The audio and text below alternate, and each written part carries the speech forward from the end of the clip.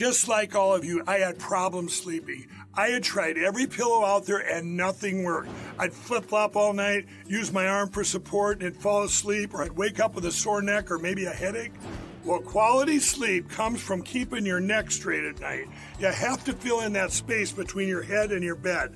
That's why I invented My Pillow. My Pillow's patented fill adjusts to your exact individual needs, and it doesn't matter if you sleep on your back, stomach, side, or any combination of all three. When I got My Pillow, I'm asleep almost immediately. I stay asleep at night, and I wake up more well-rested in the morning. So go to mypillow.com or call the number on your screen. Use your promo code to get Classic King My Pillows for only $19.98. Queen size just $18.98. Standard Classic My Pillows only $14.98.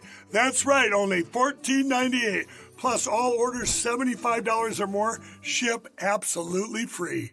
Important hearing to consider the nomination of Kash Patel to serve as director of the Federal Bureau of Investigations. Congratulations on your nomination. And thank you for your willingness to serve. Before we get started, I want to set out a couple of ground rules, kind of ordinary for controversial hearings like this. I want everyone here to be able to watch the hearing without obstruction.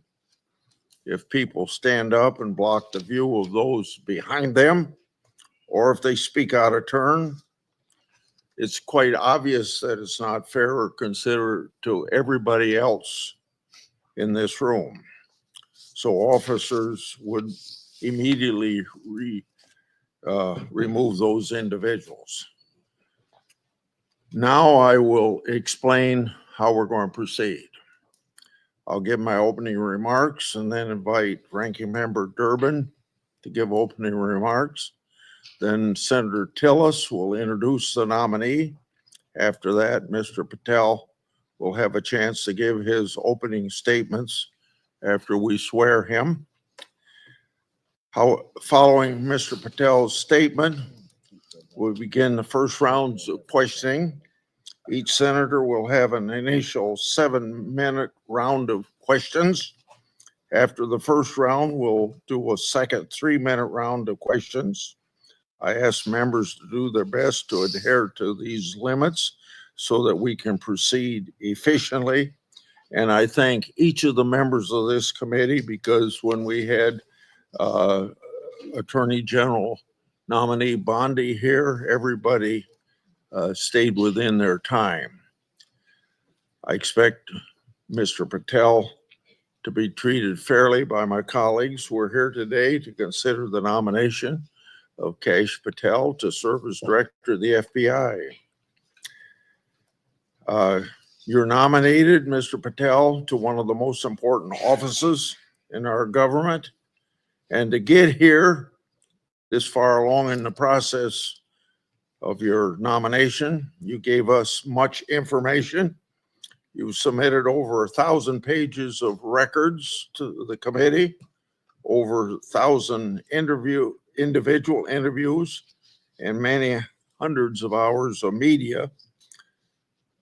Thank you. I thank your family for coming. I know some of them have traveled to get here, and I know they're very proud of you, and I determined that by looking them in the face. Public trust in the FBI is low. Only 41% of the American people think the FBI is doing a good job. This is the lowest rating in a century. It's no surprise that public trust has declined in an institution that has been plagued by abuse, lack of transparency, and weaponization of law enforcement. Nevertheless, the FBI remains an important, even indispensable institution for law and order in our country. It's the people on the top floor of the J. Edgar Hoover building, not your local FBI agents, that have caused the low approval rating. Mr. Patel, I know you know this, but it's your job to restore the public trust and return the FBI to its core mission of fighting crime. Your extensive background gives you a unique position to make this happen. Mr. Patel's career has been a study in fighting unpopular but righteous causes, exposing corruption, and putting America first. For almost a decade, Mr. Patel served as a public defender, defending the constitutional rights of some of the least popular people in this country. After serving as a public defender, Mr. Patel joined the Department of Justice under President Obama as a counterterrorism prosecutor in the National Security Division. In this role, he investigated and he prosecuted many important cases, including the World Cup bombing in Uganda in 2010, for which he received an award of excellence. In 2017, Representative Devin Nunes asked Mr. Patel to join the House Permanent Select Committee on Intelligence to uncover the truth about Russiagate. And Mr. Patel did uncover the truth. It was during this period of time that, if you remember, I first met you, Mr. Patel. Through tireless works, Mr. Patel showed that Crossfire Hurricane was based upon fraudulent, discredited information paid for by the Democratic National Committee and the Clinton campaign. As reward for his efforts to uncover the truth, mainstream media, can you believe this, personally attacked Mr. Patel, and the FBI secretly subpoenaed his records. Now, I know what that is because my staff received similar treating during my investigation. The attacks Mr. Patel faced during his work in the House of Representatives are similar to the ones that he faces today. I expect many of these underhanded attacks will be repeated today. Mr. Patel has been accused of having, quote unquote, an enemies list. This is not a fair characterization, as he stated, quote, "There is no revenge list," end of quote. Mr. Patel has identified those he believes have put politics and personal ambition over service to the country. He's called out those who've used the institutions like the FBI to achieve their own personal gain. Mr. Patel has said he believes that people who do this should be named and that Americans deserve transparency so that they can make their own judgment as they did in this last election. Other attacks against Mr. Patel are similarly unfounded. To take just one example, he's been accused of jeopardizing hostage rescues. In fact, those allegations have been repeatedly shown to be false smears. As numerous national security officials have said publicly and on the record, Mr. Patel played a critical role in returning Americans safely home and has done so through hard work and personal cost to him. Mr. Patel has been accused of being unqualified to be FBI director. This suggestion ignores his impressive career at the highest levels of government service. After exposing Russiagate scandal in the Congress, Mr. Patel served in roles such as Senior Director, Counterterrorism at the National Security Council, Deputy Director of National Intelligence, and Chief of Staff to the Acting Secretary of Defense. Mr. Patel managed large intelligence and defense bureaucracies, identified and countered national security threats, prosecuted and defended criminals. He's done this while fighting for transparency and accountability in the government.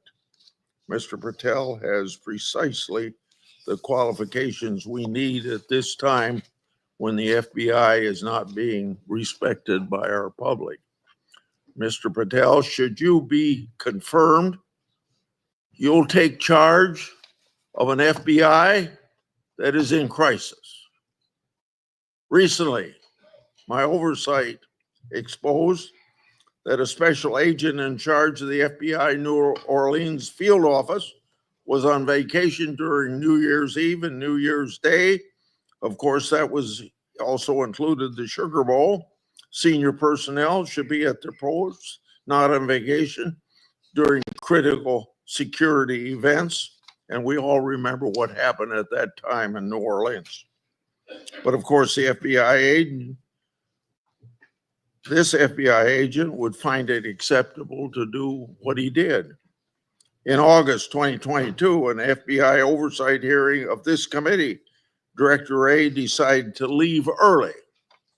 I asked him to stay just 1 hour and 20 minutes longer, but he already made up his mind that he was going to leave. Later, under questioning in November of that year by Senator Hawley, Director Wray admitted that he left this committee hearing early so that he could go on vacation. These two incidents, among others, are examples of the blatant disrespect that the FBI leadership has shown to this committee and indirectly to the American people. In November 22, I released internal FBI records that my office received pursuant to lawful whistleblower disclosures.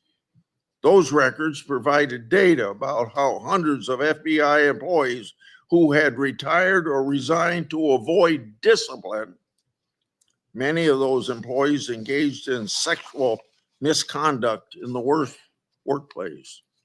Those records also showed lower level FBI employees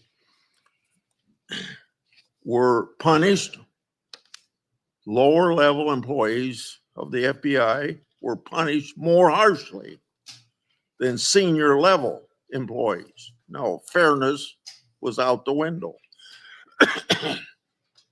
Over 1 year later, with no response from the FBI, I asked Director Wray about this at a December 5, 23 hearing before this committee. He publicly pledged to get me the data I requested November, a year before. He and his deputy director never followed through. I also questioned Director Wray about improperly classified information relating to Afghan evacuees placed in our country.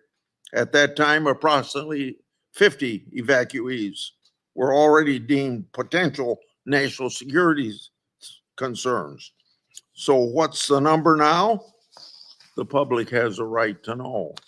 I've also raised concerns about whistleblower disclosure, saying that the FBI moved agents from child sex abuse cases to those January 6 cases. The FBI under Director Wray never got his priorities straight. With respect to weaponization, I'd like to turn to a letter I wrote July 20 of 2022.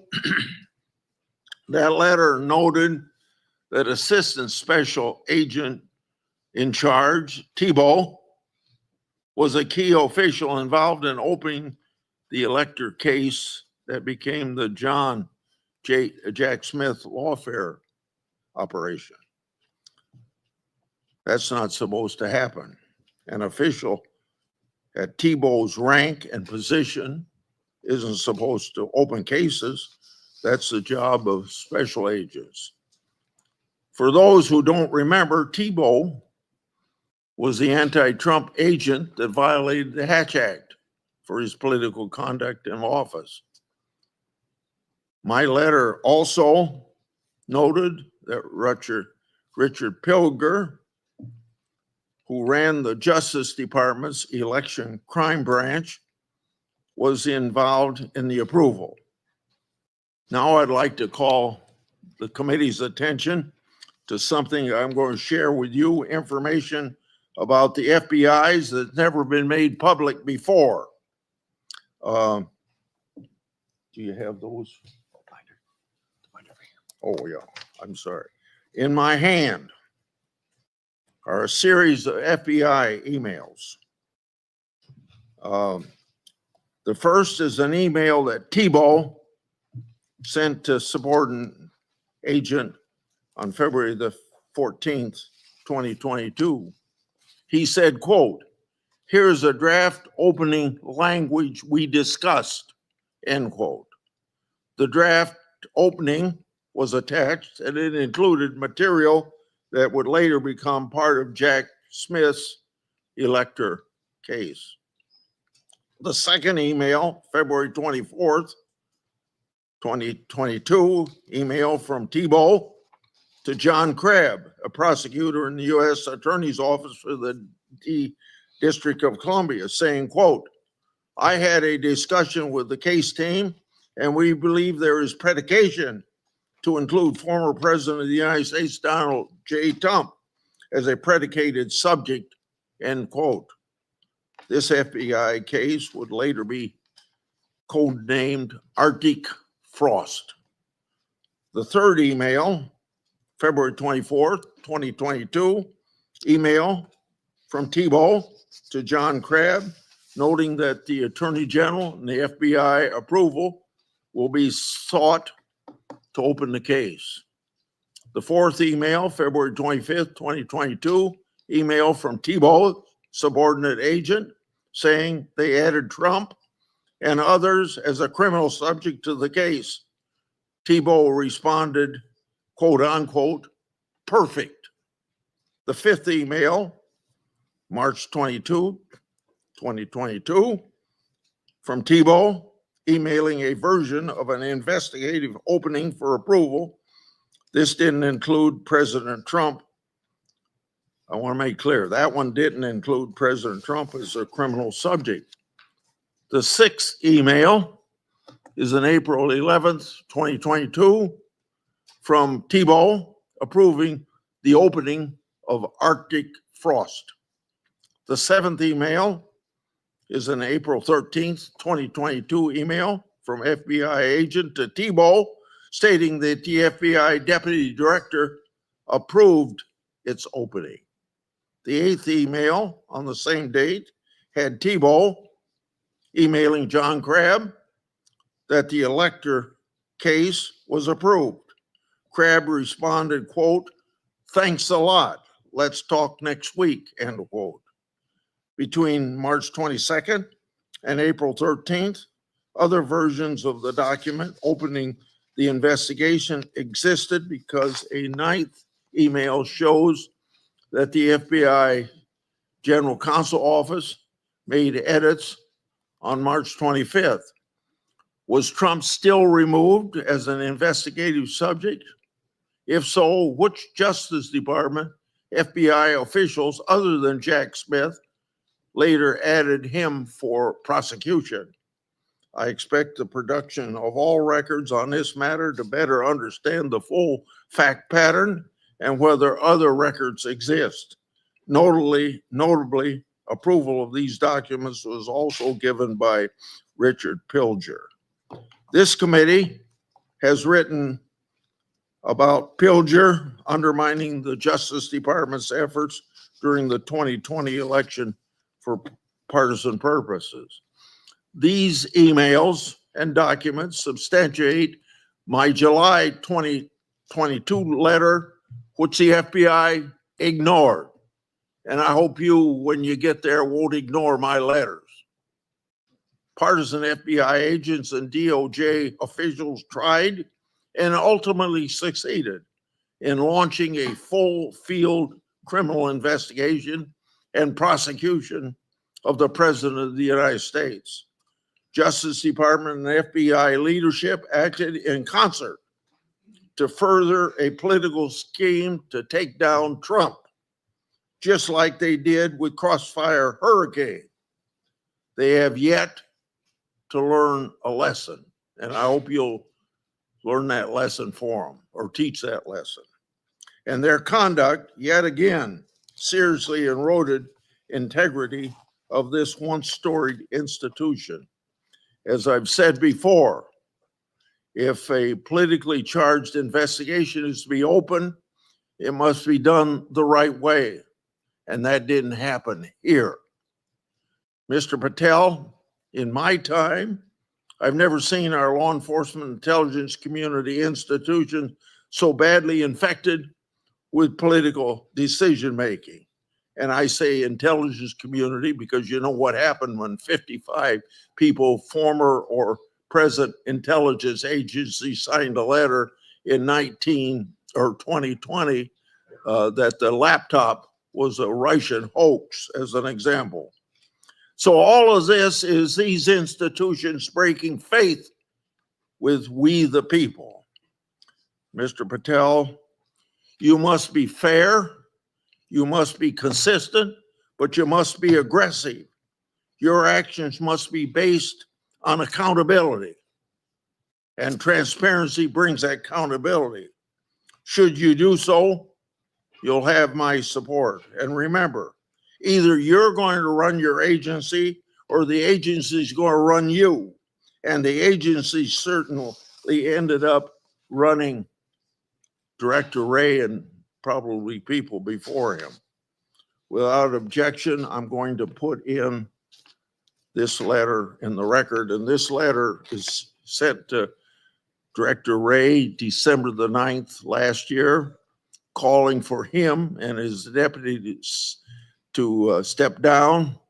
And it's titled, quote unquote, failures. Now I turn to Ranking Member Durbin.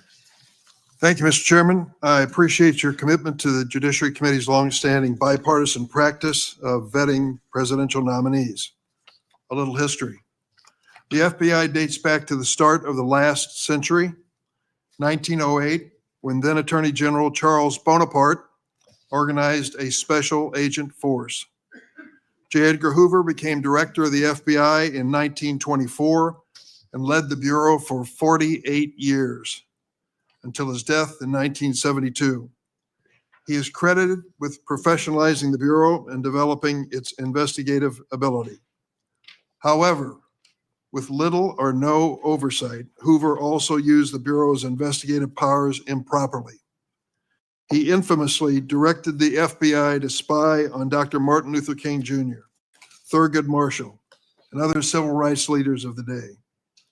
In 1975, the United States Senate created Frank Church's committee, and they disclosed widespread abuses by the FBI and other U.S. intelligence agencies. The Church Committee concluded these agencies had engaged in illegal surveillance, and as a result, quote, groups and individuals have been assaulted, repressed, harassed, and disrupted because of their political views, social beliefs, and their lifestyles. And quote, the intelligence agencies have served the political and personal objectives of presidents and other high officials. The Hoover era of the FBI, the Watergate scandal, and the findings of the Church Committee highlighted the risk of political interference in FBI investigations and led to significant, important reform. In 1976, Congress passed a law that limits the FBI director to a single term of 10 years, which was intended to insulate that position from political influence. And critically, we made the FBI director's appointment subject to the advice and consent of the Senate. That's why we're here today. Since 1935, the motto of the FBI has been fidelity, bravery, integrity. These qualities represent the Bureau's core values and the high standards that are expected of all of its employees, including the director of the FBI. After meeting with Mr. Patel and reviewing his record, I do not believe you meet this standard. Mr. Patel has neither the experience, the temperament, nor the judgment to lead an agency of 38,000 agencies and 400 field offices around the globe. During the time I've served on this committee, I've had the opportunity to consider 4 FBI director nominations. Each one was a Republican, and I voted for all of them. My concerns about the director of the FBI are not partisan. As much as Republicans claim that President Biden and former Attorney General Garland weaponized the FBI, let's look at the record. President Biden kept the FBI director, a lifelong Republican who'd been appointed by President Trump. Contrast that with President Trump. Fired his first FBI director, James Comey, forced out his second FBI director, Chris Wray, for being insufficiently loyal. With Mr. Patel, however, obviously the president has found a loyalist. Mr. Patel's loyalty includes touting conspiracy theories that threatened efforts at President Trump's enemies. How do we know Mr. Patel's theories, his beliefs, what motivates him, what he really believes? He wrote it in a book. This book, Government Gangsters, I urge all of you to read before you cast a vote for this gentleman.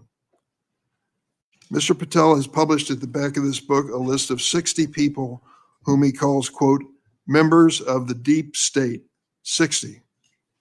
This list includes many distinguished public servants who've dedicated their lives to our nation. Among them are Democrats and Republicans, including former Trump administration officials like the former Secretary of Defense Esper.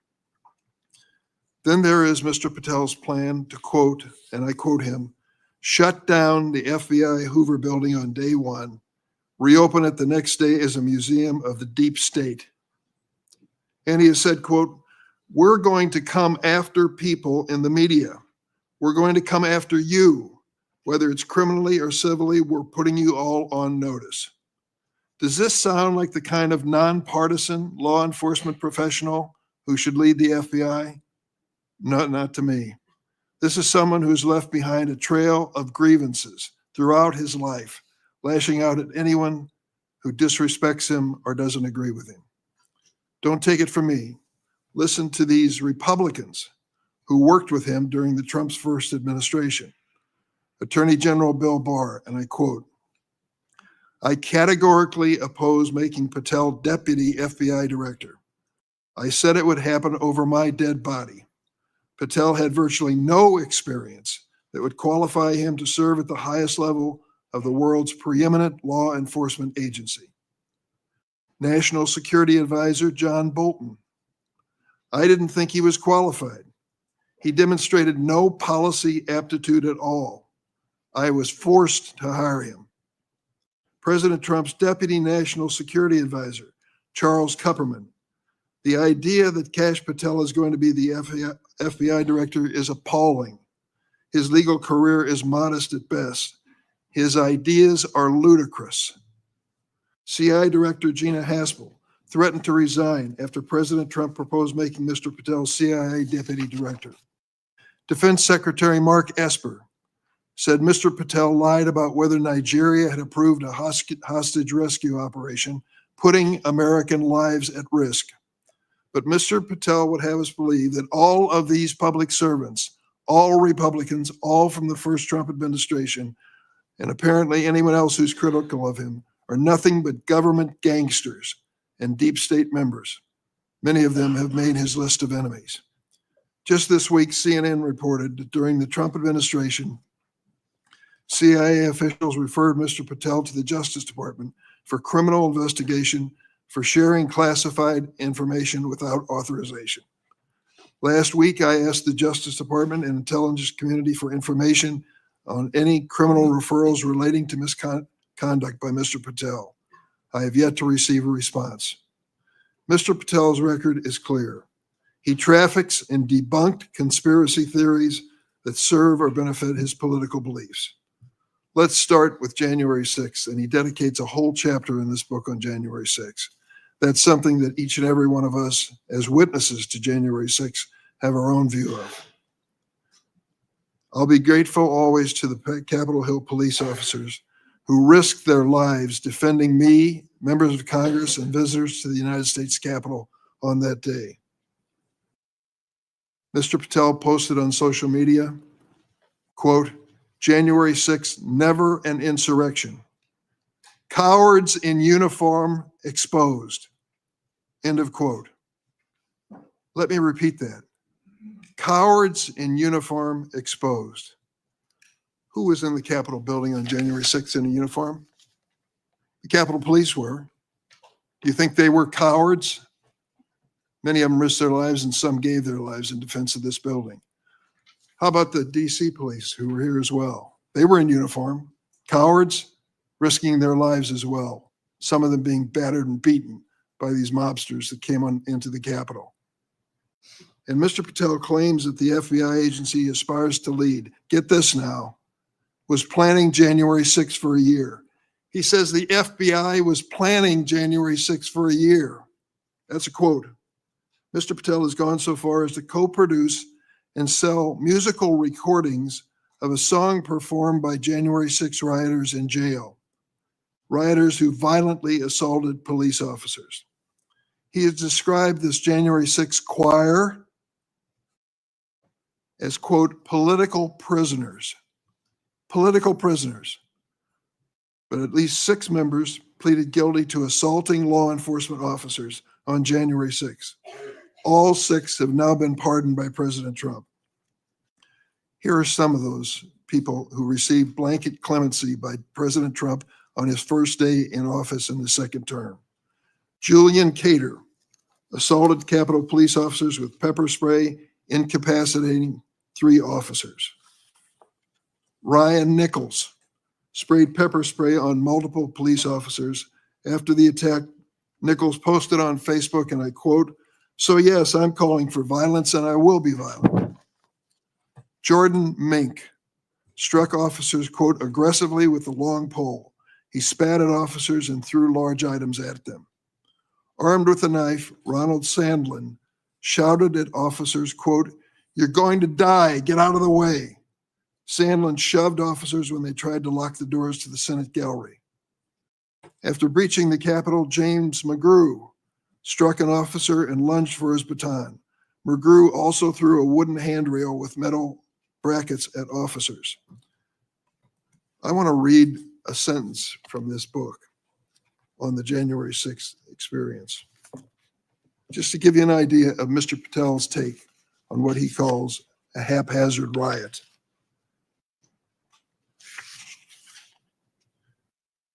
By everything we could see, the crowd at the Capitol was unarmed or armed only with non-lethal objects like bottles, flagpoles, or bike racks.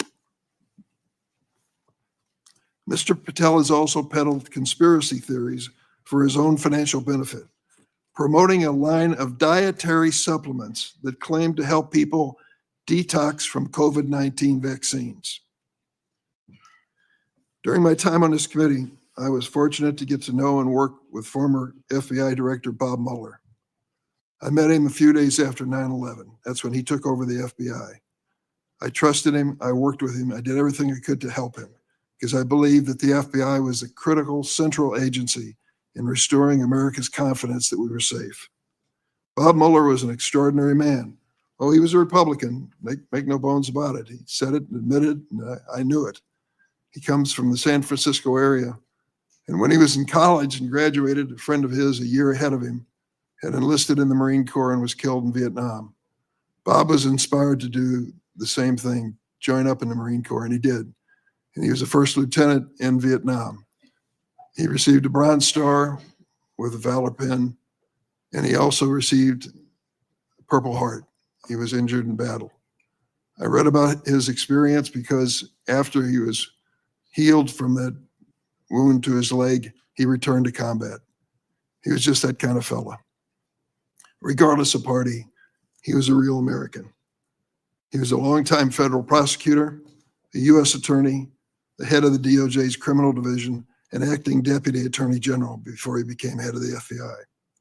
After 9/11, I worked with him, and we had a good relationship, a professional relationship. We didn't always see eye to eye, but I respected him so much for what he had given to this country. In this book, Mr. Patel calls Director Bob Mueller, quote, a swamp creature. With all due respect, Mr. Patel, I've not worn the uniform of this country, and neither of you. To think that you would denigrate Bob Mueller's service to our country and call him a swamp creature is an indication of the depths your political views take you. The FBI plays a critical role in keeping America safe from terrorism, violent crime, and other threats. Our nation needs an FBI director who understands the gravity of this mission and is ready on day one, not someone who is consumed by his own personal political grievances. The American people deserve an FBI director focused on keeping our families safe from terrorism, drug trafficking, and violent crime, not this checklist of grievances we find in this book.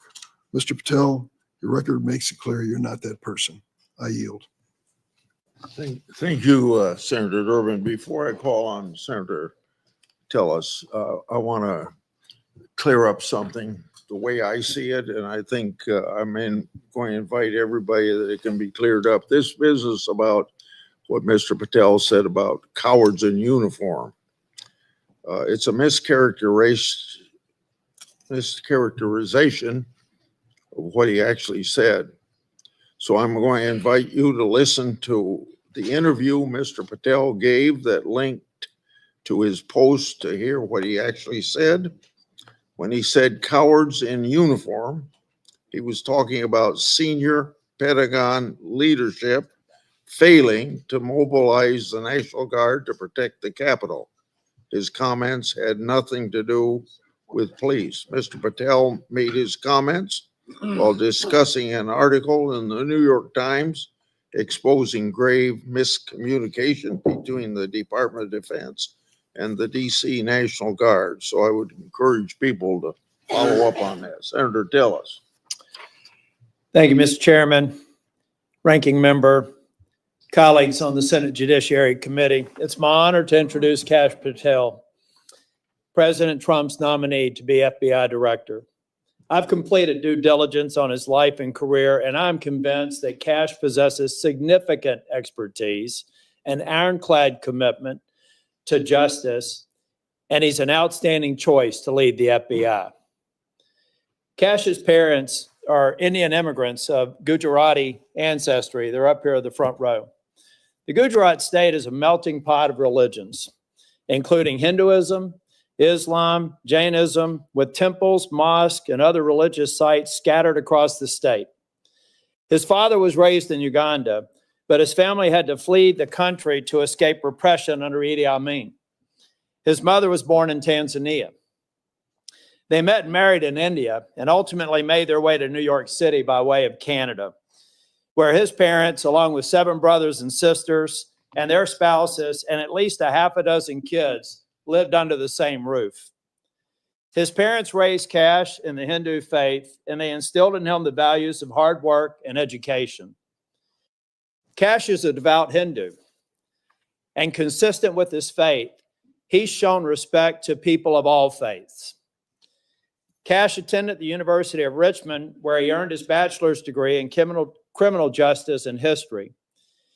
He went to Pace University School of Law, where he earned his JD, and an international law certificate from the University College of London, Faculty of Laws. Kash began his career as a public defender in Florida, where he led or co-led more than 60 jury trials in state and federal court. Kash clearly demonstrated a devotion to upholding the rule of law and defending the rights of individuals. Kash led the defense of Jose Buitrago in United States versus Buitrago, a high-profile case in Florida in 2015.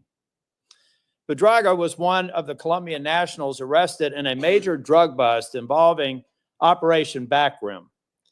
Kash and his co-counsel successfully argued that key evidence was withheld by the prosecution, leading to Buitrago's release. I suspect some of Kash's disdain for prosecutorial misconduct stemmed from this experience. Kash was hired as a senior counsel on the House Permanent Select Subcommittee on Intelligence Committee, I should say, in 2017. He told me he distinctly remembers my friend Trey Gowdy comment shortly after they were introduced. He said in Trey's dialect, Cash, Congress is where righteous investigations go to die. I hope you're ready. I think Cash was ready, and he went on to establish a solid reputation for pursuing the facts, and from there, he held senior posts at the NSC, the Department of Defense, and the DNI. Since leaving the administration in 2020, Cash has written articles and books on national security, law, and governance. Through his work as an author, Cash continues to advocate for justice and transparency, and to be ever vigilant in defending our great democracy and the rule of law. Colleagues, I created a Cash bingo card that I have available to any of my colleagues who would like it on the other side of the aisle. Some may view this as an unserious caricature and not appropriate for this committee. Sadly, I consider it a serious caricature of what I expect to be witnessed today. I think we'll have words like enemies list and deep state. I've already X'd out 4 boxes in the opening statements alone. The fact of the matter is, some people will be here to simply substantiate a false narrative. At worst, they may be just going through an unfounded litany of quotes and half-truths, some of which have already been dispelled by the chairman after the opening statements. Mr. Chair and Ranking Member, in my 10 years in the Senate, I hope I've established a reputation for being fair, doing my homework, and taking tough positions that have been met with harsh criticism. Heck, I've even been censured by my entire state and 30 counties for taking tough positions. And I stand by those decisions today and my decision to support Kash Patel. When President Trump announced his intent to nominate Kash, I contacted Trey Gowdy and others who worked with Kash, and they gave me glowing recommendations. So I called Kash on December the 2nd, and I offered to help him with his nomination. Since then, we have spent hours together, in person and on the phone. I've asked him difficult questions, and I've urged him to reach out to members across the aisle. In fact, Kash Patel has met with 60 members of the U.S. Senate. Every member except the last 3 who were sworn in, and the majority of the members on the other side of the dais in this committee and members off the committee. Chair Grassley, Ranking Member Durbin, friends and colleagues on the committee, I've completed my due diligence of Kash Patel, and I am honored to provide my strongest recommendation for his confirmation. Thank you, Mr. Chair. Thank you for that introduction. Before I swear you, I want to make clear that before you give your statement, if you want to introduce family and friends in the audience, you're welcome to do that. Would you please stand? Raise your hand. Do you swear or affirm that the testimony you're about to give to the committee will be the truth, the whole truth, and nothing but the truth? So help you God. I do, Mr. Chair. Okay. You may proceed. Chairman Grassley, Ranking Member Durbin, and members of the Judiciary Committee, thank you for the opportunity to appear today. I must start with a word of prayer for the tragic accident that befell our nation last night, where we lost civilians and service members. I pray for their families. I pray for law enforcement and military personnel, and I pray for their souls, and hopefully God will find them peace in the near future. I'd like to welcome my father, Pramod, and my mother, Anjana, who are sitting here today. They traveled here to get here from India. My sister's also here, Nisha. She also traversed the oceans just to be with me here today. It means the world that you guys are here. Jesse Krishna. I wouldn't be here today without their guidance, their unwavering support, and their relentless love. When President Trump informed me of his intention to nominate me as the director of the FBI, I was deeply honored. Sitting here today, I carry not only the dreams of my parents, but also the hopes of millions of Americans who stand for justice, fairness, and the rule of law. My commitment to these principles is deeply rooted in my family's history, which has profoundly shaped my worldview. My father fled Idi Amin's genocidal dictatorship in Uganda, where 300,000 men, women, and children were killed based on their ethnicity, just because they happen to look like me. My mother is originally from Tanzania. She studied in India, as did my dad, and they were married there.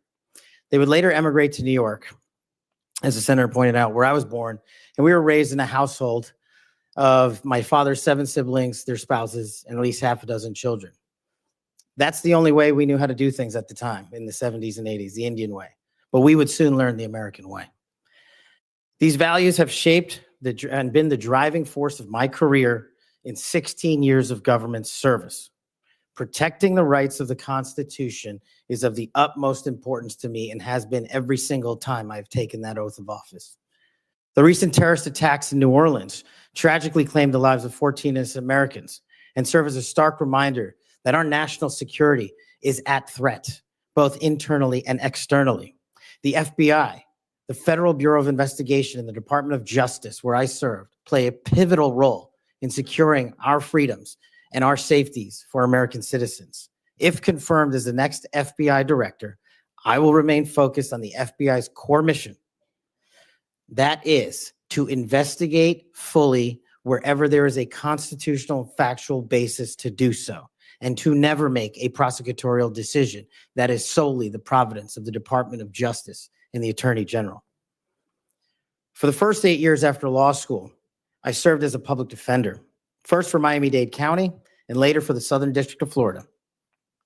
During that time, I represented some pretty awful human beings charged with some pretty heinous crimes. But what I learned there was the core value that has been enshrined in me since, that due process must be provided without bias to all Americans. And if we cannot provide due process to the worst, then there can be no due process for anyone, and our constitutional republic fails. But I battled on that hill for that due process. I would later serve in the Obama Justice Department as a terrorism prosecutor in the National Security Division, where we successfully contributed to the prosecutions of terrorist organizations like Al-Qaeda, Al-Shabaab, and others. I was honored to receive the 2017 Assistant Attorney General's Award from Loretta Lynch for my work in helping the Ugandans bring members of Al-Shabaab to justice for murdering 74 innocent people, including an American. I would also receive the Human Intelligence Award from the intelligence community for related work on that mission. My experiences at the National Security Division and would later be followed by my experiences on the National Security Council as Senior Director for Counterterrorism, and later as the Deputy Director of National Intelligence, responsible for the production, creation, and promulgation of the Presidential Daily Briefing, our nation's most sensitive classified information and secrets to protect our country. My time in the White House was preceded by my time right here in Congress as a staffer on the House Intelligence Committee, where I spearheaded the investigation that exposed serious FISA, Foreign Intelligence Surveillance Act abuses by members of the Department of Justice and the Federal Bureau of Investigation. That misconduct eroded the public trust in our FBI. The erosion of trust, as Chairman Grassley pointed out, is all too low today. 40% of Americans have trust in the FBI. In order to get it back, there's a twofold track, Senator. One, violent crime is exploding in this country, and we cannot afford them to allow it to run away. We must tackle violent crime. Just in 2023 alone, there was 100,000 rapes, 100,000 drug overdoses, and 17,000 homicides. The priority of the FBI, if I'm confirmed, will be to ensure that our communities are protected and safeguarded and our children have parks to play in and not needles to walk over.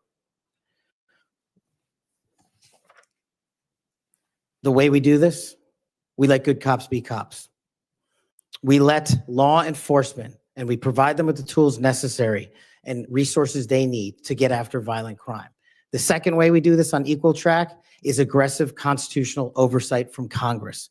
The public trust can only be restored if there is full transparency, and I am committed to that full transparency. Members of Congress have unfortunately submitted hundreds of questions that have been unanswered by the FBI in recent times. That will not occur if I am confirmed. All appropriate requests for information will be responded to expeditiously and fully.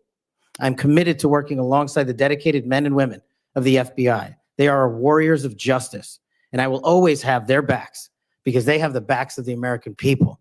I look forward to answering your questions, and I want to take a moment to thank my family, my friends, people who traveled here, and my entire team that has made this day possible. God bless America, and I look forward to your questions.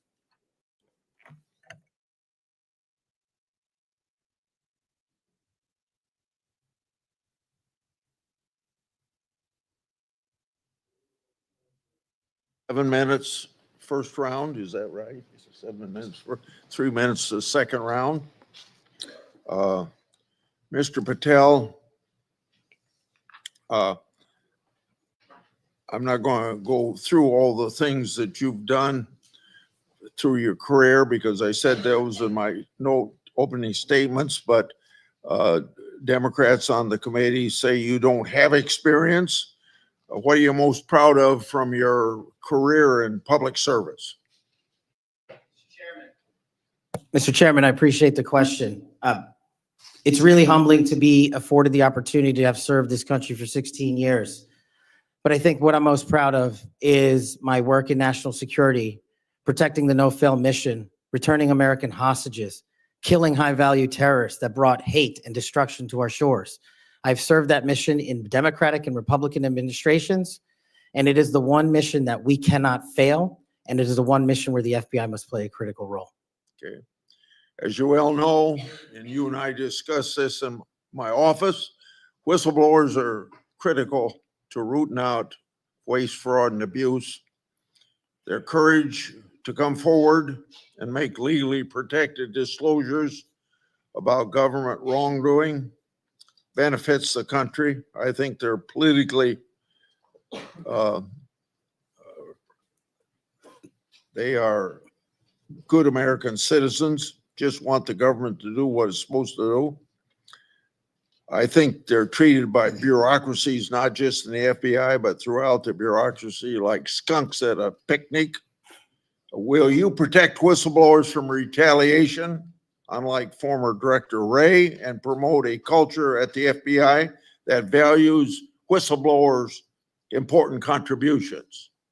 Absolutely, Mr. Chairman. I share in your beliefs about the importance of whistleblowers. So we've spent a lot of taxpayers' money ruining whistleblowers. Will you commit to ensuring that no taxpayer money will be used to identify and retaliate against whistleblowers? Senator, if I'm confirmed, it will not. Okay. You and I have heard a lot of criticism about various statements about January 6th. You said, quote, "Those who broke actual laws should be prosecuted," end of quote. But you've also called out the partisan nature of prosecutions and compared how the Biden Justice Department treated January 6th defenders with how they ignored many other crimes. Those include crimes related to illegal immigration, as well as riots that took place around the country. So explain your position on January 6th to this committee, and how do you respond to critics who say that you're anti-law enforcement? Mr. Chairman, I greatly appreciate the question, the opportunity to discuss that.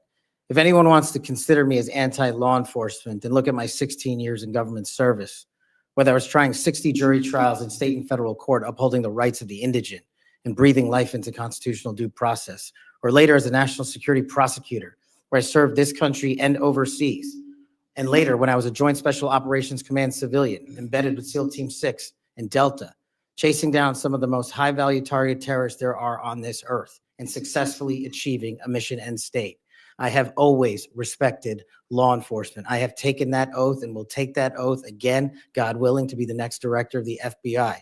As for January 6th, I have repeatedly, often, publicly, and privately said there can never be a tolerance for violence against law enforcement. And anyone that commits an act of violence against law enforcement must be investigated, prosecuted, and imprisoned. And on January 6th, I said the same thing about acts against law enforcement.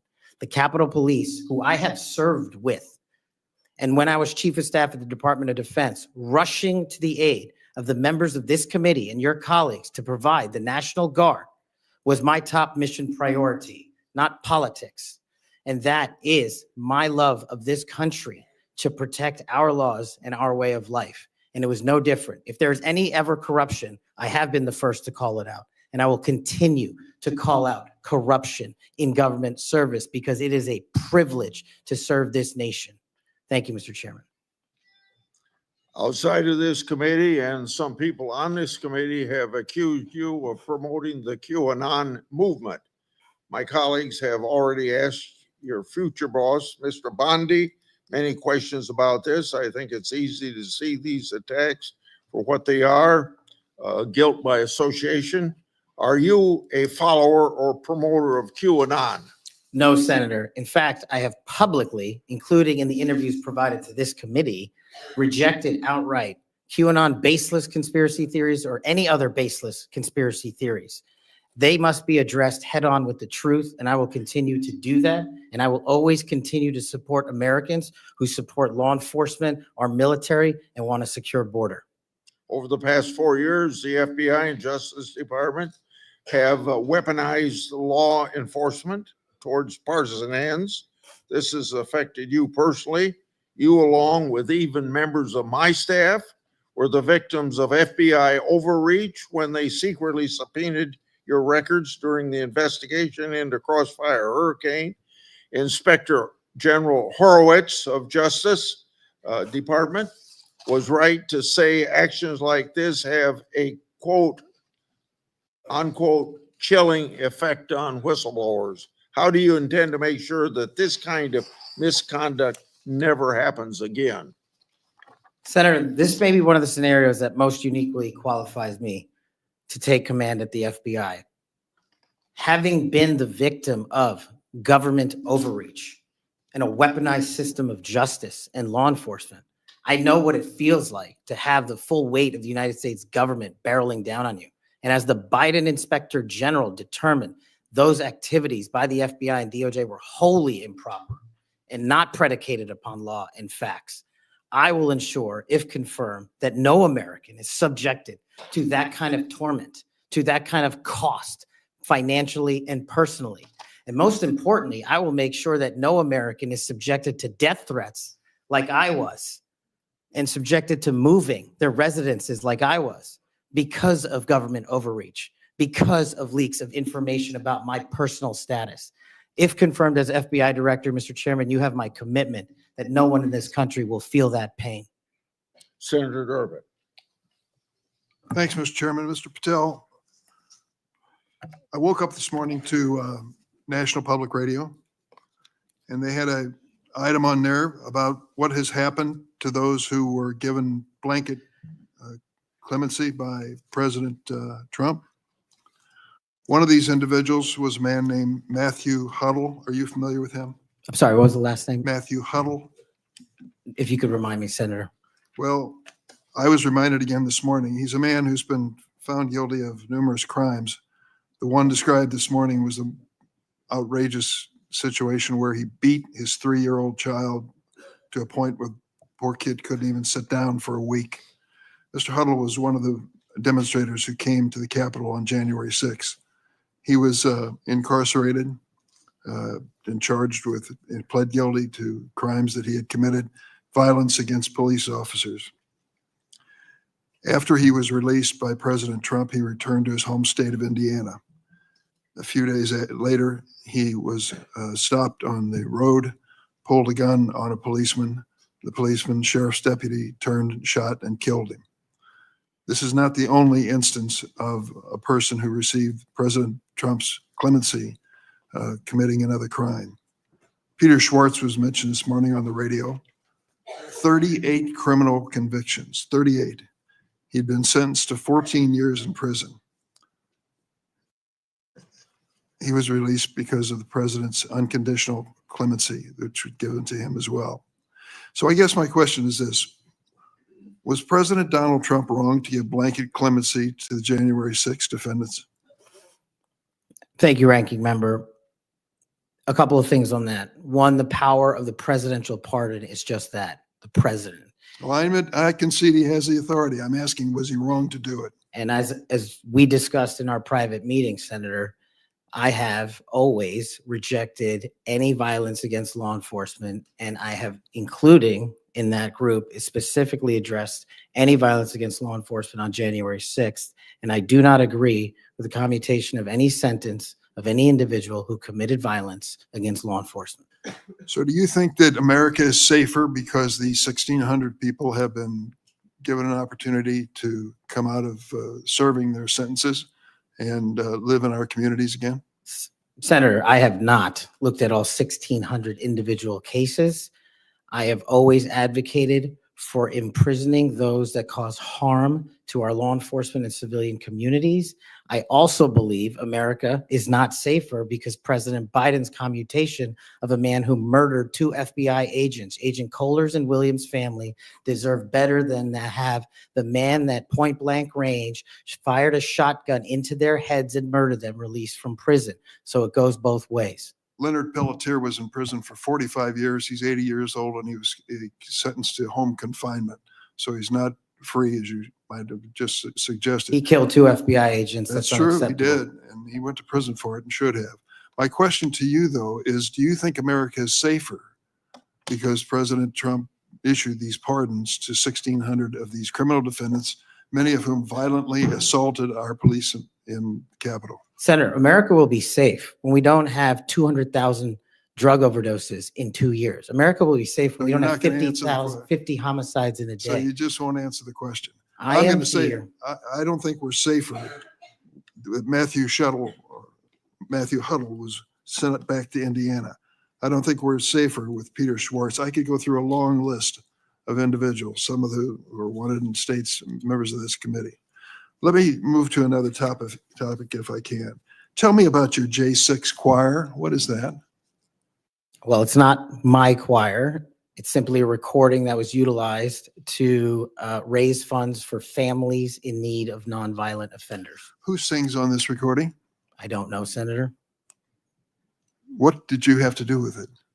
Simply to raise funds to assist families of nonviolent offenders whose kids needed college education payments and whose rent needed being paid. My understanding is that the performers on this J6 choir were the rioters who are in prison. I'm not aware of that, sir. I didn't have anything to do with the recording. You weren't aware of who made the recording? No, Senator. That's interesting. Did you receive any money for selling copies of that music or that recording? Absolutely not. Okay. You do have a foundation, though, do you not? I'm very proud of the Kash Foundation and the $1.3 million we've given to families in need across this country, including active duty service members, police officers, putting kids in college, and helping people in disaster relief areas rebuild their homes and their communities. 1&0 LLC, are you familiar with that? Sorry? 1&0 LLC? I believe, Senator, you're referring to the LLC that one of the individuals has his private business with. Is it part of the Kash Foundation in any way? Only in that one of the members of the board has that LLC for his outside business. Andrew Allis? I believe that's his name, yes. Yes. Do you know how much was paid to him from your charitable work? Yes, like any other charity, we had to go out and fundraise, something I'm sure every member of this committee is familiar with. And we use digital marketing campaigns. And I believe we paid a digital marketing company through 1&0 $250,000 to raise $500,000, which we gave away to families in need, like when hurricanes struck Florida, Texas, and North Carolina. We will be going through the details of your foundation and the expenditures with the questions for record that the chairman has mentioned. I look You'll forward have a to it. chance to answer those under oath. Mr. Patel, you frequently associated with and sometimes praised extremist figures with well-documented histories of racism, anti-Semitism, conspiracies, and the like. In September of 2023, you appeared with Laura Loomer at an event promoting your book, this one here. You shared a photo of yourself and Loomer in which you held her book and she held yours. Just a few months before this event, Ms. Loomer posted on X that the September 11 terrorist attacks were, quote, an inside job. Around that time, she accused Florida's First Lady, Casey DeSantis, of exaggerating her cancer diagnosis to gain voter sympathy. A number of my Republican colleagues on this committee have criticized Ms. Loomer's extremism. One of my colleagues described her as a, quote, crazy conspiracy theorist who regularly utters disgusting garbage. Another called her really toxic. Given all of this, why did you associate with Ms. Loomer? Senator, as you can see, I took a photograph with an individual who showed up at a book event. I don't believe I'm guilty by association, and I certainly don't believe that an individual who was the first minority to serve as the Deputy Director of National Intelligence for this country is a racist in any way, and I detest any conjecture to the contrary. You familiar with a Stu Peters? Does that name ring a bell? I'm sorry, what? Are you familiar with Mr. Stu Peters? Not off the top of my head. He made 8 separate appearances on his podcast. He promoted outrageous conspiracy theories and worked with a prominent neo-Nazi. There are more, Ted Nugent, it goes on, list goes on. I'm just asking, when it comes to your association with individuals, why are so many of them in this category? My association, as you loosely define it, is by appearing in media over 1,000 times to take on people who are putting on conspiratorial theories and to devour them of their false impressions and to talk to them about the truth. That is something that I will always continue to fight for, Senator. Senator Graham. Thank you. We'll eventually talk about the FBI. That's the job you're up here for, right? Have you ever been subject to racism as an individual? Unfortunately, Senator, yes. I don't want to get into those details of my family here. Let's get into a few of them. Tell me about it. Well, if you look at the record from January 6th, where I testified before that committee, because of my personal information being released by Congress, I was subjected to a direct and significant threat on my life. And I put that information in the record. I had to move. In that threat, I was called a detestable, and I'll apologize if I don't get it all right, but it's in the record, a detestable sand nigger who had no right being in this country. You should go back to where you came from. You belong with your terrorist home friends. That's what was sent to me. That's just a piece of it. But that's nothing compared to what the men and women in law enforcement face every day. And that's why they have my support. Okay. Growing up, were you subject to racism? Yes, sir. Okay. Now, I think the reason you're here has a lot to do with your work on Crossfire Hurricane. Are you familiar with that FBI operation? I am, Senator. So Senator Durbin mentioned the church report and the history of abuse, but he failed to mention Crossfire Hurricane. He failed to mention the Horowitz report. Wonder why? If you're waiting for these guys over here to figure that out, you're going to die waiting. So this is the Nunes memo. You work for Mr. Nunes over on the House side? David Nunes? Sorry?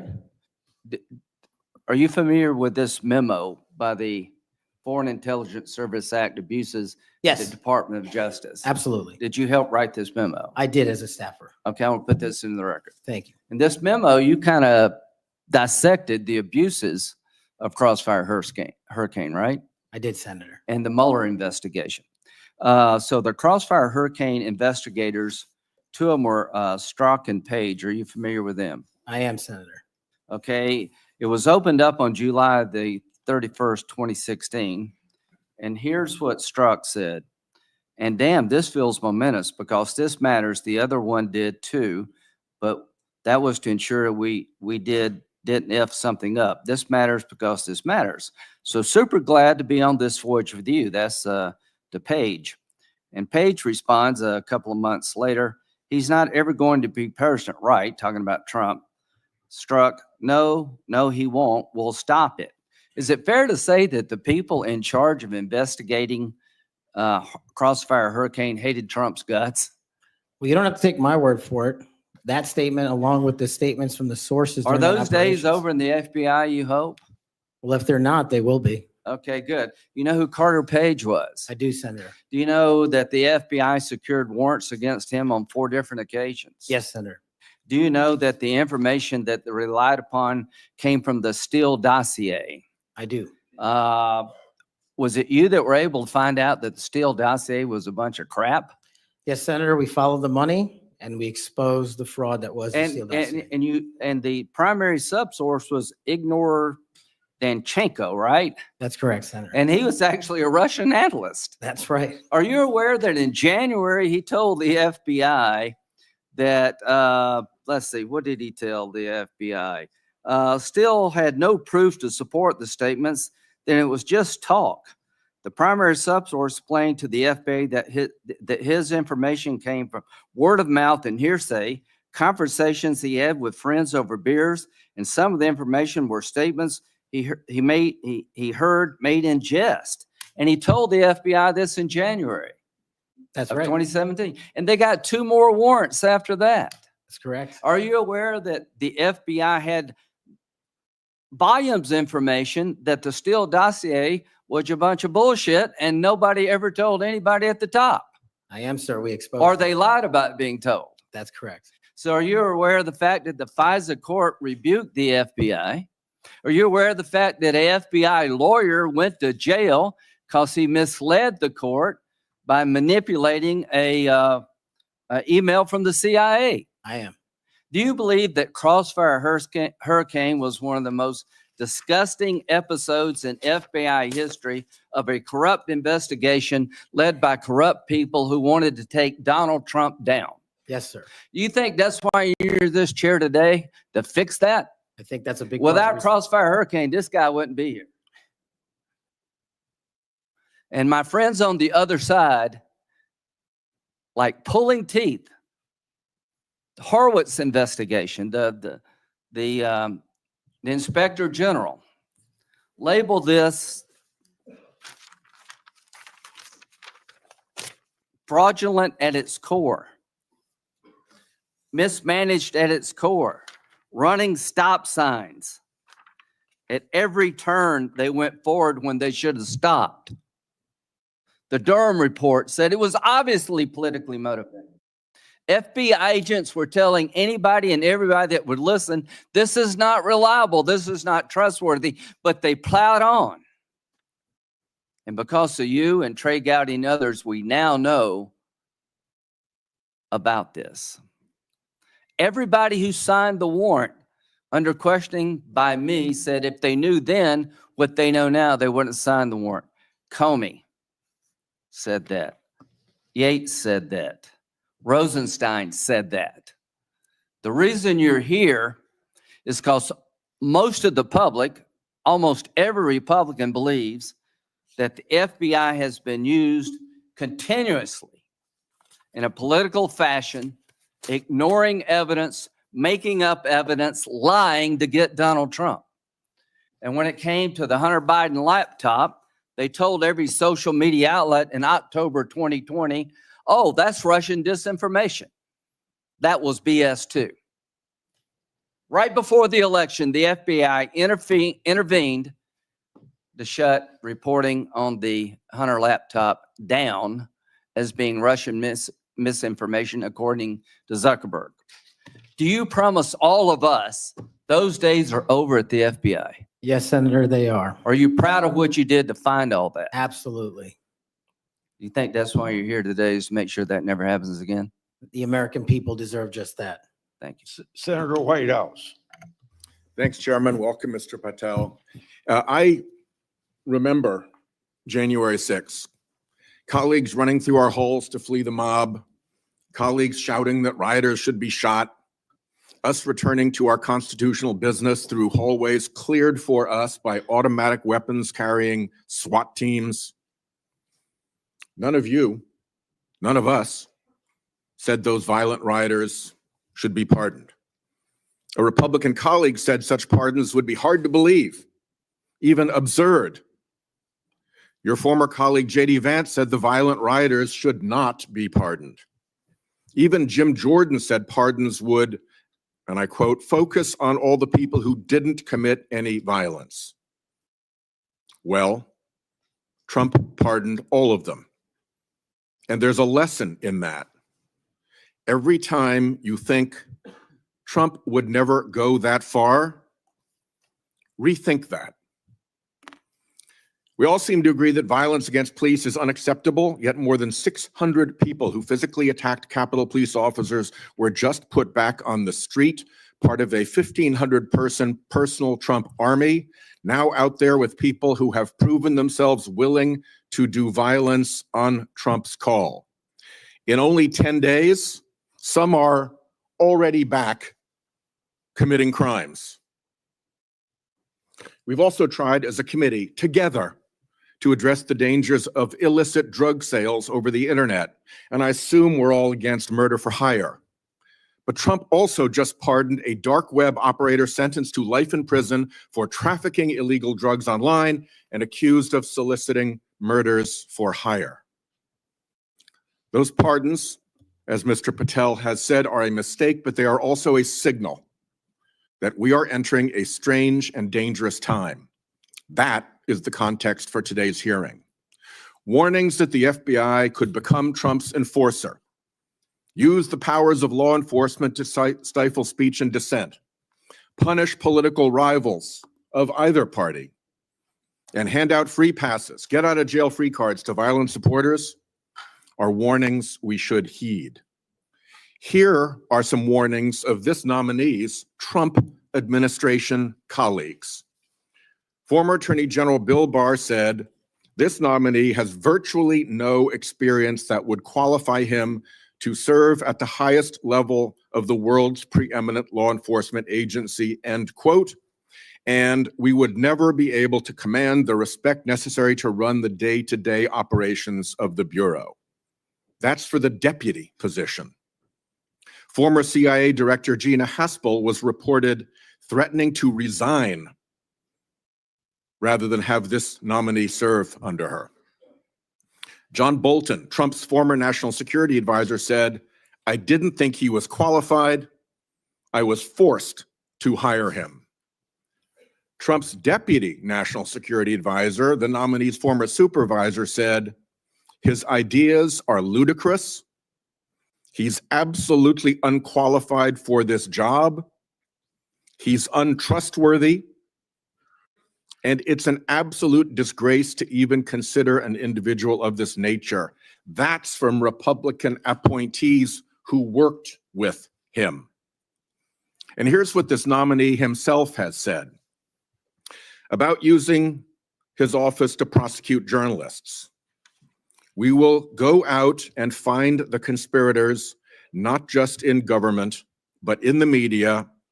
We're gonna come after you, whether it's criminally or civilly. Is that a correct quotation, Mr. Patel? Senator, that's a partial quotation, But it's correct.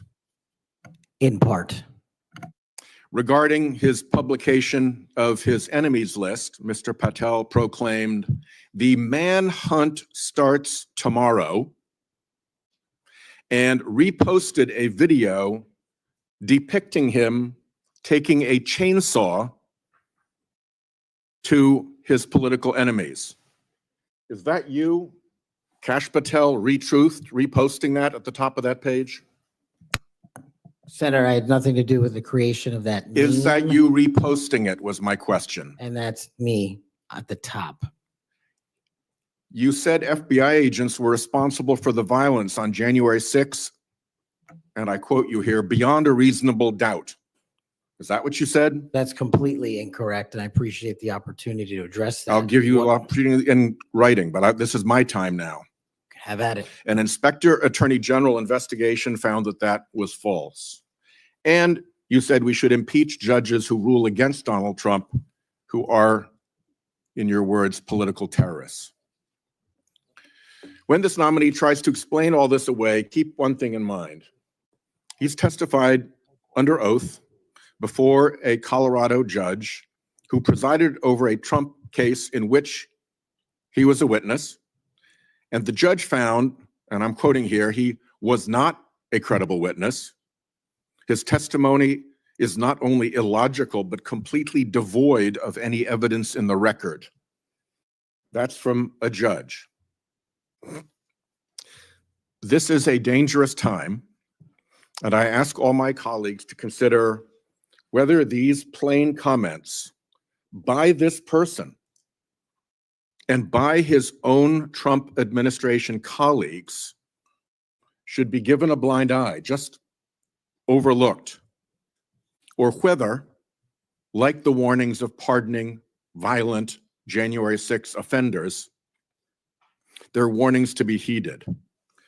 There is an unfathomable difference between a seeming facade being constructed around this nominee here today and what he has actually done and said in real life when left to his own devices.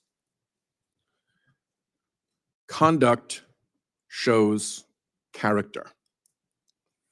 And if you look at history, you see the danger of security chiefs in authoritarian regimes becoming the tools of political power. The characteristics that they often show are that they are vengeful, that they are grandiose, that they are intemperate, that they are partisan and blindly loyal, and that they are servile and won't say no.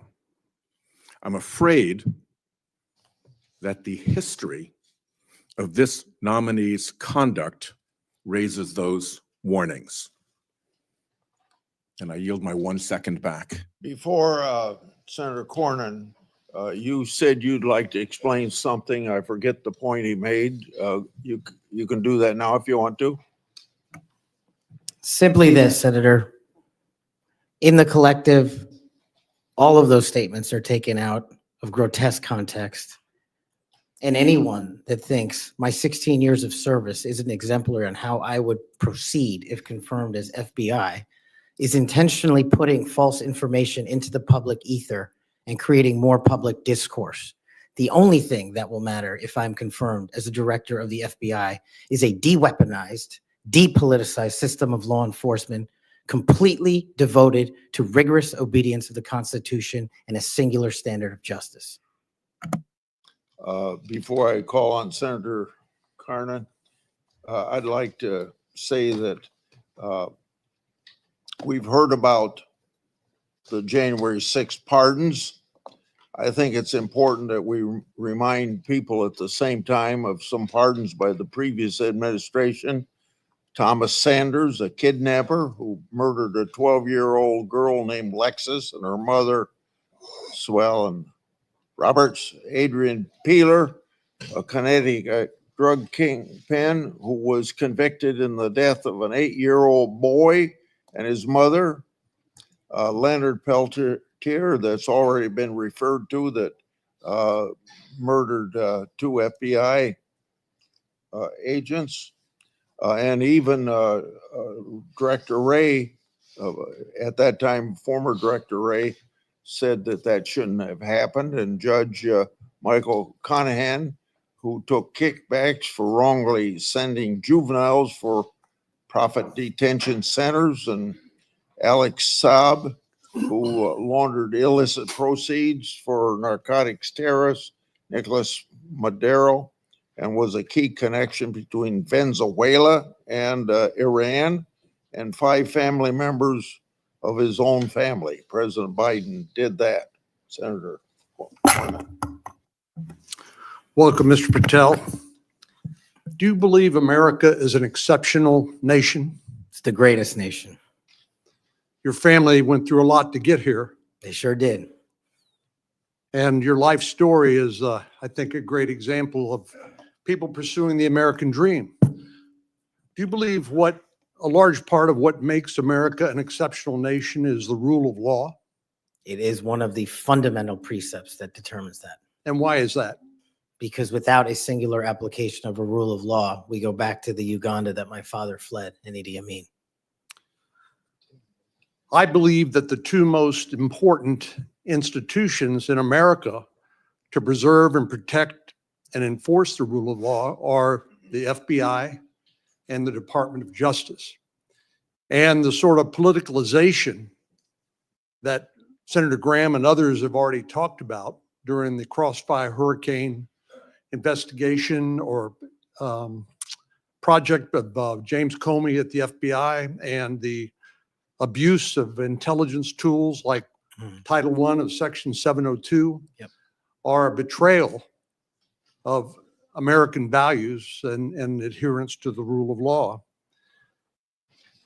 And I think your biggest task is going to be, along with Pam Bondi at the Office of the Attorney General, is to restore the rule of law to the Department of Justice and the FBI. Are you willing to do that? Absolutely, Senator. Without regard to partisan affiliation or politics? Absolutely.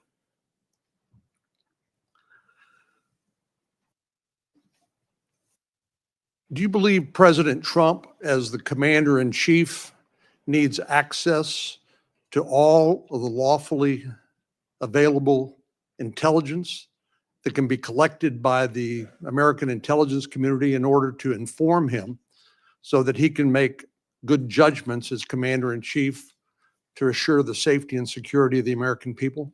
Having been responsible for the collection and predication and promulgation of that intelligence, I firmly believe he and every president must have it. And so you would not support any impractical or perhaps immaterial or unworkable ways to inhibit the flow of that information to President Trump? No, I would not. So let me just ask you, you and I have talked about this a number of times, and this has come up before in a number of different contexts. But as I've always said, I think Section 702 of the Foreign Intelligence Surveillance Act is the most important law that most Americans have never heard of. But when I was questioning my fellow Texan, John Ratcliffe, who now has been confirmed as the director of the CIA, about this, we talked about some of the reforms that have been made to Section 702 over the years. This has been an ongoing conversation here in Congress. People like my colleague here, Senator Lee, and others have proposed reforms, which I think have gone a long way to help protect the privacy rights of American citizens. But let me just point out some of the improvements that have been made over the years. This is not the same 702 that was in effect during President Trump's first terms. These are a number of things that we did together on a bipartisan basis to make sure that the balance between the national security interests of the American people and the privacy and constitutional rights of American citizens were protected. Do you agree with that? Yes, Senator, I do. And I think Senator Tillis, with his typical outstanding graphics, has a wonderful handout which lays all of that out. But one of the things that's come up, and we've discussed this, is the idea that in order to query lawfully collected intelligence under Section 702, that somehow if a U.S. person's name is involved, that a warrant would be required. Now, you're a lawyer who's represented defendants in as a public defender. You understand that what probable cause is required, what sort of evidence is required to be produced to a judge in order to get a warrant. Do you believe a warrant requirement is a practical and workable or even a necessary element of 702? If I may just give some context on that, Senator. Having a background not only utilizing FISA and 702 as a national security prosecutor, but as a civilian at JSOC and later as an intelligence official and the Deputy Director of National Intelligence, 702 collection formulates over 45% of the presidential daily briefing that you referred to earlier. I actually have heard it's as high as 60%, It but can- anyway, it can- it's a lot. It's a lot. And the issue for me is not with FISA and 702. The issue has been those that have been in government service and abused it in the past. And so we must work with Congress to provide the protections necessary for American citizens, dealing with these matters, including hostage rescue operations in real time, which we use FISA collection to find and save American hostages, having a warrant requirement to go through that information in real time is just not comportive with the requirement to protect American citizenry. I'm all open to working with Congress on finding a better way forward, but right now, these improvements that you've made go a long way. Well, and Director Ratcliffe said that he did not believe that, given the context of 702 collection, whether a foreign target communicates with a U.S. person, that there'd be sufficient evidence to go to the Foreign Intelligence Surveillance Court or any other court to demonstrate probable cause. Do you agree with that? Yeah, just in real time, Senator, excuse me, it's almost impossible to make that function and serve the national no-fail mission.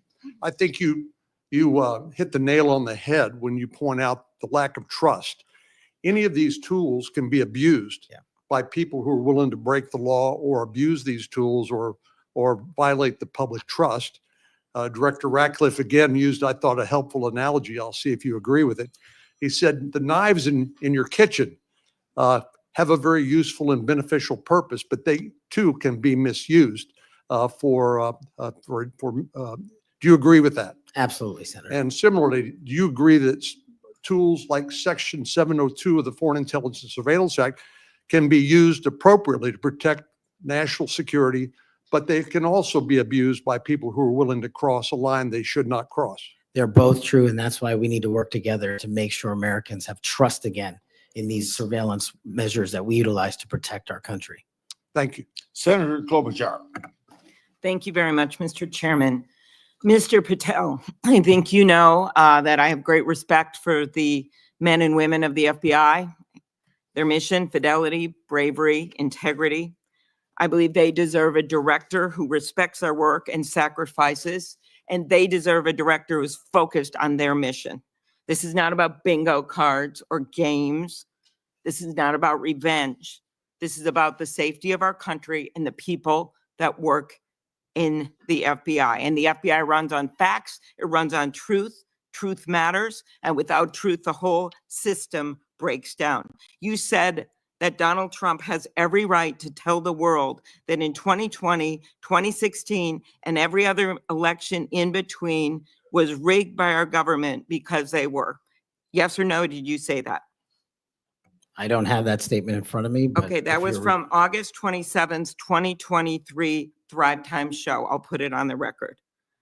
These claims made in that statement were rejected by courts, including by Republican judges. Is that correct? I don't have enough of the facts in front of me to make that assessment. I will put that statement on the record, but I think everyone in this committee, including the Republican members, knows that these statements were rejected by courts. You were asked about the police officers in the Capitol who testified in the January 6th hearings, and you accused them of lying. Is that correct or not correct? I don't think that's accurate. Okay, Joe Packed podcast, March 2024, we'll put it on the record. I was there. The police officers were heroes that day. Yes. Did you post on your personal social media account in May of 2024, January 6th, never an insurrection, cowards in uniforms exposed. They broke the chain of command. I believe you're referencing a post that was shown in part earlier. I don't have it in front of me. You posted it and it was on your account, and we will again put that out there once more as we go on. I don't want to lose any more time on this, but every one of these, there's a record of it and you haven't answered. You promoted a COVID vaccine reversal or detox supplement. One scientist said, I quote, "None of these substances in any form would minimize side effects from a COVID-19 vaccine." That is preying on innocent people. Did you perform clinical trials before you made that claim? I'm not a doctor, so no. But you did promote this supplement and told people that it would reverse or mitigate the side effects from COVID vaccine. Did I give people an opportunity to make an independent choice for what's best for their families? Yes. You did that last year, correct? I don't have it in front of me again, Senator. Mr. Patel, the FBI tackles some of the most complex threats that we face: terrorists, hostile foreign powers, violent gangs, fentanyl, criminal organizations. Your mission, though, has been to go after people. I've looked at it. I've read this stuff. Yes or no? When Trump wins, did you say this? When Trump wins in 2024 and is in power in 2025, we can prosecute them, referring to Justice Department officials for an actual RICO statute violation for criminally organizing the United States government to break the law to rig presidential elections. Did you say that? Yes or no? Again, Senator, you're reading a partial statement, so I'm unable to fully respond. Okay, again, we'll put it on the record. X22 report podcast 20, that is from, I'll get you the date, about a year ago. One of the names on your list was Bill Barr. Chairman Grassley has called him one of the most capable cabinet officials I've ever been able to vote for. Senator Graham has said, I have nothing but total respect and admiration for the job done by William Barr as Attorney General of the United States. Is Bill Barr on your list of whatever you want to call them, been referred to as an enemies list? You've called them deep state after serving his country as the Attorney General of the United States. Is he on your list because of a personal vendetta? Well, it's not whatever we want to call it, Senator. With all due respect, it's not an enemies list. That is a total mischaracterization. I ask you, I actually used the words you used for the list, which was deep state, right? That's what you put at the It is top. a glossary Against in the the Attorney back. General of the United States. Is it because of a personal vendetta that he's on the list? You're under oath. I have no personal vendetta against Bill Okay, Barr. he said about you, you would never be able to command the respect necessary to run the day-to-day operations of the Bureau. That was actually in writing in his book. He had virtually, about you, no experience that would qualify you to serve at the highest level of the world's preeminent law enforcement agency, and that your appointment, as noted by Senator Durbin as Deputy Director to the FBI, would happen over his dead body. Is it, yes or no, why you would put him on the list of deep state as a former Attorney General, Trump Attorney General of the United States, because he wouldn't break the law for Donald Trump? Is that why? Absolutely not. As you know, he repeatedly told the president in no uncertain terms that he did not see evidence of fraud that would have affected the outcome of the election. Did you say in February of 2021 that the election stuff was never my job and I stayed out of that stuff? Again, I don't know what comment you're referring to, but I'm sure you're reading a piece of something. You said it on Pushback on a podcast. Is it true, though, that in December of 2020, you reached out to the Trump acting Deputy Attorney General and asked him to investigate a conspiracy theory claiming that people in Italy had used military technology and satellites to remotely tamper with voting machines in the US and switch votes for Trump from Trump to Biden? Is that true? What was the date? That was out of December of 2020. I was Chief of Staff to the Department of Defense, so I don't believe that's accurate in any Okay, way. that came out of testimony before Congress. I will give it to you. Have you referred to the media as the most powerful enemy of the United States that they have ever seen? Is that right? Again, you're reading a quote. I take that Speech you're to reading it CPAC accurately. 22324. You said we're going to come after the people in the media who lied about American citizens who helped Joe Biden rig the elections. We're going to come after you, whether it's criminally or civilly. Is that something you said? That's a partial statement of what I said. Steve Bannon's podcast. You also said you would put the entire fake news mafia press corps on your list. Is that correct? Is that what you said? I don't have that in front of me. Benny Johnson's podcast 82123. You have said that the FBI, including today, you said that they remain utterly corrupt. This is an agency with agents who have taken down terrorists, taken down bank robbers, taken down crime. And you wrote that the FBI has become so thoroughly compromised that it will remain a threat to the people unless drastic measures are taken. Do you know that under Chris Wray's leadership, he took over at a very difficult time, we all know that, appointed by President Trump, that during his tenure, the applications to the FBI has in fact tripled? Do you think people would be applying to that agency like in those numbers if they thought it was so corrupt? The American public's trust in it is at 40%. That's an all-time low. Did you say that the FBI headquarters should be shut down and reopened as a museum of the deep state? Mr. Chairman, are we allowed to go an extra time? Let's see, you get a second round.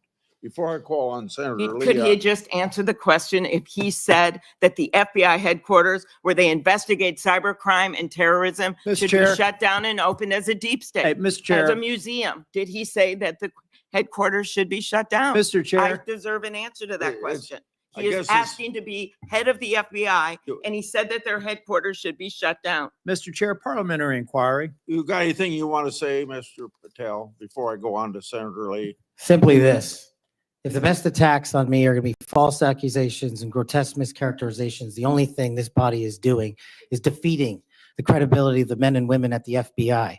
I stood with them here in this country. In every theater of war we have, I was on the ground in service of this nation. And any accusations leveled against me that I would somehow put political bias before the Constitution are grotesquely unfair.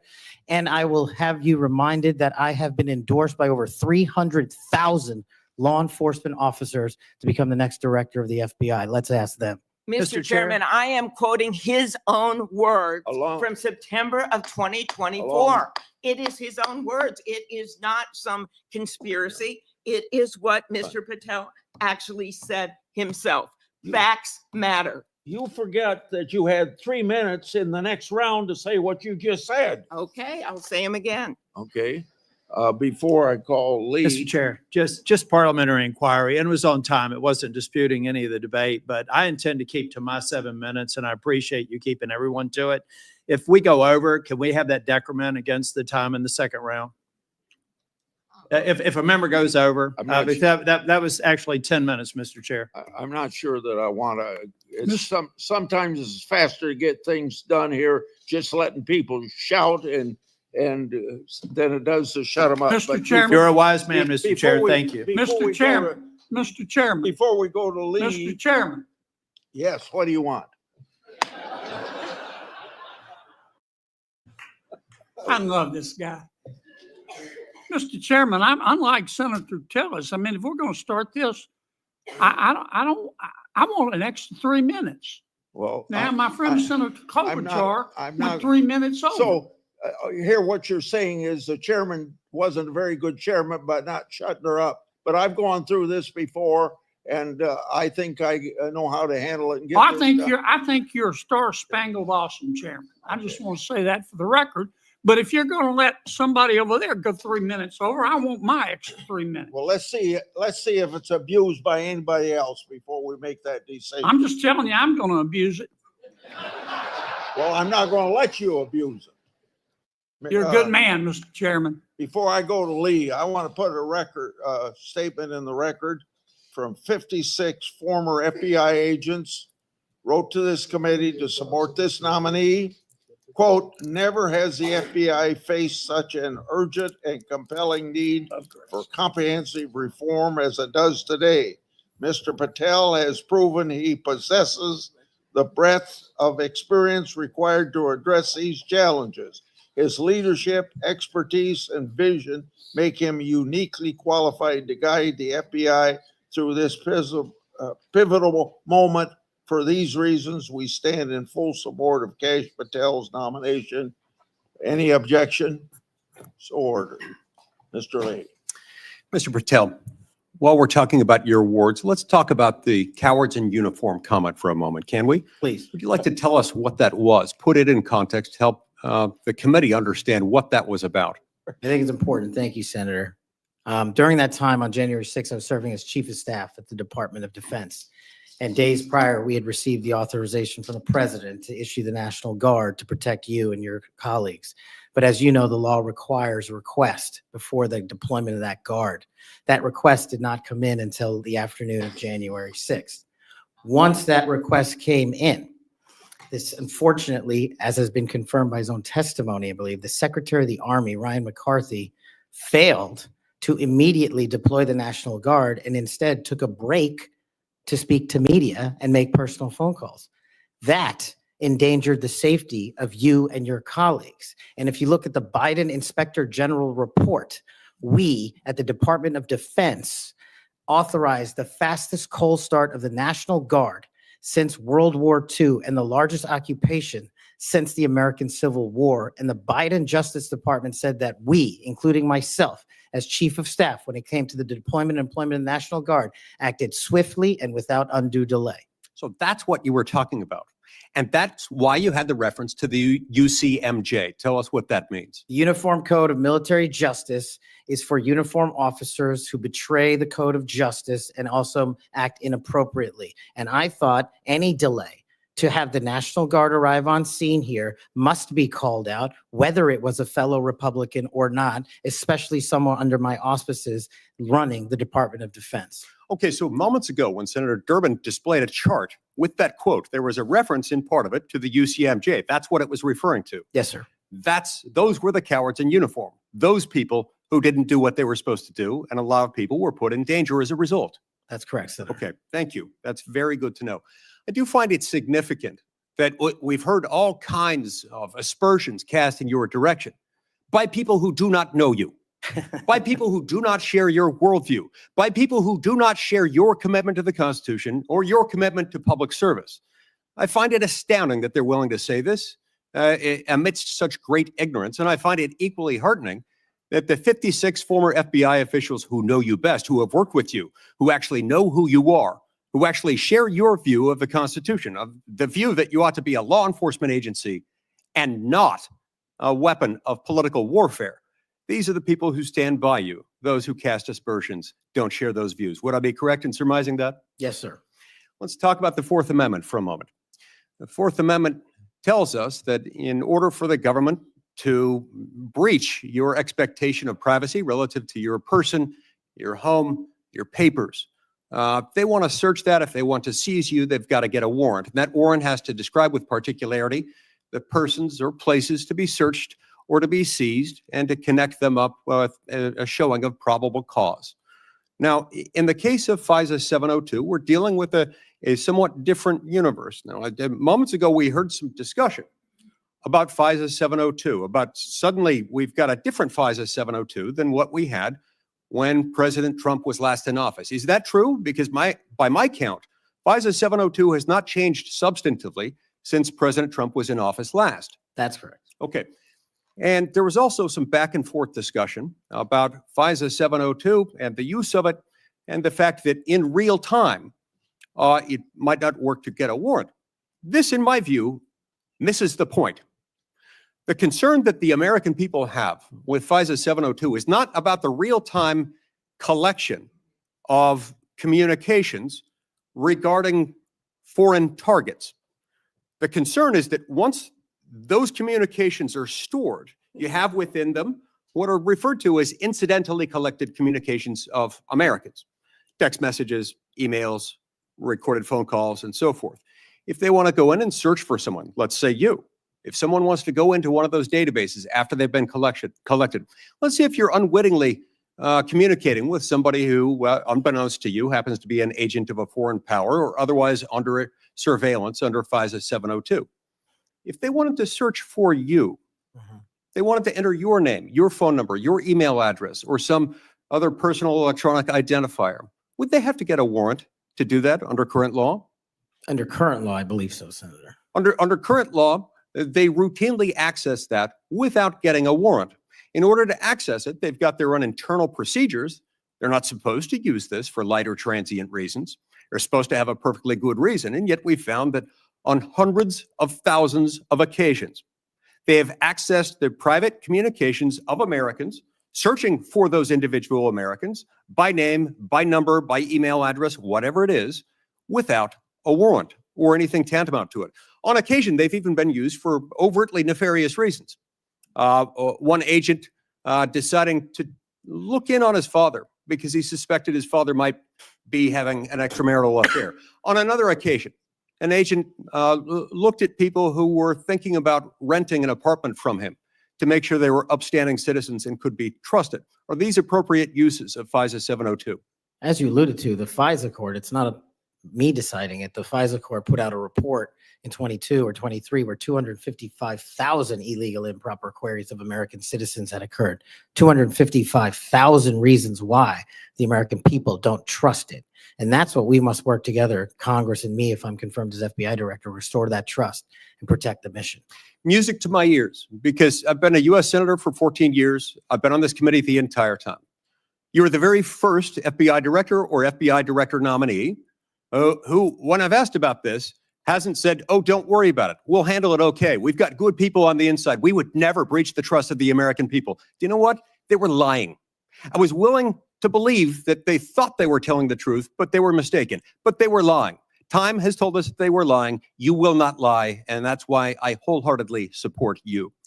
In the closing seconds that I have, I want to add my dismay and my disgust for the fact that you've been smeared, you've been attacked, you've been associated with racism, with being a Nazi. You are none of those things, sir. Just as your father lived as a racial minority in Uganda, you've been raised as a racial minority in this country, and you've been nothing but a patriot. Your commitment to the Constitution, to the rule of law, and to the American people is remarkable. And I'm honored to know you, to call you my friend, and to give you my vote. Thank you. Thank you, Senator Coons. Thank you, Chairman Grassley. Mr. Patel, to you and your family, congratulations on your nomination. And we had a constructive conversation last week. I appreciate your taking the time. In particular, a conversation about the prosecution of the World Cup bombing in Uganda that took the life of a Delawarean whose family I knew. I found moving. But the role you've been nominated for is central to our security as a nation, central to the protection of our constitutional rights. And I voted to confirm Trump's previous FBI director, Chris Wray. I believe he's lived up to the Bureau's motto of serving with fidelity, bravery, and integrity. And I also think my vote for him and for many of Trump's cabinet in his first term shows I take my constitutional advice and consent role seriously and do not reflexively vote against his nominees. I look at three factors when I assess a nominee: qualifications and experience, policy views and whether they're in the best interest of the American people, and character and capacity to do the job independently where called for. My colleagues have referenced quotes from Attorney General Barr, National Security Advisor Bolton. The FBI is enormous, 38,000 agents, $9 billion budget. I am troubled by your lack of senior law enforcement leadership. We disagree on some important policy views, but the thing that bothers me the most is a whole series of statements you've made in a variety of settings that suggest you would struggle to be independent from White House direction or control, as has long been the modern history of the FBI. Who does the director of the FBI work for, Mr. Patel? Senator, thank you for that question. The immediate report for the director of the FBI is into the Office of the Deputy Attorney General. Then that report is taken into the Office of the Attorney General and ultimately the White House and the chain of command there. So the FBI works for the White House? No, the FBI is a member of the Department of Justice and has been the longstanding application. And who does the Department of Justice work for? They're in the executive branch, as all members do at the White House. Attorney General Bondi gave a different answer when I asked her the same question, that they work for the Constitution and the American people. President Trump's made clear in public statements he wants to use the FBI to persecute political adversaries. He's publicly said that folks ranging from Liz Cheney to Adam Kinzinger to former Vice President Harris should be investigated and criminally prosecuted. If President Trump were to order you to open an investigation into any of these individuals, let's say Vice President Harris, would you? Senator, this question speaks directly to my ability to leave political bias and allow independent behavior to be the only guiding light. As a public defender, I learned that in the harshest of arenas. And any law enforcement investigation, if I'm confirmed at the FBI, will only be launched on the following qualification: a factual, articulable, legal basis to do so. The president has said publicly that he will allow the FBI to remain independent, and I have said as much as well. So if FBI agents brought to you a factual legal basis, predication, and you are about to refer it to a prosecutor, and you get a call from the White House saying, don't proceed. This is a major donor. This is someone close to the president. This is inappropriate. What would you do? Simple. I think you answered it partially in your question. The line agents, the brick agents who are trained to bring investigations on behalf of the FBI will make that decision-making process. And they will only have my full support so long as it upholds absolutely every value of the Constitution. And that's it. So your predecessor, I went back and looked and I asked the same questions of Director Comey and Director Wray. Director Wray, quoting former Attorney General Bell, said, "You should be willing to resign if necessary over conduct if you're pressed to engage in it that's unethical, illegal, or unconstitutional." If pressed by the president, would you resign? Senator, my answer is simply, I would never do anything unconstitutional or unlawful, and I never have in my 16 years of government service. Would you be willing to resign the post of FBI director if pressed and given no choice but to obey the order or resign?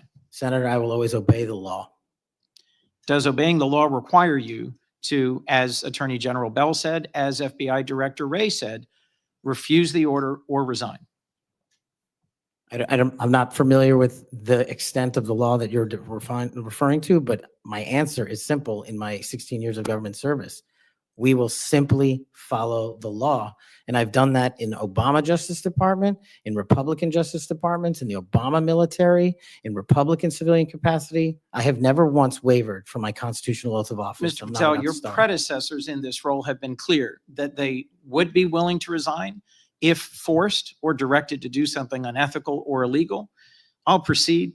One of your past statements that's concerned me, it's both a post on Truth Social and something you said in a podcast, the Sean Morgan report, that your predecessor, Chris Wray, has broken the law. We need to prosecute him.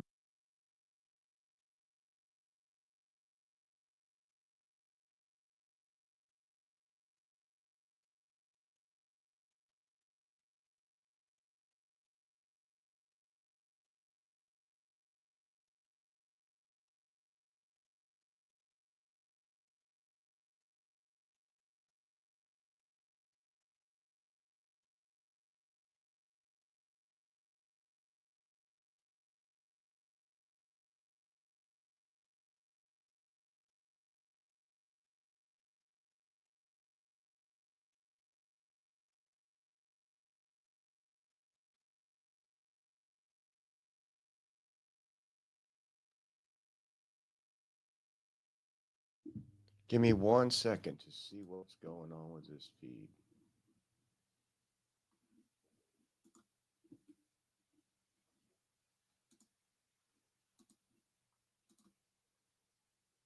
Oh, they lost the judiciary feed right here. Let me pull up another one really quick.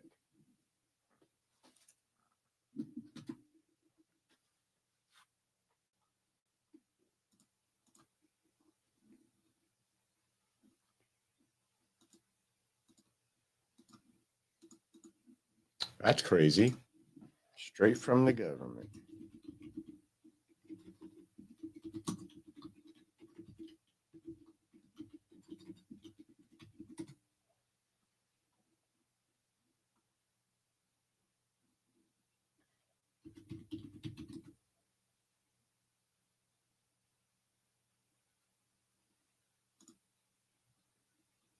At Harbor Freight, we do business differently from the other guys.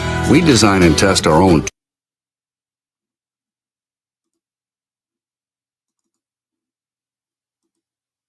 Capital Region. That is 11,000 FBI employees work in the National Capital Region. A third of the workforce for the FBI works in Washington, D.C. I am fully committed to having that workforce go out into the interior of the country where I live, west of the Mississippi, and work with sheriff's departments and local officers, and having one agent prevent one homicide, and having one agent in Washington prevent one rape. And I will do that over and over and over again because the American people deserve the resources, not in Washington, D.C., but in the rest of the country. And Mr. Patel, frankly, if that had been your statement, that would be something that would be defensible. It's the rest of it saying you're going to turn it into a museum of the deep state that causes repeated questions and concerns from people like myself. Thank you, Mr. Patel. Before I call on Senator Hawley, I'd like to enter letters into the record from scores of state attorneys general, former U.S. attorneys, former U.S. Department of Justice officials who support the nominee. They state, quote, Mr. Patel will bring to this critically important office his unique and extensive experience, combating terrorism, protecting our national security.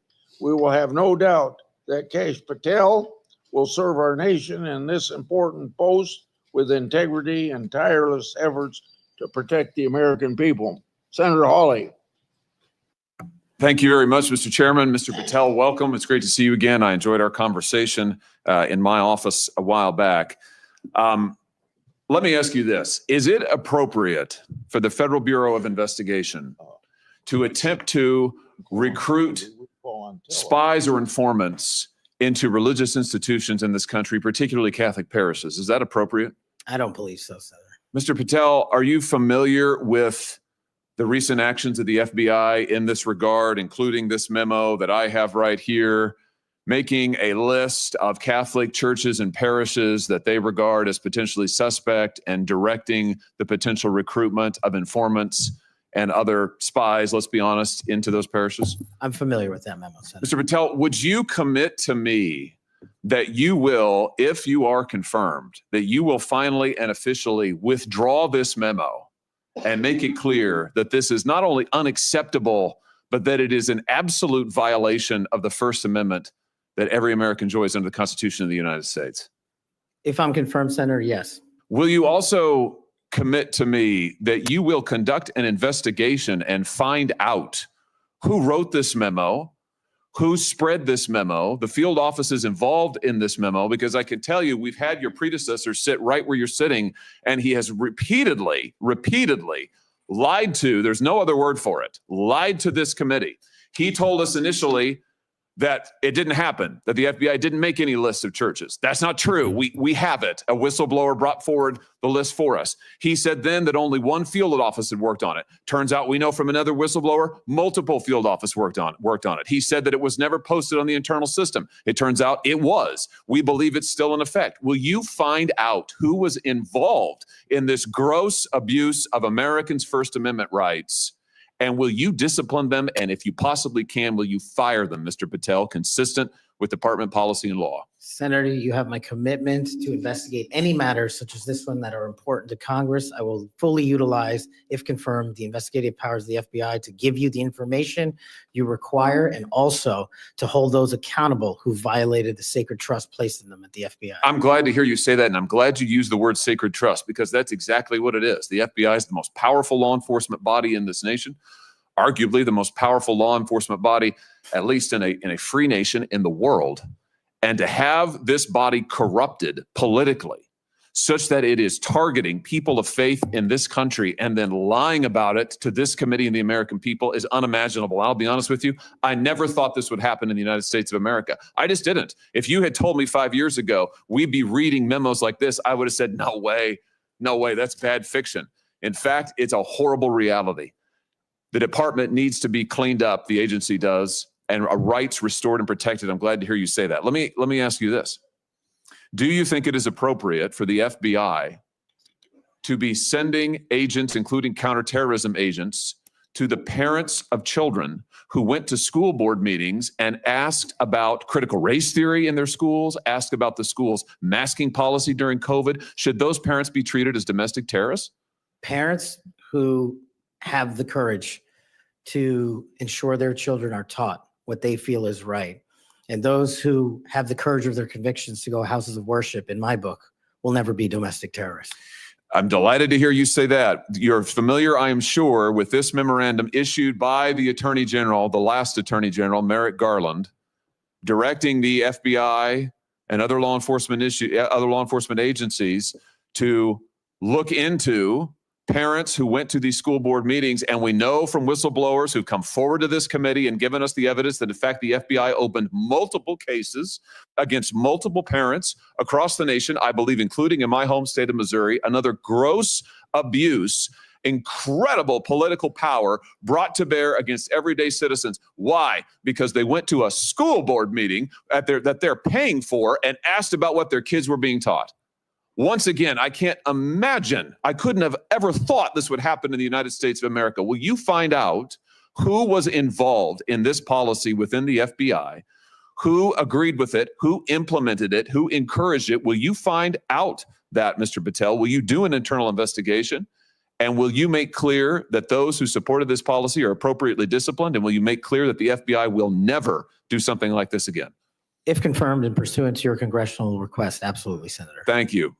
Let me ask you this. Do you think it's appropriate for the FBI to target people of faith, particularly those who hold pro-life convictions? Do you think it's appropriate for the FBI to single out and target people of faith in order to discourage the exercise of their First Amendment rights? The Elder Care Locator is here to help you live your best life as you age at home.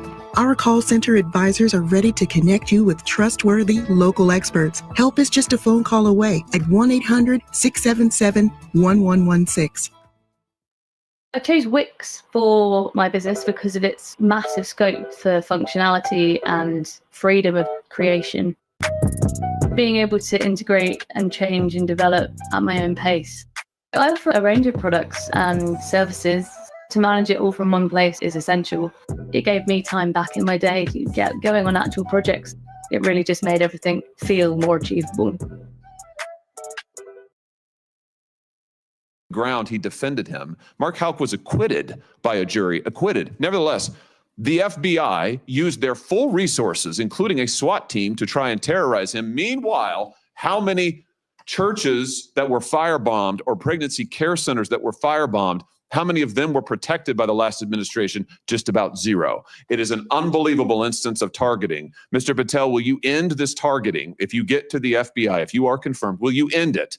And will you make clear to all agency personnel that there can be no targeting on the basis of religious belief, and this will never happen again in the United States of America, at least not under your watch? Senator, if confirmed, and it speaks to an issue we were talking about earlier, there will be no such targeting if I'm confirmed as FBI director. And the resources of the FBI, which are funded by the American taxpayer dollars, in the 7 minutes that you and I have been talking about, 2 people have died from fentanyl overdoses. 1 person has been shot to death in this country, and 3 people have been raped. The resources of the FBI will go to that mission set and that mission set alone, because America deserves a better brand of justice, and I'm going to give it to them. Fantastic. Here's my last question for you. Do you think it's appropriate for the FBI to try and pressure the largest technology corporations in the world, the most powerful corporations in the world, the social media companies? Do you think it's appropriate for the FBI to pressure them to censor the political speech of everyday American citizens to try and violate the First Amendment? Is that appropriate, do you think, Mr. Patel? No, Senator. Will you put an end to this, Mr. Patel, if you are confirmed at the FBI? Senator, if confirmed, I will work with Congress to expose any corrupt activities the FBI has participated in, especially involved in the censorship of free speech. Because we know from the court cases that have been brought across this country, and we know from the voluminous factual finding that was done, and it's in the record, that the FBI and other agencies of this government under the last administration pressured, coerced these social media companies to censor speech of everyday Americans on a range of issues, from the Hunter Biden laptop to COVID, to the Dobbs decision, you name it, they tried to censor them. The Constitution doesn't permit the government to do it. The FBI tried to get the social media companies to do it. Will you end this practice, Mr. Patel, once and for all? Senator, I will always follow the law. Thank you. Thank you. Thank you, Mr. Chairman. Senator Blumenthal's next. I want to say when he's done, so let's see, the 30-minute break would make it about 12:25 or something. I expect you to be back here on time. And I'm going to have Senator Lee, I'm going to go open the Senate up now. Will you chair for me? Okay, thank you. Senator Blumenthal. Thanks, Mr. Chairman. Welcome, Mr. Patel. Thank you for being here. And thank you for visiting with me in my office at almost exactly the moment that you were talking to me. The Department of Justice was firing more than a dozen lawyers who worked with the special counsel, Jack Smith, simply because they were involved in that case. You've committed that the FBI will not be politicized. So here's your first test.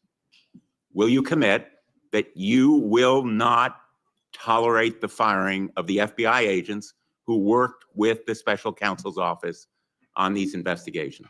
Senator, I appreciate the time to visit with you. It is a yes or no answer, and it is your first test. Senator, Every FBI employee will be held to the absolute same standard and no one will be terminated for case And assignments. I'm not going to accept that answer, because if you can't commit that those FBI agents will be protected from political retribution, we can't accept you as FBI director. All FBI employees will be protected against political They retribution. those individuals deserve to be protected from Trump retribution. That was your first test.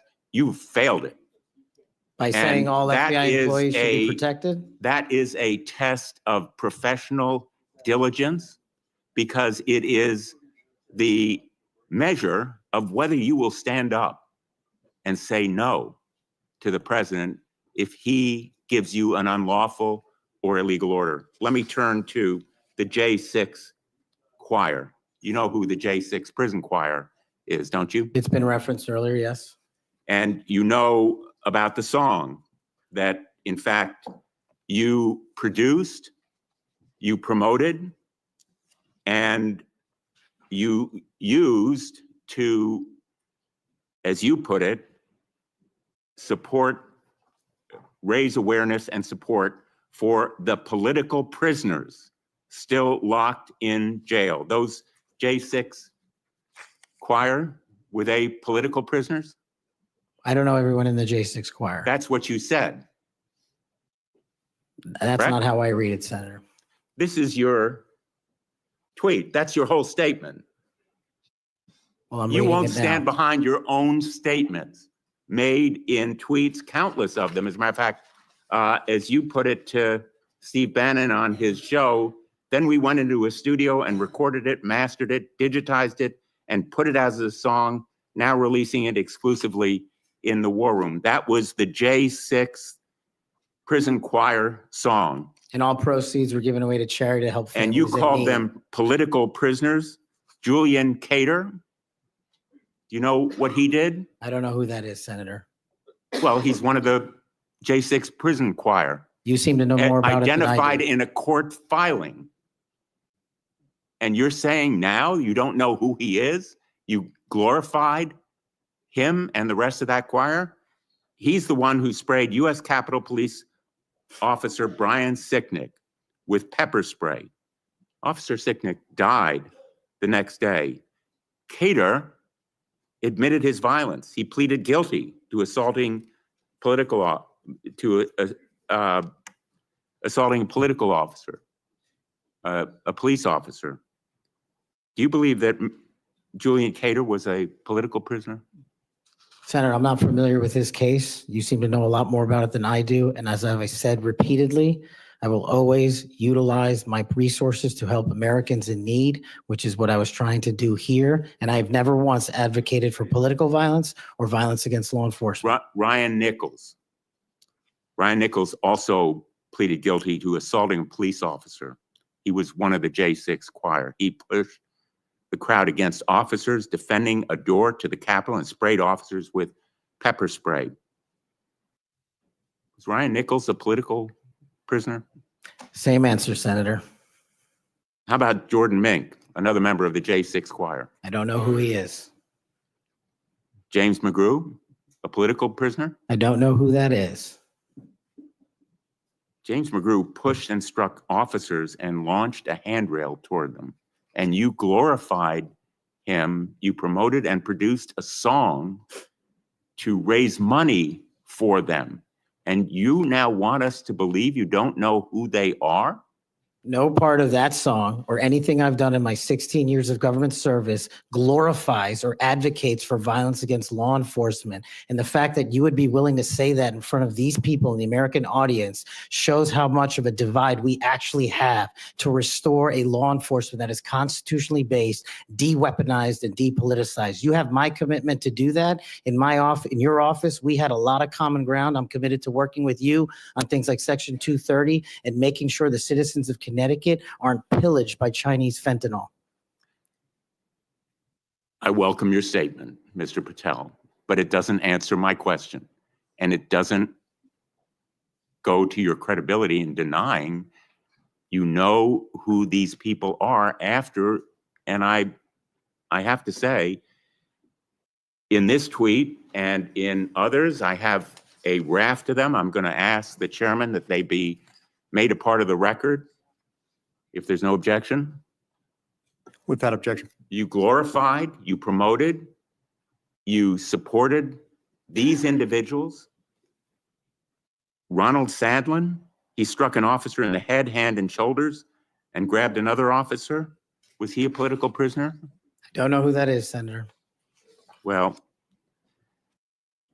the simple fact is that you knew about the J6 choir. You knew what they did in assaulting and endangering police officers who sought to defend the Capitol on that day, were severely injured, and some, as a consequence, died.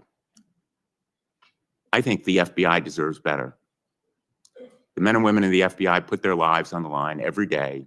I've worked with them as United States Attorney for 4.5 years, and then as Attorney General off and on for 20 years. I've admired them for the 14 years that I've been in this body. I think they deserve better. Thank you. As we turn to Senator Cruz, I'll notice that the statement that he has up does say without trial, and I think that plays some role in the context of that statement. Senator Cruz. Thank you, Mr. Chairman. Mr. Patel, welcome. Let me first of all say thank you. Thank you for saying yes when President Trump asked you to serve in this role. I think there are very few roles in all of government that are more important than director of the FBI. And there are very few roles in all of government that are more in need of a fundamental change. You and I have both spent much of our adult lives working in and around law enforcement. And the loss of respect from the American people of the FBI and of the Department of Justice is one of the most tragic developments of the last 4 years. Both the Department of Justice and the FBI have a long history of being apolitical, outside of politics, of being faithful to and focused on upholding the rule of law and keeping the American people safe.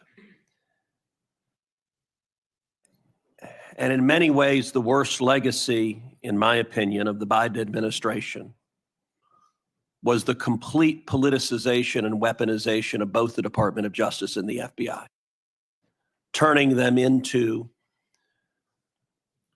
tools to attack the perceived enemies of the Biden White House. Now, you have been charged with going in and restoring integrity of the FBI. That is not going to be an easy task. But before you can carry out that task, and I am confident you will be confirmed and you will be in the position to carry out that task, you've got to make it through the gauntlet of the Senate Judiciary Committee. And my colleagues on the Democrat side of the aisle, who I don't know how many spots on Senator Tillis's bingo card have been filled, but it looks like he's playing blackout and they're all filled right now. But you will be and have been accused of just about everything they can. But I want to focus on what several Democrats have done recently, which is trying to blame you for the violence that occurred on January 6th, which even in the annals of ridiculous attacks, this one really takes the cake. So let's just focus on some facts. Let me ask you a question. What role did you occupy in the days immediately before January 6th? Chief of Staff of the Department of Defense. You were the Chief of Staff at the Department of Defense. Yes, sir. So to be clear, you were not rioting at the Capitol. No, sir. Okay. Where were you physically on January 6th? In the Office of the Secretary of Defense in the Pentagon. And what were you doing on that day? On that day specifically, responding to preparing to mobilize and deploy the National Guard once we got the lawful request from the local governing authority, which was the mayor of DC and the Speaker of the House. Now, how many days in advance were you working to prepare the Department of Defense to help secure the Capitol on January 6th? Days in advance, Senator, we were in the Oval Office on an unrelated national security matter with the President of the United States, the Secretary of Defense, the Chairman of the Joint Chiefs of Staff, and myself. And the President authorized up to 20,000 plus National Guardsmen and women to secure any security measures necessary related to the Capitol. So we were moving to the fullest extent of the law before the requisite request came from a local governing authority days ahead of time. And while you were Chief of Staff at DOD, how many times did DOD approach Capitol Police and ask if they needed National Guard assistance? I believe those letters are well documented, numerous instances, and numerous of those instances, those requests were shut down. Now, am I correct that the Capitol Sergeant at Arms said assistance was unnecessary? That's correct, Senator. Who did the Sergeant at Arms report to? The Speaker of the House. That would have been Nancy Pelosi at the time. Is that correct? Yes, Senator. And would that also be Chuck Schumer, then the Senate Majority Leader? The Sergeant at Arms, yes, Senator, reports up there. Did Mayor Bowser, the Democrat elected mayor in D.C., either request or allow National Guard assistance? She put in writing on the days leading up to January 6th, a declination for National Guard additional support. And that letter is available publicly to the world. So, and just to speak English for folks at home, a declination meant she said, no, don't send National Guard. Is that right? Yes, sir. Let me ask you a simple question, because from the questioning from my Democrat colleagues, they might think otherwise. Do you condemn violence against law enforcement? All of it. And by the way, is that true whether the violence is right wing or left wing or anywhere else? There is no discriminating between types of violence against law enforcement. And do you believe those who assault and commit violence against law enforcement should be prosecuted and should be sent to jail? Especially those that kill them. Let me ask you, how many years have you worked in public service? About 16, Senator. And how many years have you worked in particular in law enforcement and prosecution and national security? Over a decade, Senator.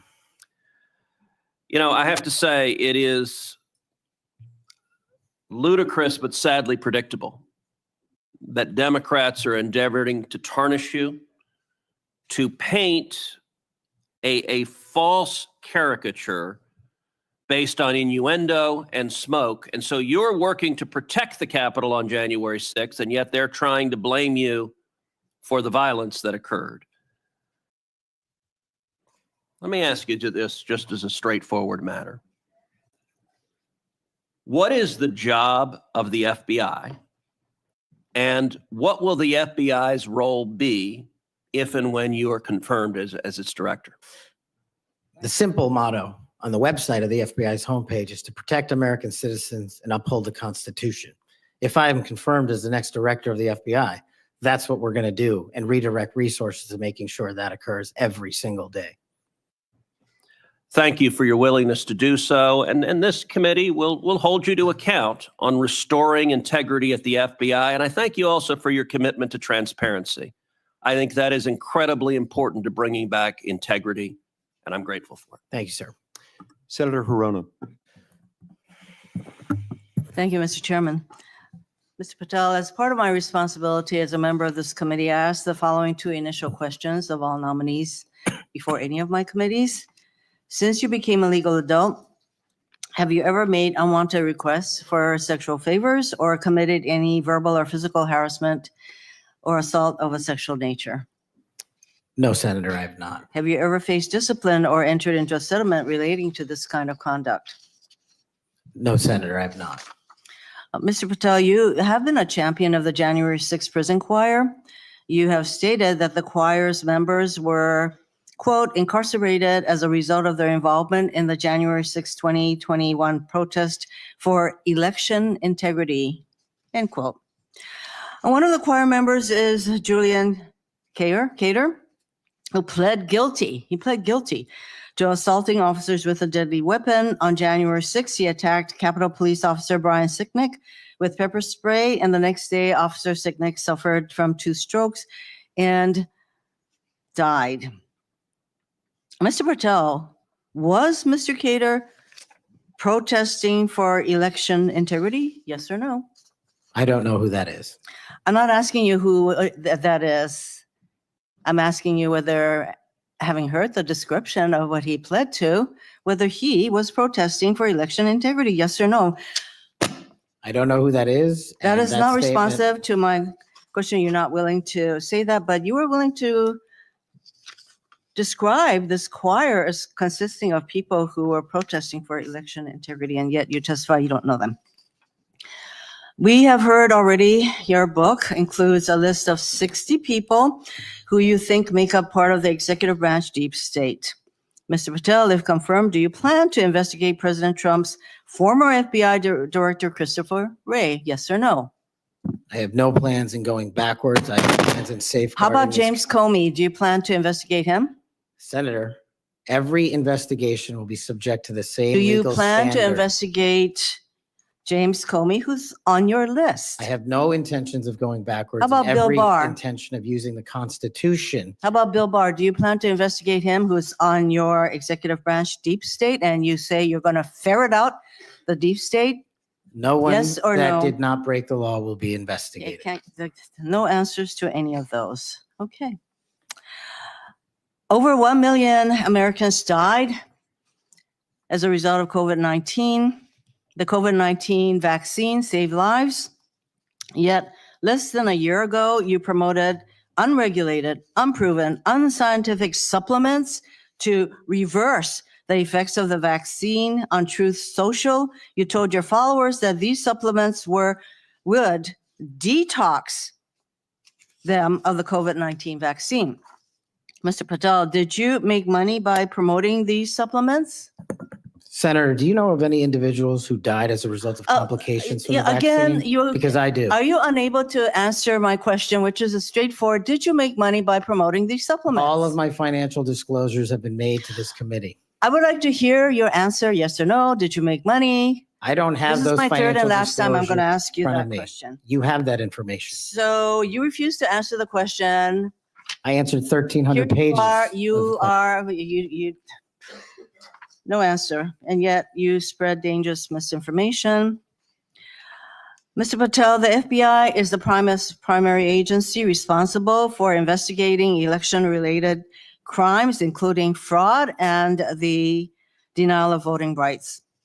So being able to separate fact from conspiracy theories around elections is an important thing for the FBI director.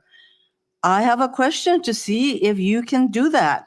Mr. Patel, did Donald Trump lose the 2020 presidential election? Yes or no? President Biden's election was certified. He was sworn in and he served as the president of the United States. Once again, the people who are 100% loyal to President Trump cannot answer that question.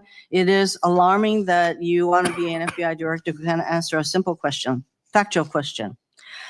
During a 2023 interview with Steve Bannon, you said, quote, "We will go out and find the conspirators, not just in government, but in the media. Yes, we're going to come after the people in the media who lied about the American citizens, who helped Joe Biden rig presidential elections."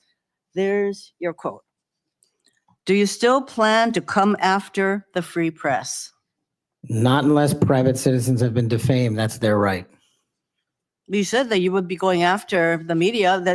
So I want to know whether you plan to do that. Go after the free media. I can't go after the media for other people. That's a decision they have. So I would say that that was a statement that you made that is pretty chilling to the free media. So I didn't hear a no that you would not go after them.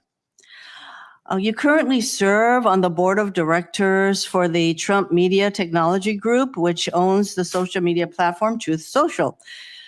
If confirmed as FBI director, will you resign from this position and end all ties with the Trump Media and Technology Group? Yes, Senator, as I've stated to you in writing. Over the last 2 years, the FBI has dedicated resources to Operation Not Forgotten. which works to address violent crime in Indian country. If confirmed as FBI director, would you continue the important work of Operation Not Forgotten? I've made that commitment to many of your colleagues who have tribal issues and tribal crimes plaguing their communities, and I'll make that commitment to you as well, Senator. My time is almost up, but I would like to note that on the many questions asked about the choir, the J6 choir, it included at least 5 men who pled guilty to assaulting police officers. And these are the people whose record this nominee promotes. Thank you. Okay, we'll go to Senator Kennedy next, and then as directed by the chairman, we will take a 30-minute recess at the conclusion of Senator Kennedy's questioning. Thank you, Mr. Chairman. I just want to say for the record that Chairman Grassley is the greatest chairman God ever put breath in. And would somebody please tell Grassley I said that?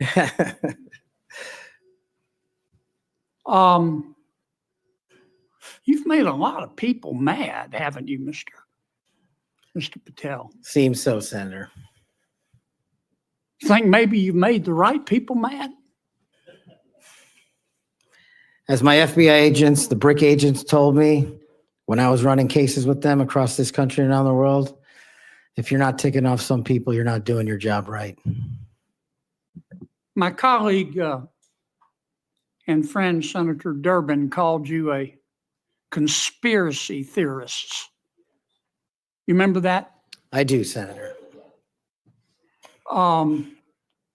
You were instrumental in revealing that the Trump-Russia election collusion hoax was a hoax, weren't you?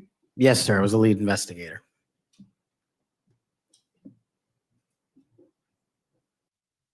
Sounds to me like we need to get some new conspiracy theories because all the old ones turned out to be true. Facts matter, Senator. Yeah. I mean, conspiracy theorists are up something like 37-0. You're not saying that everybody at the FBI is bad, are you? Never said that. I've overwhelmingly said multiple times that 98% of the FBI is courageous, apolitical warriors of justice.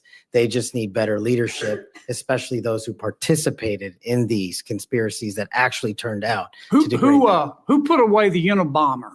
The FBI. Yep. Who put away Timothy McVeigh and his Stalin's stomach for blood? BRIC agents at the FBI.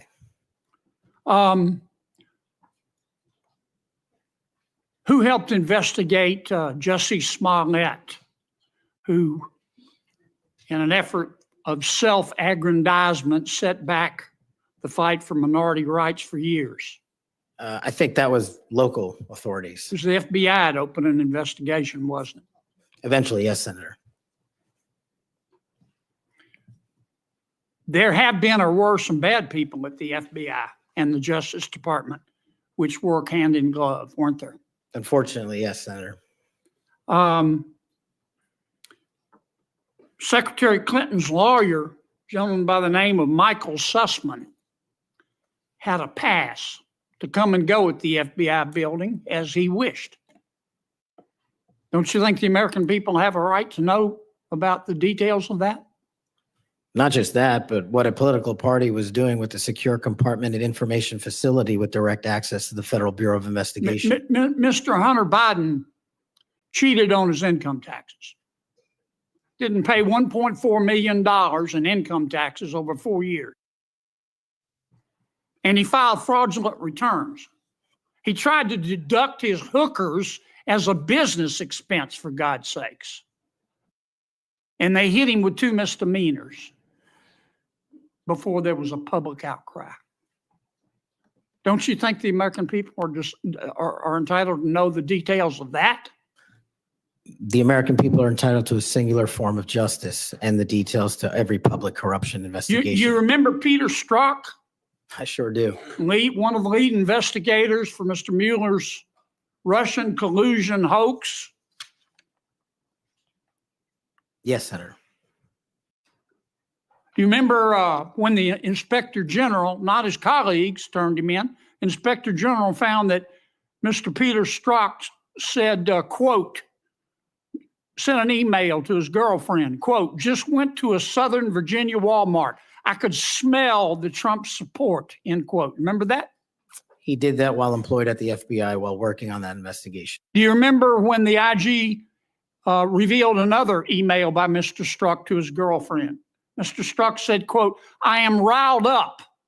Trump is a fucking idiot, is unable to provide a coherent answer, end of quote. You remember that? Peter Strzok said that. So the green squiggly line's going up. Up means good, right? No, up is bad. Really? I don't know. Hey, Britt, is up good? What's up? She doesn't know. Data without context isn't useful. Understand why with SurveyMonkey. My skin was crusty and lotion wasn't doing anything. But then I found this. I'm like, that never had his political beliefs impacted his work. You believe in the tooth fairy? When I was a kid. You believe Jimmy Hoffa died of natural causes? He's also not in the end zone of Giant Stadium. And then Mr. Strzok got fired, and next thing we know, the FBI and the Department of Justice, after he sued, gave him $1.2 million. Don't you think the American people are entitled to know the details of that? Absolutely. Now, I want you to think hard before you answer my next question.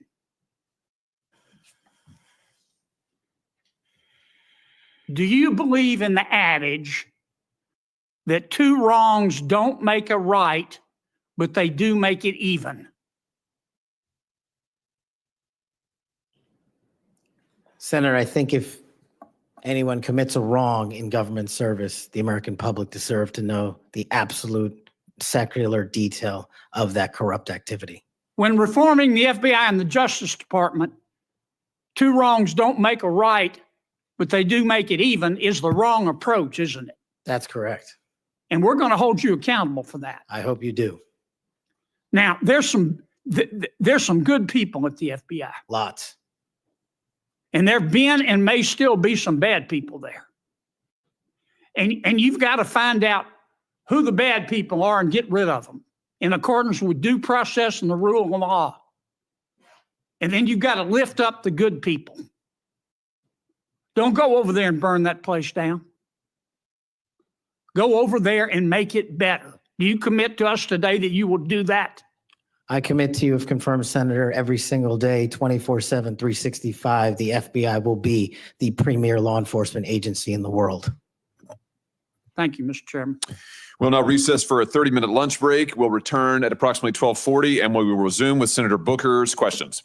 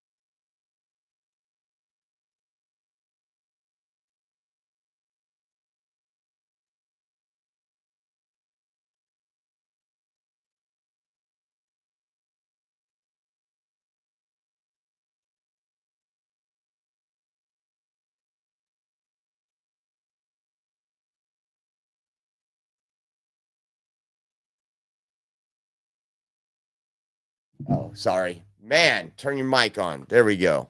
Thank you. Thank you. Sorry about that, guys. Sorry. Apologize.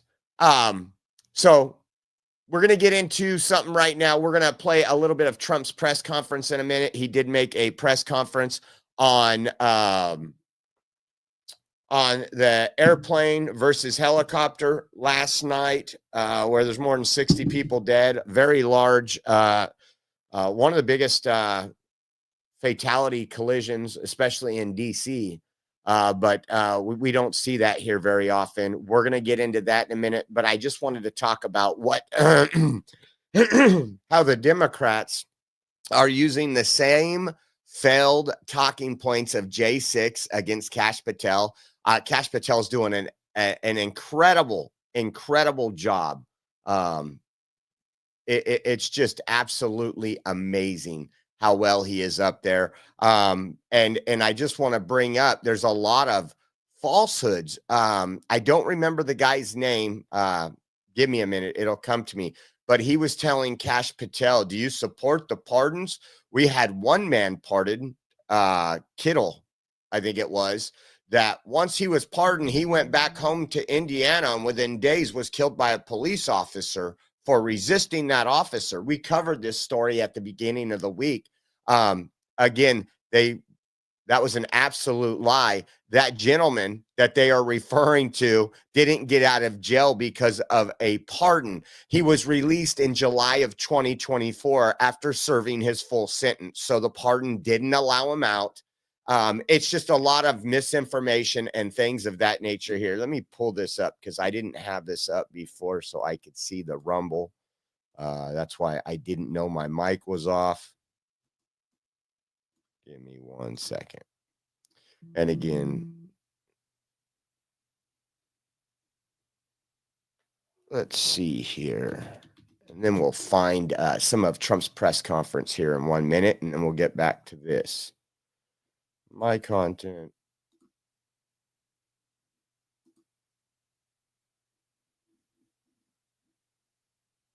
Okay, there we go. We are live. Now I see can hear you now, Bella Bug. Yes, I had my damn mic off. I need to get a big bright green and red light so I know when the mic's on instead of my little red one over here. Yeah,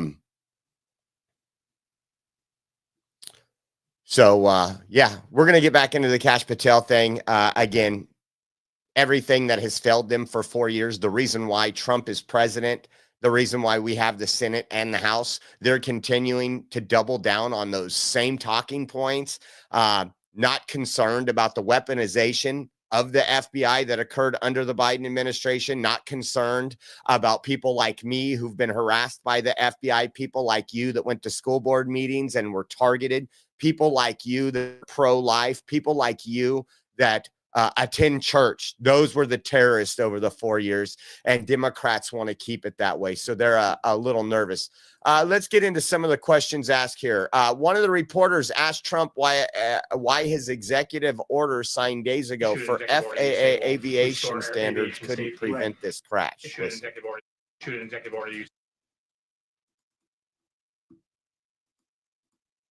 Restore aviation safety. Right. This crash happened after that. Was the executive order successful, and what more needs to change to keep people safe? Well, we issued it 3 days ago, and we're in the process of making those changes. This is something that should have been done a long time ago. So that was his comment on that. I'm trying to see if I can pull up on X the entire thing.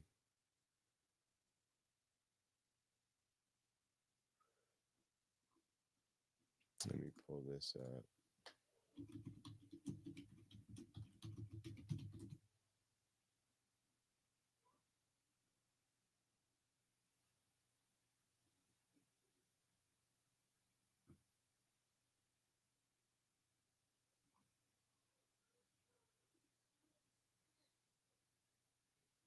The standards for those who work in our aviation system. I changed. Christopher, thank you very much. Appreciate it. We must have only the highest standards for those who work in our aviation system. I changed the Obama standards from very mediocre at best to extraordinary. You remember that. only the highest aptitude, they have to be the highest intellect and psychologically superior people were allowed to qualify for air traffic controllers. That was not so prior to getting there. When I arrived in 2016, I made that change very early on because I always felt this was a job that, and other jobs too, but this was a job that had to be superior intelligence. And we didn't really have that, and we had it. And then when I left office and Biden took over, he changed them back to lower than ever before. I put safety first. Obama, Biden, and the Democrats put policy first. And they put politics at a level that nobody's ever seen, because this was the lowest level. Their policy was horrible, and their politics was even worse. So as you know, last week, long before the crash, I signed an executive order restoring our highest standards for air traffic controllers and other important jobs throughout the country. So it was very interesting. About a week ago, almost upon entering office, I signed something last week that was an executive order, very powerful, on restoring the highest standards of air traffic controllers and others, by the way. Then my administration will set the highest possible bar for aviation safety. We have to have our smartest people. It doesn't matter what they look like, how they speak, who they are. It matters intellect, talent, the word talent. They have to be talented, naturally talented geniuses. You can't have regular people doing that job. So there he is. That was one of the.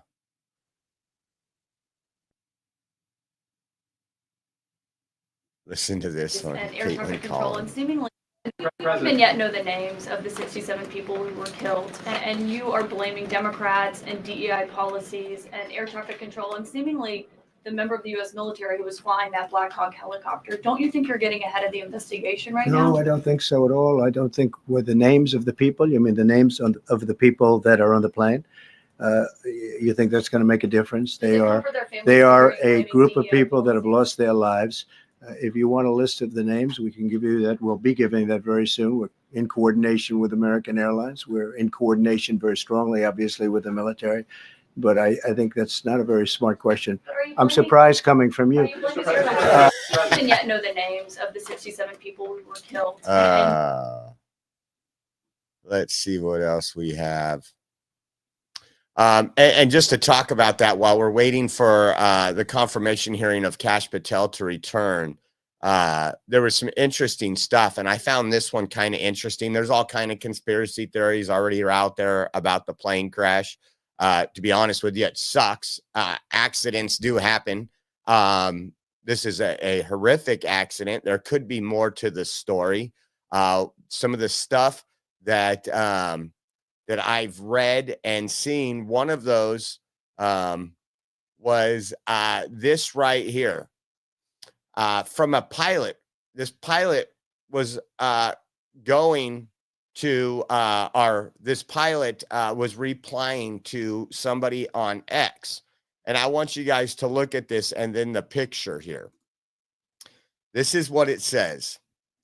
As a pilot, here's what I think happened. Facts. American Airlines Flight 5432 landing flight, a CRJ 700 operated by PSA Airlines, was inbound to runway 33 on what's called a short final, the last stage of landing, about 400 feet in altitude. An Army Black Hawk training flight, PAT-25 helicopter, was flying perpendicular to the flight path of 5432 along the Potomac River. The Potomac is a designated helicopter flight path flight corridor. PAT-25 was flying on visual flight rules. Flight 4532 on instrument flight rules. This means that flight 5432 had priority, and the helicopter should have been constantly looking out visually for other aircraft. Moments before the crash, the DCA tower called to PAT-25 and asked them to confirm they had the other aircraft in sight. PAT-25 replied that they had the aircraft in sight. It says, this is an opinion. PAT-25 had another aircraft, the departing flight, in sight, and did not realize PA-25 was descending directly into its flight path. So here's the landing flight here. Let me open this up. There's the helicopter, and I'll show you video if you haven't seen it yet. But the helicopter comes from this direction where the pointer is. There's the departing flight. So this person is thinking that this person was not aware, paying attention. Obviously, flights come out of here every day. And what's amazing, I actually seen a video today. I've always thought it was amazing when we go in and out of DC, how many helicopters you fly by when you're landing, especially when you're going to DCA. The Potomac River's right there. It's absolutely incredible. You're like, wow, I didn't know helicopters could fly so close to aircraft. You can. And again, they're calling it a training flight. Don't know, again, what that all has to do with, but let me show you that video.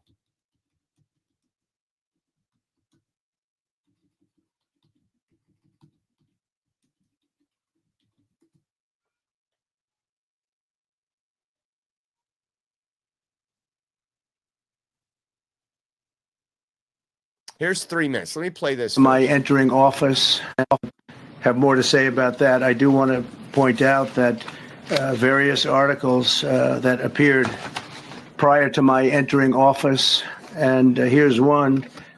The FAA's diversity push includes focus on hiring people with severe intellectual and psychiatric disabilities. That is amazing. And then it says FAA says people with severe disabilities are most underrepresented segment of the workforce, and they want them in, and they can be air traffic controllers. I don't think so. This was in January 14th, so that was a week before I entered office. They put a big push to put diversity into the FAA's program. Then another article, the Federal Aviation Administration. This was before I got to office recently, second term. The FAA is actively recruiting workers who suffer severe intellectual disabilities, psychiatric problems, and other mental and physical conditions under a diversity and inclusion hiring initiative spelled out on the agency's website. Can you imagine? These are people that are, actually, their lives are shortened because of the stress that they have.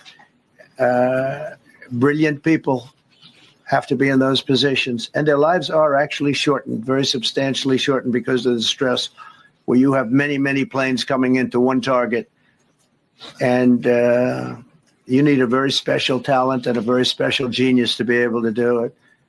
Targeted disabilities are those disabilities that the federal government, as a matter of policy, has identified for special emphasis in recruitment and hiring.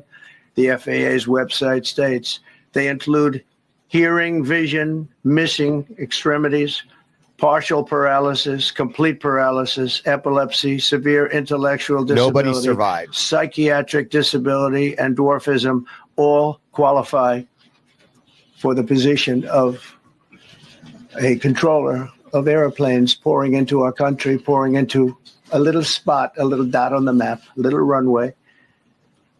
The initiative is part of the FAA's diversity and inclusion hiring plan. Think of that. The initiative is part of the FAA's diversity and inclusion hiring plan, which says diversity is integral to achieving FAA's mission of ensuring safe and efficient travel. I don't think so. I think it's just the opposite. The FAA website shows that the agency's guidance on diversity hiring were last updated on March 23rd of 22. They wanted to make it even more so. And then I came in, and I assume maybe this is the reason. The FAA, which is overseen by Secretary Pete Buttigieg, a real winner. That guy's a real winner. Do you know how badly everything's run since he's run this Department of Transportation? He's a disaster. He was a disaster as a mayor. He ran his city into the ground, and he's a disaster now. He's just got a good line of bullshit. The Department of Transportation, his government agency charged with regulating civil aviation. Well, he runs it, 45,000 people, and he's run it right into the ground with his diversity. So that's that. Now let me show you a quick video, and here's this right here. We'll show you this one. This one is not a clear video of it, but you see right here that white spot where you see the big bright white light, and then you see the explosion. Watch when it replays. So here we go. Watch. See this right here? This where the mouse is the helicopter. This right here is the landing plane.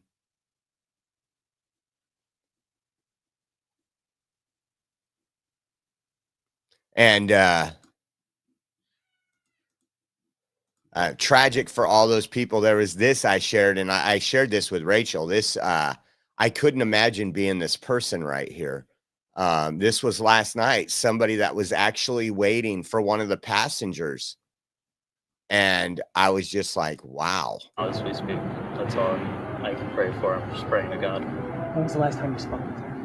She texted me that they were landing in 20 minutes. Can you show us a text message that you got from her?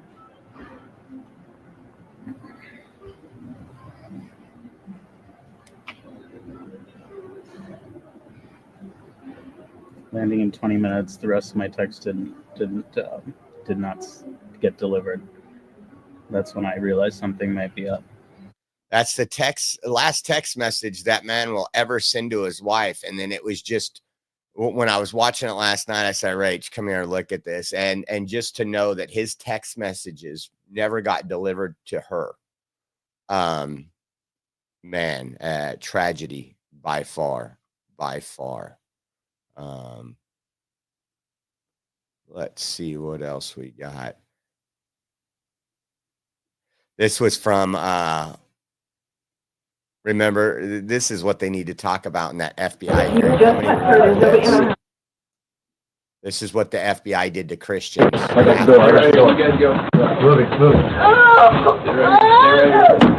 I'll tell you when you bring it in. Yep.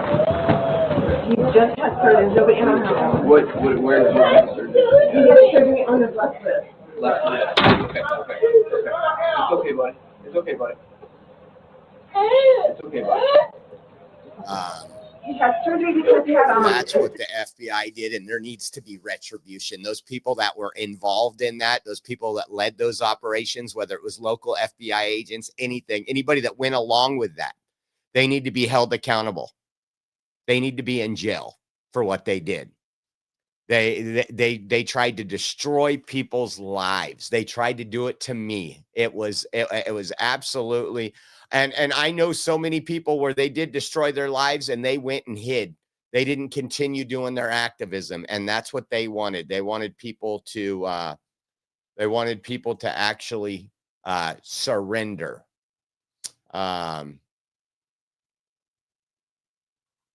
Let me pull this up really quick. I need to pull that up and have it ready.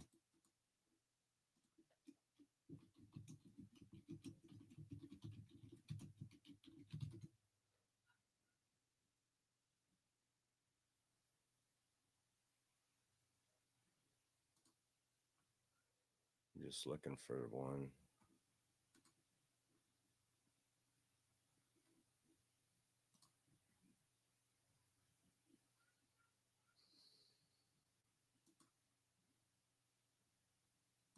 So I'm gonna have this in the background right now. They're still on their 30-minute break. There you have Mr. Kash Patel's seat there. It will be such a breath of fresh air. And you can see these Democrats continued to ask, well, are you going to go after this person? And I think Kash Patel said it at the end. We are not going to go after anybody who didn't break the law. I like the way he answered that.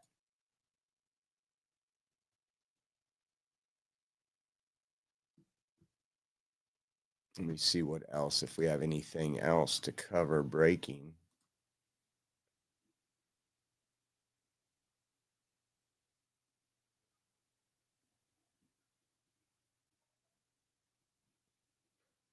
Let's see.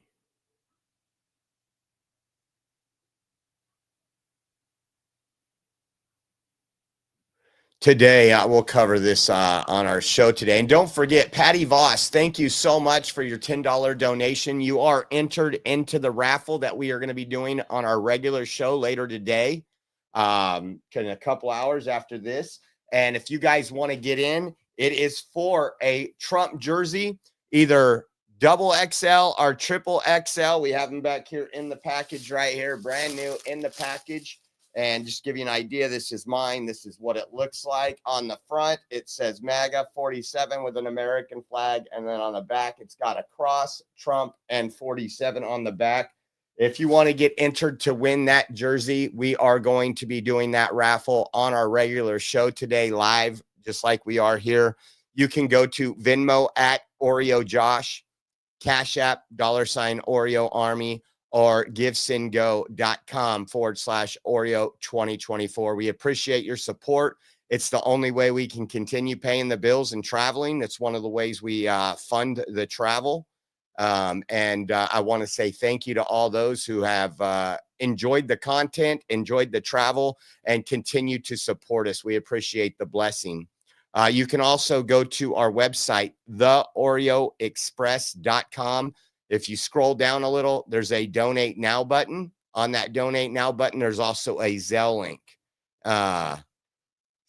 Old Uncle Bill won last time, and he redonated it so we could do another raffle. And he says, if I win this time, I'll take it, Josh. There you go, old Uncle Bill. Look good on you. It was funny. Rachel asked me when I got out of the studio, who won?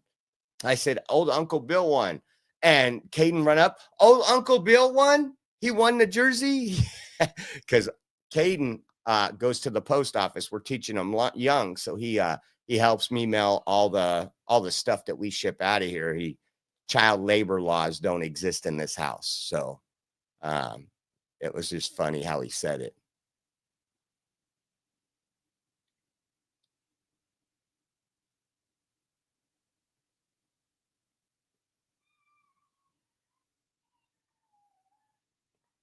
Let's see what else we got.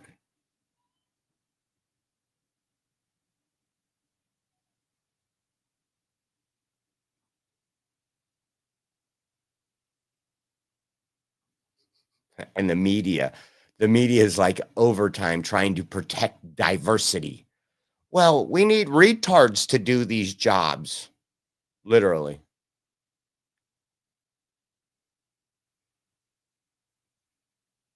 Listen to Blumenthal. Hey, Kash Patel did shut up Blumenthal, though. Listen to Blumenthal outside, though. This guy is just a tyrant. And in fact, what I want to commit is that we will not use the FBI as a tool of political retribution or other improper purposes. Many of his comments indicate he would do. He has an enemies list. He has said he wants to do a manhunt for the government gangsters that have the gall to criticize Donald Trump. I think those kinds of purposes for the use of law enforcement are absolutely abhorrent. I hear from him that he will commit never to Chad's in for the jersey. Check that out. Thank you, Chad, on Venmo. Would you support his nomination if he committed to that? I have a number of other reservations concerning his lack of qualifications. And I think, you know why? Another reason, remember, when Kash Patel was leading the charge, he's the one that exposed the Democrats' collusion with Russia. When they were trying to impeach Trump for Russia collusion, it was actually the DNC that funded that whole thing. And Kash Patel was one of those that exposed the Democrats. That's why they hate him so much. That's why he is the perfect person for this job. We need, again, I don't want retribution in the sense of retribution, but anybody who broke the law, especially those that hold high elected powers, those that knew what was going on, the Adam Schiffs in the world, there does need to be some justice done there. There does. So I still got this on in the background, making sure they haven't came back yet. But as soon as they do, let me pull something else up.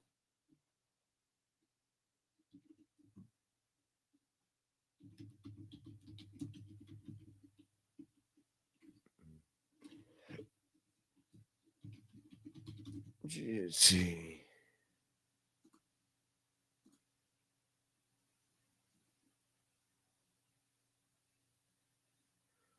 I don't know why the U.S. Senate Committee on the Judiciary took down the live stream of this. It's still not up.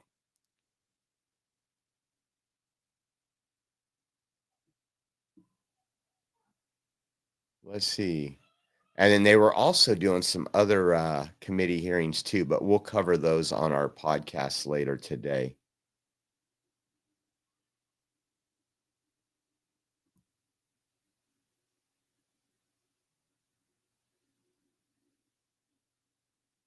There's a Dirksen Senate office building on. These are all old ones.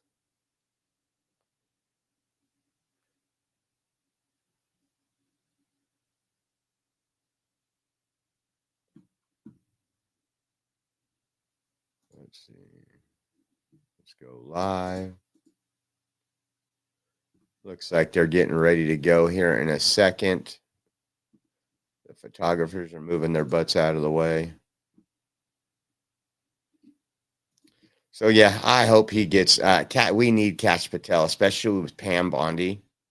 I'm sure we're gonna. And I loved. Who was it with the bingo card? Let me pull that up for you while we're waiting. Didn't have that on my bingo card. Colleagues, I created a cash bingo card that I have available to any of my colleagues who would like it on the other side of the aisle.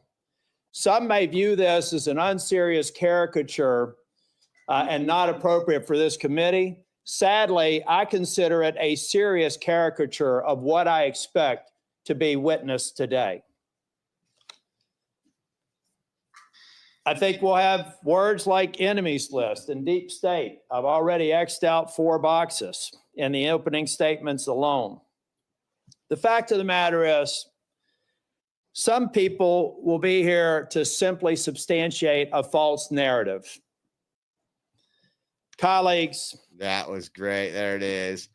Pam Bondi, QAnon, Dark Money, Steve Bannon, Enemies Lift, Government Gangsters, Plot Against the King, Deep State, Benghazi, Mar-a-Lago, Pedophile Cannibal, Liz Cheney, Pardons, Bill Barr, Section 702, Truth Social, Carter Page, Retribution, King Donald, Hillary Clinton, FBI headquarters and the Hoover Building, 2,000 Mules, MAGA, Jeffrey Clark, and Nunes memo. So we've gotten like 80% of those already.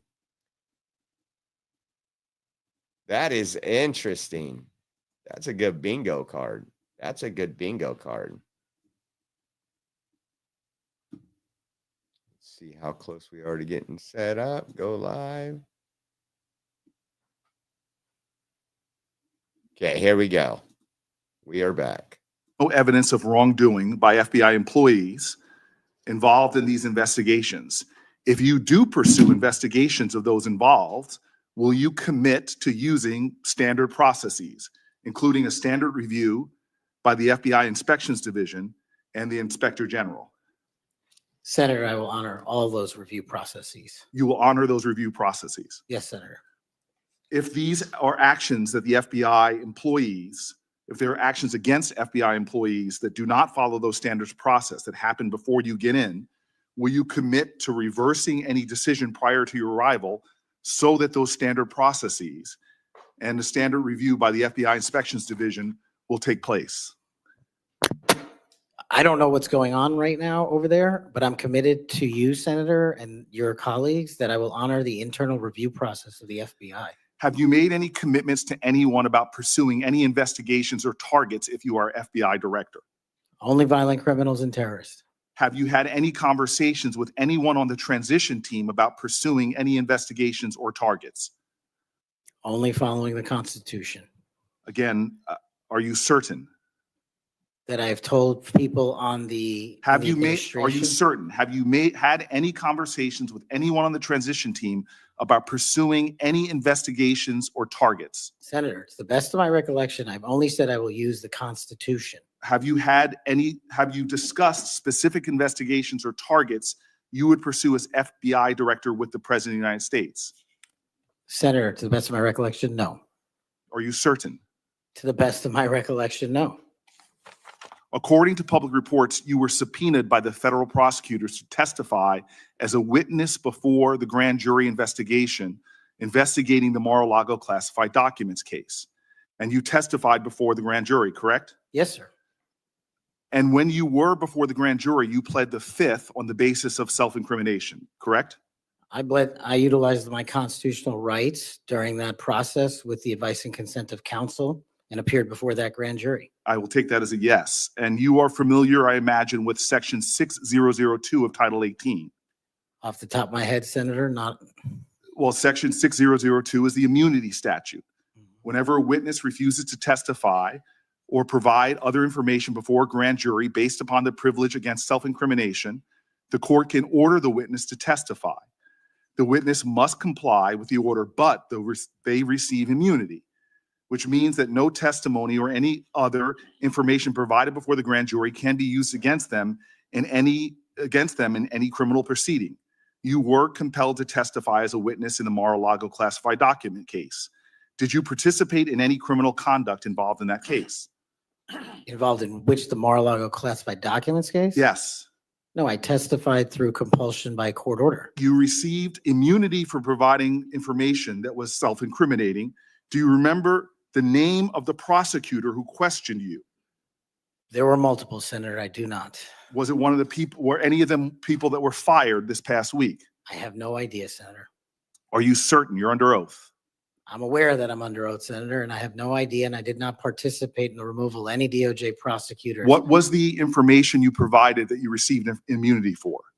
Senator, I would love my grand jury testimony to be released, but as you know, that grand jury testimony has been sealed by the Department of Justice, and I'm not allowed to discuss it here. Well, I find it troubling that you do not know the law here, and let me tell you what the law is. Rule 6 governs grand jury proceedings. Under Rule 6E, grand jurors, court reporters, and prosecutors are bound to secrecy. But witnesses are not bound by secrecy. You were a witness in the classified documents case. You are not bound by secrecy. You can tell us everything that happened in that room and everything you testified about. I'll ask you again, what information did you provide to the grand jury? In this, we are agreement, Senator.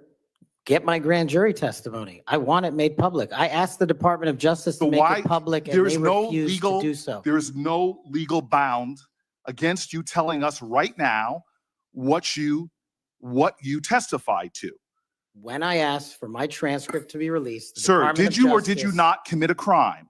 Senator, I did not commit a crime. Then why won't you tell us what you testified to? Because it occurred over the course of 3 weeks. I don't have the ability to recall everything I testified to, but I'm asking you to Did put you my testify transcript to out. witnessing the President of the United States declassifying documents? Senator, what I testified to is best captured by that transcript So in real you're not time. willing to tell Congress, after making many pledges today about transparency, whether or not you testified to witnessing the President of the United States declassify documents.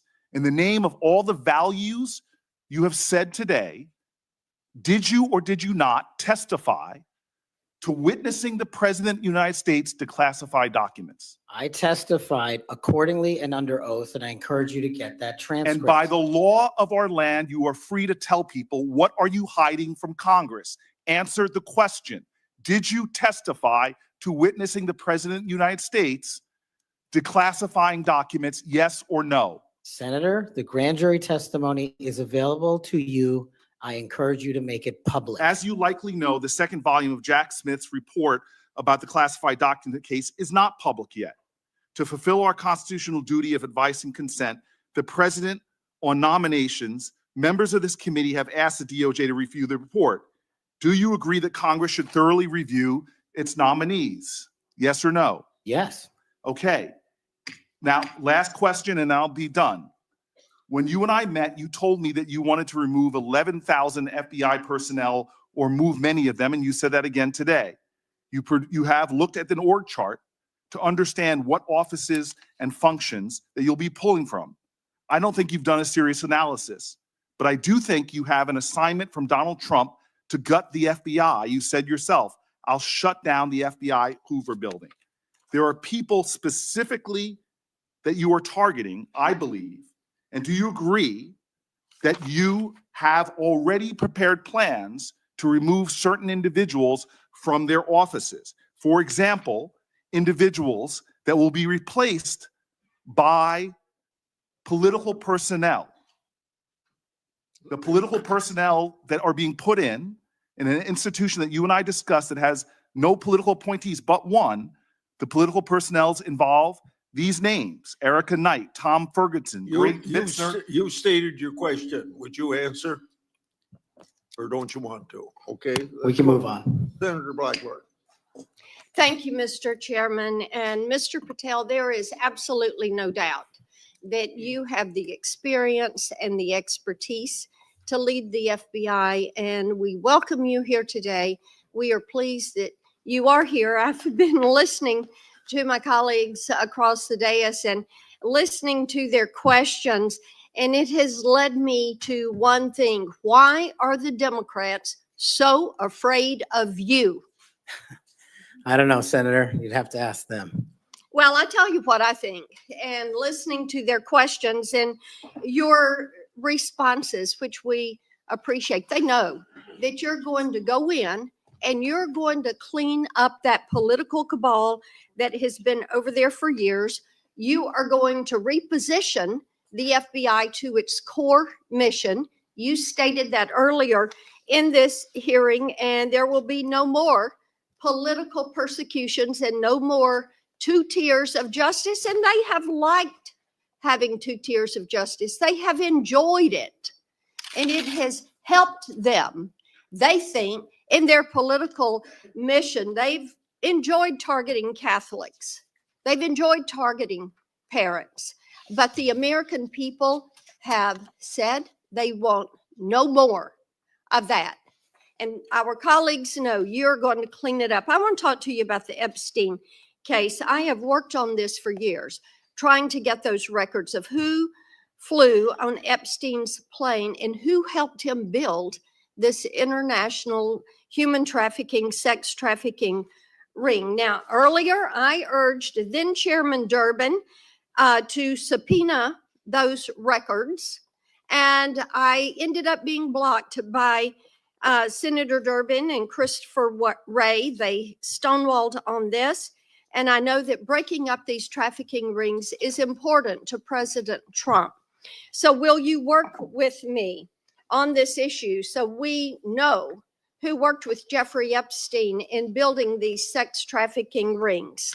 Absolutely, Senator. Child sex trafficking has no place in the United States of America, and I will do everything, if confirmed as FBI director, to make sure the American public knows the full weight of what happened in the past and how we are going to countermand missing children and exploited children going forward. Thank you for that. I do want to touch on the political persecution. I find it so interesting that they feel like you would carry out political persecution. Your parents are with us today. They fled Uganda and persecution from Idi Amin. And I think that with your background and given your family's history, that you would never move to political persecution. Is that accurate? Yes, Senator, that is.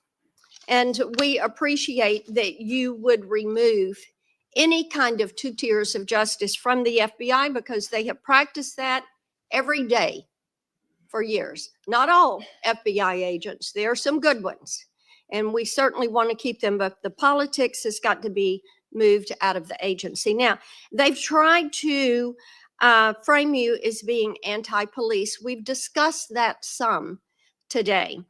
And I know that you grew up working with NYPD officers in your community.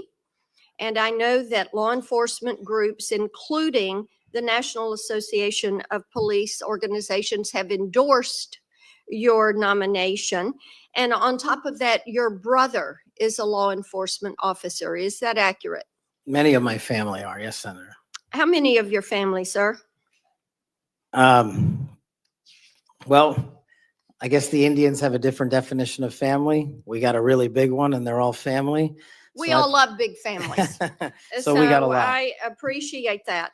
But it is accurate to say that in your role, you're going to do everything that you possibly can to protect the men and women who are protecting our communities. That is of the utmost importance. Thank you. I want to go to the Nunes memo. You were the principal author of the Nunes memo. Is that accurate? Yes, me and staff. Thank you.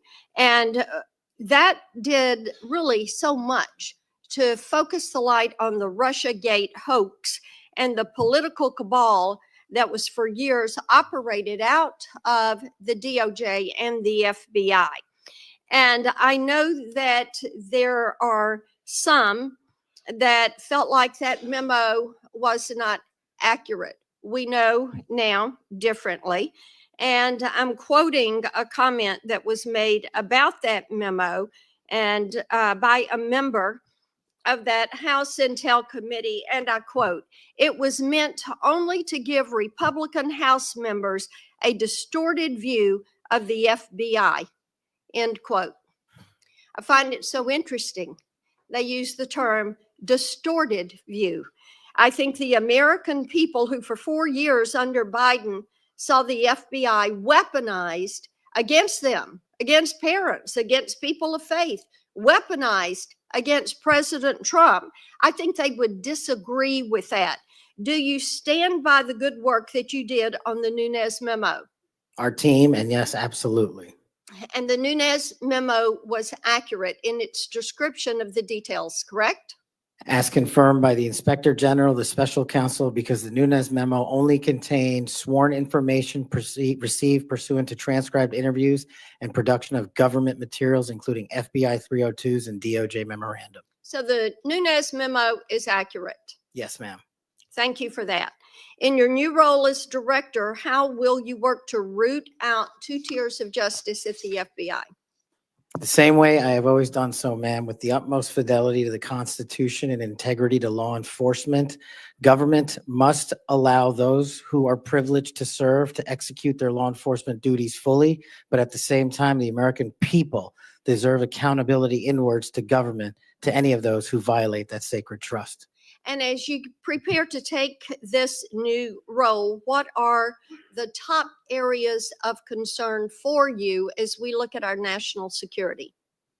The top areas when it comes to national security, ma'am, have remained unchanged and the threat dynamic has increased. It's thwarting terrorist activities and terrorist attacks here and overseas against our citizens and our allies. And it also includes CCP espionage, which is running rampant these last 5 years through our country, including our cyber infrastructure and our agricultural properties. And it also includes taking on Iran, the #1 state sponsor of terror, and any other adversary that wishes to harm America. Thank you. I look forward to a yes vote on your confirmation. Thank you, Thank you, Mr. Chairman. Mr. Chairman. Senator Padilla. Mr. Chairman. Oh, yes. Since the senator from Tennessee raised my name, I'd like to respond. Please go ahead. Mr. Chairman, while I was chair of the committee, protecting children from sexual exploitation was one of our highest priorities. We chaired hearings on kids' online safety, and we decided on a bipartisan basis to call the big tech CEOs in for an important, maybe historic meeting of this committee. Last year, the committee reported 6 bipartisan bills to help protect child safety online, including one of my own, Stop CSAM, and Senator Blackburn's Report Act. In the previous Congress, Senator Blackburn and I led legislation that was signed into law that eliminated statutes of limitation for federal civil suits by survivors of childhood sex abuse. I've worked to ensure the DOJ's unethical non-prosecution agreement with Jeffrey Epstein is investigated. As I've argued in this committee, my Inspector General Access Act would allow the Inspector General to investigate that. Yet in 2023, I was falsely accused of preventing releasing the names of Jeffrey Epstein's network by Mr. Patel, when my Republican colleagues prevented Senator Blackburn from offering an amendment to the flight logs. Prior to the committee's November 9th, 2023 Supreme Court ethics subpoena markup, Senator Blackburn had never raised Epstein's flight logs with me publicly or privately. During the November 30th, 2023 Supreme Court ethics subpoena authorization markup, I tried to recognize her multiple times, but there was an effort to close down the committee before any further business went forward on the Republican side. Many Epstein records, including flight logs, have been public for years. My office subsequently reached out to hers to try to identify what record she was actually seeking. We did not receive a response. Mr. Chairman, if I may respond to Chairman Durbin. I had raised the issue with Chairman Durbin. I had raised it on the floor that we wanted to get these records. And then during that hearing that you're recognizing, sir, or that you're mentioning, I sought recognition. It was not my Republican colleagues that ended that hearing. Mr. Chairman, you had the gavel and you were the chairman, and you sought not to recognize me. And I know, and you know, and so many people are aware, sir, that you and Christopher Wray did not want those out. And I know we need to move on for questions, but Mr. Chairman, we have fought this issue for quite some time. I look forward to having an FBI that will work to help get these records and end this human and sex trafficking in this country. 15 seconds. Yeah. Yes, go ahead. The senator from Tennessee knows what the 2-hour rule is. The 2-hour rule takes the gavel out of the chairman's hands, and that was what was being executed when you were seeking recognition and being executed by your side of the aisle. Okay. Senator Padilla. Thank you, Mr. Chair. Colleagues, as we know, it's not just the nominee for FBI director that's before us today, but there's been a lot of chaos and confusion this week in regards to executive orders that have been issued as it pertains to the federal budget, federal spending, hiring freezes, etc. But relevant to this confirmation hearing, colleagues, the FBI has paused its new academy classes while they assess how the firing freeze impacts them. President Trump's executive orders has a national security exception, but it is unclear how it will apply to agencies like the FBI. The FBI has a large civilian employee population, so it's not certain if they will qualify for exceptions. The White House memo stated that nearly 1,000 probationary FBI employees would stay on only if, quote, justified, without clarity on a timetable or process for justification. Mr. Patel, how does this help or does this hurt the FBI improving public safety in America? Senator, I know about as much as this late breaking news as you do by reading it in the media, and I will say the following in terms of FBI employees, if I'm confirmed. FBI employees represent the front line of defense for national security and crime, and if I'm confirmed, I will ensure that all FBI graduates of the academy will be protected and funded so that we can continue the fight together. But would you agree that even just causing a pause or confusion in being able to grow the ranks is not helpful to public safety in America? Not having law enforcement there. Thank you. 7 minutes goes by fast, so I want to get to as many topics as I can. As you know, the FBI plays a critical role in national security and public safety, yet the reports are that this hiring freezes is damaging. I want to submit for the record, Mr. Chairman, a New York Times article outlining the questions and concerns I just stated. Now, on to the next topic. FBI agents rely on their leadership to ensure their safety and success of operations. As Senior Director for Counterterrorism at the National Security Council, you were involved in a SEAL team rescue mission to recover a 27-year-old American hostage in Nigeria. According to former Secretary of Defense Mark Esper, you falsely informed senior leadership that the United States had secured permission to fly over other nations' airspace en route to Nigeria. This misinformation forced the aircraft to circle the border for an additional hour, potentially jeopardizing the mission's success and putting service members at undue risk. Can you explain your decision to falsely claim airspace permissions had been secured for the mission? I greatly appreciate this. This is one that hits home squarely because my guys, my friends were on that operation. They were in that helo. They were in that V-22. And there's never a time in my career that it would jeopardize the safety of the men and women in uniform. And if you ask the National Security Advisor of the President of the United States, who's with me on that day, who has gone on the record publicly, as has General Tony Tata, who's the Undersecretary of Defense, they have both stated with affirmation that I acted appropriately, relayed all information accurately, and never jeopardized the safety of the hostages. And our men were on the ground for 59 seconds and executed 6 sentries and rescued an American hostage named Phil Walton, and he's home today with his family because of it. So your friend's word versus the former Secretary of Defense. That's what we're going to be asked to consider. Next topic.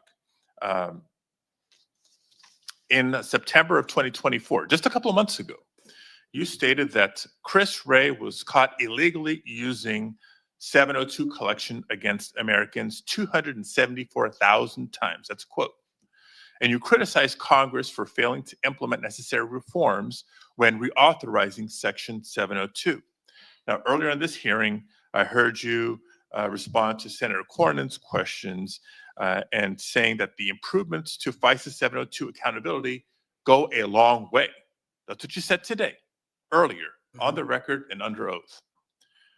But on that September podcast that I'm referring to, you said that by passing the reauthorization bill, Republicans, quote, bent the knee.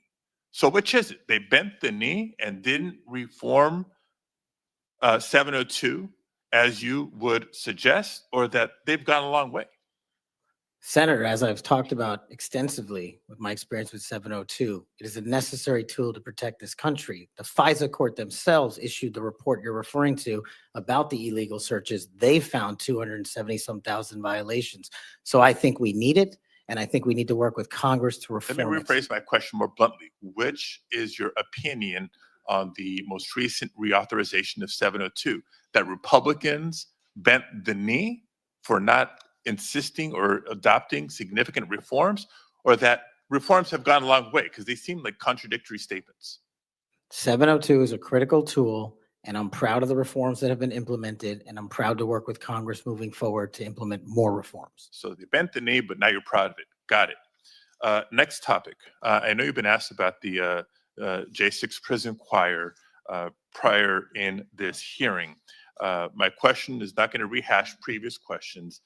Funds have been raised, as you explained to me in our meeting last week, to support families of insurrectionists, my words, clearly not yours, that have been in jail, including those who committed acts of violence against police officers.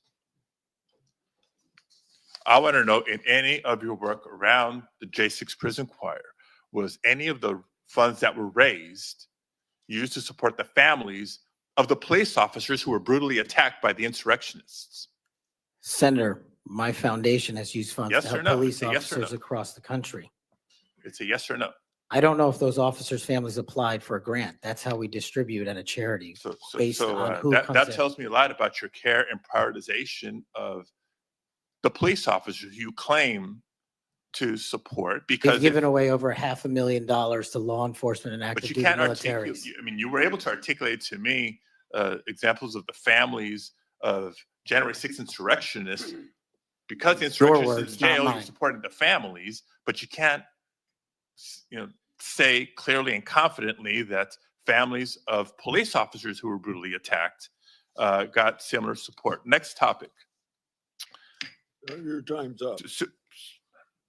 Okay, I'll save it for the second round. Thank you, Mr. Chair. Or I call on Senator Schmidt. I have a letter that I want to put in regard to this Nigerian rescue story. It's from General Tata. What people that bring this up don't tell you is that General Tata has denied the exchange reported in the Atlantic and has forcefully defended Mr. Patel. General Tata said, "I never heard the words that somebody's saying they heard from me. That's not a quote from me," end of quote. General Tata wrote to the committee and said it was, quote, irresponsible, end quote, to say Mr. Patel jeopardized the mission.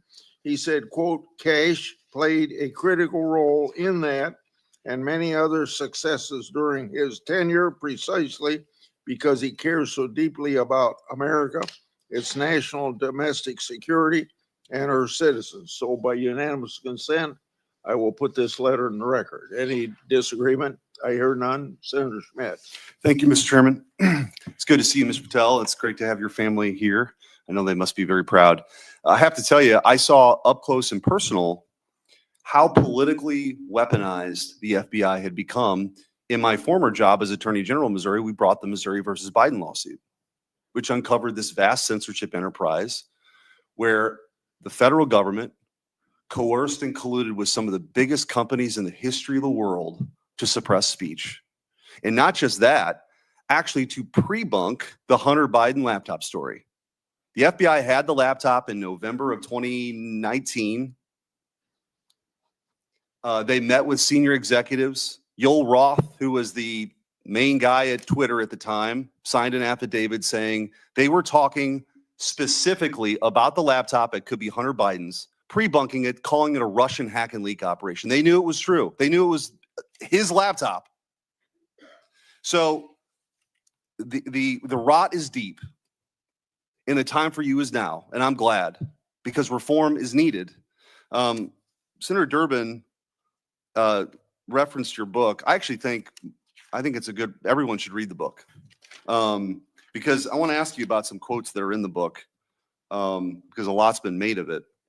Usually just some of the endnotes, but the content of the book. Did you say in the book, American justice must never be selective? If the law is applied unevenly, democracy crumbles. Did you say that? I did, Senator. When agencies like the FBI and the CIA prioritize politics over truth, the nation suffers. Did you say that? I sure did, Senator. Accountability isn't optional. Those who violate the public trust must face real consequences, regardless of their rank or title. Did you say that? I did, Senator. Okay. There's a lot more in there. I know that Senator Tillis has got the game of bingo. I'd like to play another game. Would you rather? Let's have at it, sir. Would you rather the FBI prosecute and persecute parents who voice legitimate concerns at school board meetings, or should it investigate domestic terrorists who commit school shootings and threaten the lives of American children? Absolutely investigate and prioritize the safety of our children and any actual and real domestic terrorists, as I've prosecuted in my past in the Obama Justice Department. Would you rather the FBI be weaponized by investigating presidential candidates, political opponents, spying on and wiretapping candidates' advisors, or should the FBI get back to its core mission and get politics out of the FBI? There should be no politics in the FBI, and having been a victim of the weaponization of law enforcement against me, I know what that feels like. And if I'm confirmed, I will make sure no American feels that sleight of hand ever again. Would you rather the FBI target traditional Catholics as extremists, or should the FBI focus on investigating actual threats posed to the American people by cartels pumping fentanyl into our communities through the southern border? 100,000 deaths due to fentanyl and drug overdoses in 1 year. I'd rather the FBI focus on that and save our children. Would you rather the FBI ignore when thugs threaten to harm and plot against Supreme Court justices, or should the FBI actually investigate that and get to the bottom of it? I'm so glad you brought that up, Senator. This body passed a law to protect our justices of the peace, including the Supreme Court, and every single justice of the peace deserves that enforcement of that law so they can do their duty. Would you rather the FBI pressure social media companies into censoring conservative viewpoints, or should it focus on what the FBI should get back to, which is investigating interstate crimes that threaten the well-being of Americans? No censorship. Let's focus on investigating interstate crime. We got Micro Taz Would you rather in, and the thank you for the FBI donation, raid the Micro home of Taz. a former Appreciate president you more than and you chief know. political Thank you. rival, going through the First Lady's personal belongings, spreading out documents on the floor staged, or should it raid the homes of terrorists who seek to harm citizens? Let's let our men and women in law enforcement kick down the doors of terrorists and narco traffickers and pedophiles and put those people in prison where they belong. So boom, go on and on. But let me tell you what I think's really going on here. What I think's going on here is that the folks on the other side can't actually believe and can't come to grips that they're in this position right now, that they're in the minority and that President Trump is back in office. Because what they did was, after he was out of office, they tried to destroy him. They tried to financially ruin him and his family. They tried to intimidate him. They tried to throw him in jail for the rest of his life. They tried to demonize half the country. Their opening and closing argument for the last 4 years has been that President Trump and Republicans are a threat to democracy. But the American people sat in a jury box and they watched. And they weighed the evidence and they heard all the facts and they rendered their own verdict. And their verdict was for reform. They don't believe that the people who've been doing this in these positions have done a particularly good job before. They think the deck is stacked against them, and they saw how our justice system was turned against political opponents in a Soviet-style justice system, which moniker was, "Show me the man and I'll show you the crime." And by the way, I don't think they can believe you're sitting where you're sitting at right now. But guess what? You are. And you're going to get confirmed, and you're going to lead this agency back to what it always should have been, which is to protect the American people, to fight crime, to put the bad guys in jail, not to execute a political agenda like some banana republic form of justice, where you point to the person on the other side that you want taken out and you go do that person's bidding. This country was founded on the idea that people could say what they wanted, they could believe what they want, and that the government wouldn't come after them. The government's job is not to tell you what you should think or what you can say or what you can do or what you believe.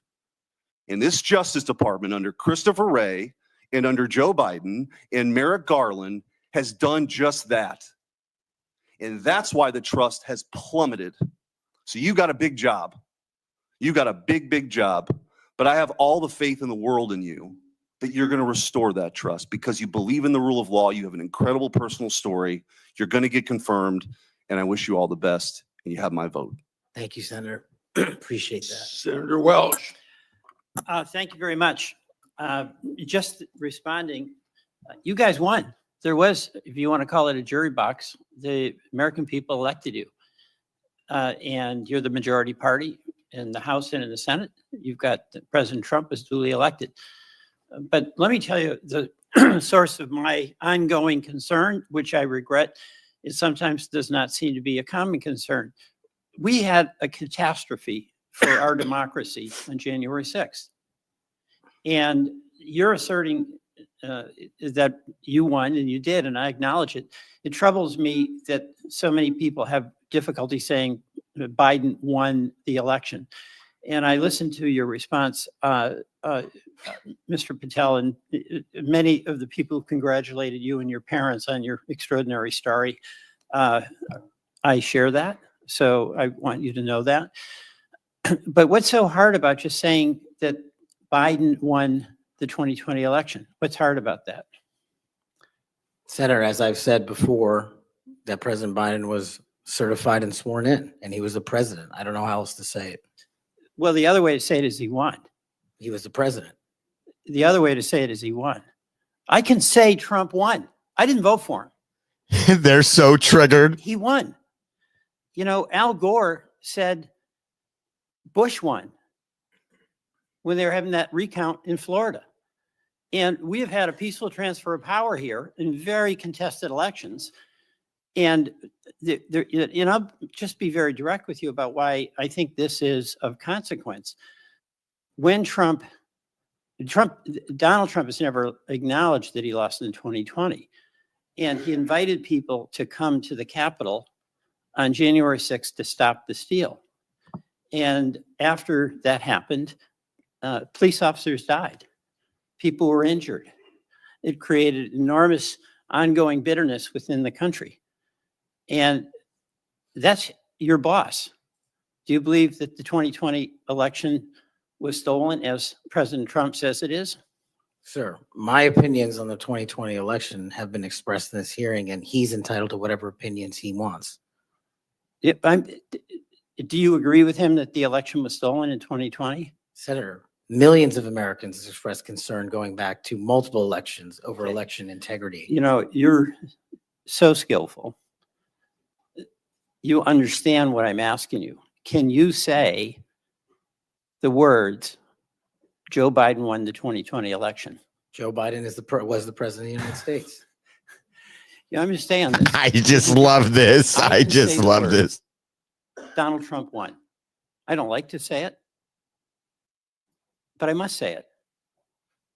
And you cannot say that Joe Biden won the election. What I can say is the same for both of them, Senator. Both of their elections were certified, and they are both, one was and one now is president. Okay. The reason I have some concerns about that, my colleagues on the Republican side, is that whoever is the FBI director, and I suspect it will be Mr. Patel, has a boss. And he has strong points of view. He said Vice President Harris was a criminal and should be prosecuted. Is that a prosecution you would initiate? There is no prosecution or that the FBI will ever initiate, because the FBI will only do investigations, and those will only be open where there's a factual and constitutional basis to do so. Your boss has said that General Milley, who served us with great distinction, I happen to have great admiration for, should be tried for treason. Do you agree with that? Senator, everybody's entitled to their opinion. The only thing that matters at the FBI is whether the law is followed. Okay, I know everybody's entitled to their opinion. I'm asking you your opinion. Should General Milley be tried for treason? Vice President Harris, Kamala Harris, or General Milley or anyone otherwise will not be subjected to an FBI investigation that doesn't meet the rigorous standards of the Constitution. You've talked about your devotion to the men and women in the FBI. I accept that. But as you know, President Trump used the power of the pardon to let people who are cop beaters out of jail, right? He also let a drug dealer out of jail. You're familiar with Ross, or maybe you're not. Ross Ulbricht started the Silk Road, the dark web. He made millions of dollars selling drugs, providing a vehicle by which people could get things that were going to kill him, and people died. He also sought a couple of people to murder on his behalf because he thought his empire was threatened. What is your opinion about Trump pardoning this drug dealer, attempted murderer? My opinion on presidential pardons is that, one, I was not consulted. And No. I'm the FBI. I'm asking you your opinion about Mr. Ulbricht. Should the person who created that dark web drug dealer situation, should he be pardoned in your opinion? Senator, it's not appropriate for me to speak on pardons, but I've spoken out against pardons against cop killers and those who do violence to law enforcement, whether it's President Biden or Trump. I'm with you on that. Okay, I'm with the chairman over here, but I'm just trying to find out on Ulbricht. You're gonna, again, bottom line here, you're gonna have a tough job, and you're gonna have a tough boss, because he gets it in his mind he wants to do something, nothing gets in the way, and there's going to become a time when an FBI director or an attorney general has to make a decision about the Constitution and what's being requested, and can that person at that time, when the important values of the Constitution are at stake, say no to a person who is insisting you take an action? And Senator, that's why I think it's time, for the first time in this country's history, that a public defender be the next director of the FBI, because no one knows more about constitutional due process than PDs. Well, you're appealing to mutual pride here with the public defender, but you know what? I still understand you didn't answer the question. That's the public defender in me, okay? Look, and I say this to my colleagues, we cannot have a weaponized Justice Department or FBI. And what's weaponized is in the eye of the beholder, like the prosecutions of President Trump. And I get that. We cannot have it. But what I think we all have to acknowledge when we've got a president who's basically saying a political enemy, whether it's Harris, whether it's Liz Cheney, whether it's Adam Schiff, should be prosecuted, that's doing damage to the mutual goal we have of not weaponizing a department. I yield back.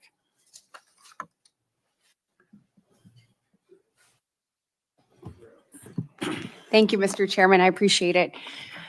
Mr. Patel, thank you so much for being here. To your family, I know that this has to be such an incredible moment. Congratulations, and thank you for time to be a part of this with all of us. Look, I have been diligently listening over the last few hours, and what I have heard you say is this, that your duty is to protect American citizens, that you will work to uphold the Constitution.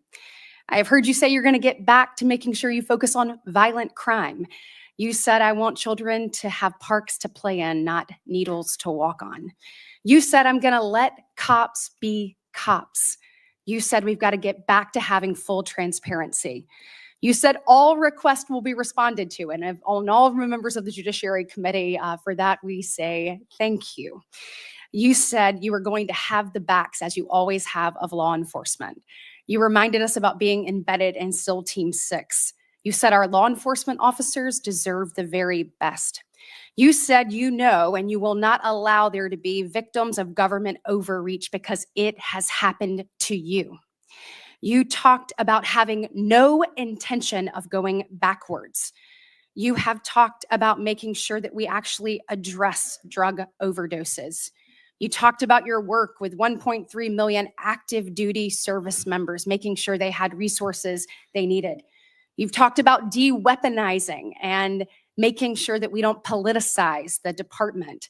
You said America is the greatest nation. You said you believe that because you believe in the rule of law.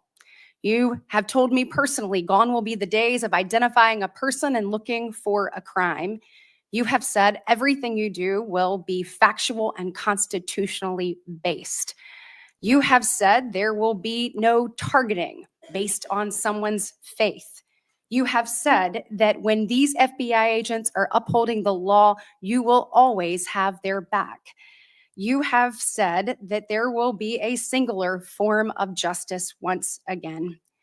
And most importantly, I think in addition to all of this is I have really not gotten to hear you talk about the FBI.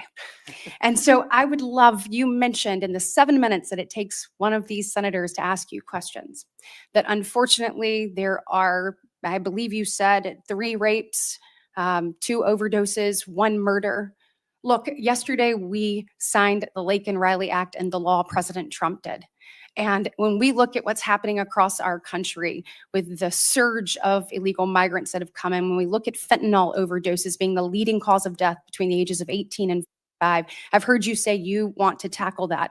When we look at parents like Laken Riley's mother yesterday, as she talked about her heartbreaking loss that should have never happened, Rachel Marin's family there, Sarah Root's family there, Jocelyn Nungberry's family there, they deserve an FBI that is focused on finding these criminals and getting them out of here. So my question for you is, I'd like for you to talk about that. You've talked about cleaning up America, making it safe and secure for its people. Please tell the American people your plans.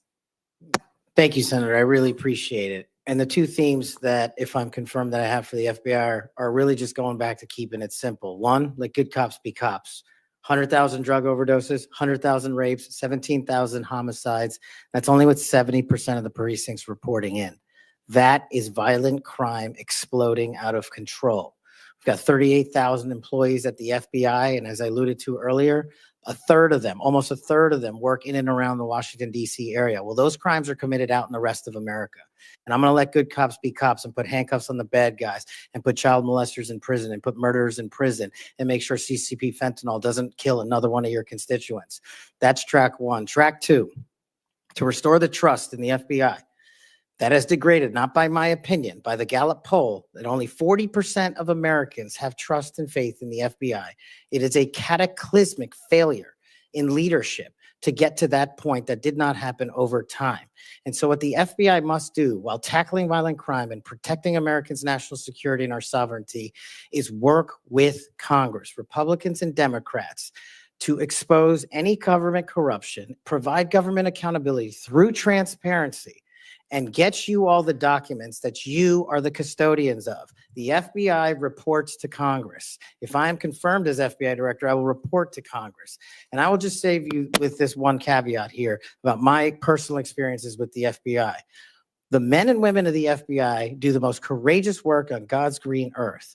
I was fortunate enough to utilize FISA 702 national security measures to prevent a shopping mall from blowing up in Houston and the state capitol from being attacked in California. Courageous men and women do that work every day, and these are cases you never hear about. Instead, the only things you hear about are the baseless conspiracy theories and attacks levied at me. Well, here's something for America. You can say whatever you want about me. If I'm confirmed, bring it on. But you will not denigrate the men and women of the FBI that saved this country. Amen. Thank you. Thank you. Thank you. And speaking of, I want to talk to you a little bit about how you're going to make sure that those men and women have the opportunity to get out and about throughout the country. And so when we look at that, obviously Huntsville, Alabama, to me is a Redstone. That's exactly right. Redstone Arsenal is a beacon of what we should look at, putting our men and women out amongst the very people that they serve. And so in my next few minutes, I certainly want to talk to you about that. I'll save it for the next three. But just finishing up on what's happening at our border. We saw under this previous administration that there were about, I think, 1.7 million special interest aliens that came across our border. I think the House Judiciary Committee put it out. That's obviously from the 26 countries that DHS determines have the greatest threat here in our homeland. When you're looking at how do you tackle that? So, they're in the interior. Additionally, the people on the terrorist watch list, the hundreds of people that have been released into our country. How do you man your men and women to go and find those individuals and make sure that our country is safe? This is going to require a collection of law enforcement, what we call 1811 agents across the various agencies, specifically HSI and Secretary Noem are going to be prioritized with tasking and going after illegals to follow the law and the orders issued by the White House. But also at the same time, the FBI possesses an enormous amount of resources to go into our jails and find those already imprisoned and with pending deportation orders, with pending violations of their parole status. So if I'm confirmed, the full resources of the FBI, where appropriate, will be committed to that cause, but I believe primacy rests with other agencies. Excellent. Thank you so much. Senator Schiff. Mr. Patel, early in this hearing, Senator Durbin asked you about the January 6th choir of inmates whose song you promoted, and here's what you said. I did not have anything to do with the recording. I did not have anything to do with the recording. Do you stand by that testimony, Mr. Patel? Senator, what I said was I didn't do the recording. You said you didn't have anything to do with the recording, which is interesting because here's what you told Steve Bannon on his podcast. So what we thought would be cool is if we captured that audio and then, of course, had the greatest president, President Donald J. Trump, recite the Pledge of Allegiance, then we went to a studio and recorded it, mastered it, digitized it, and put it out as a song now releasing exclusively on the War Room. We. If you had nothing to do with it, Mr. Patel, why did you tell Steve Bannon and all his listeners that you did? That's why it says we, as you highlighted. Yeah, and you're part of the we, right? When you say we, that includes you, doesn't it, Mr. Patel? Not in every instance. Well, that's new. So when you said we, you didn't really mean you. Is that your testimony? Not unless you have a new definition for the word we. Oh, okay. I always thought we included the person who pronounced the word, but maybe not. Well, you also said this, Mr. Patel. We were able to capture the recording thanks to their courageous singing, and we were able to take it to a studio. So let me ask you, Mr. Patel, after saying we took it to a studio, did you take it to a studio? Me personally, no. After you said that we digitized and recorded it and all that, did you take it to a studio and digitize and record it? Me personally, no. Okay, so you were lying to Steve Bannon and his audience. Is that what you're saying? No, I was using the proverbial we appropriately, as you've the identified. royal we. Oh, I see.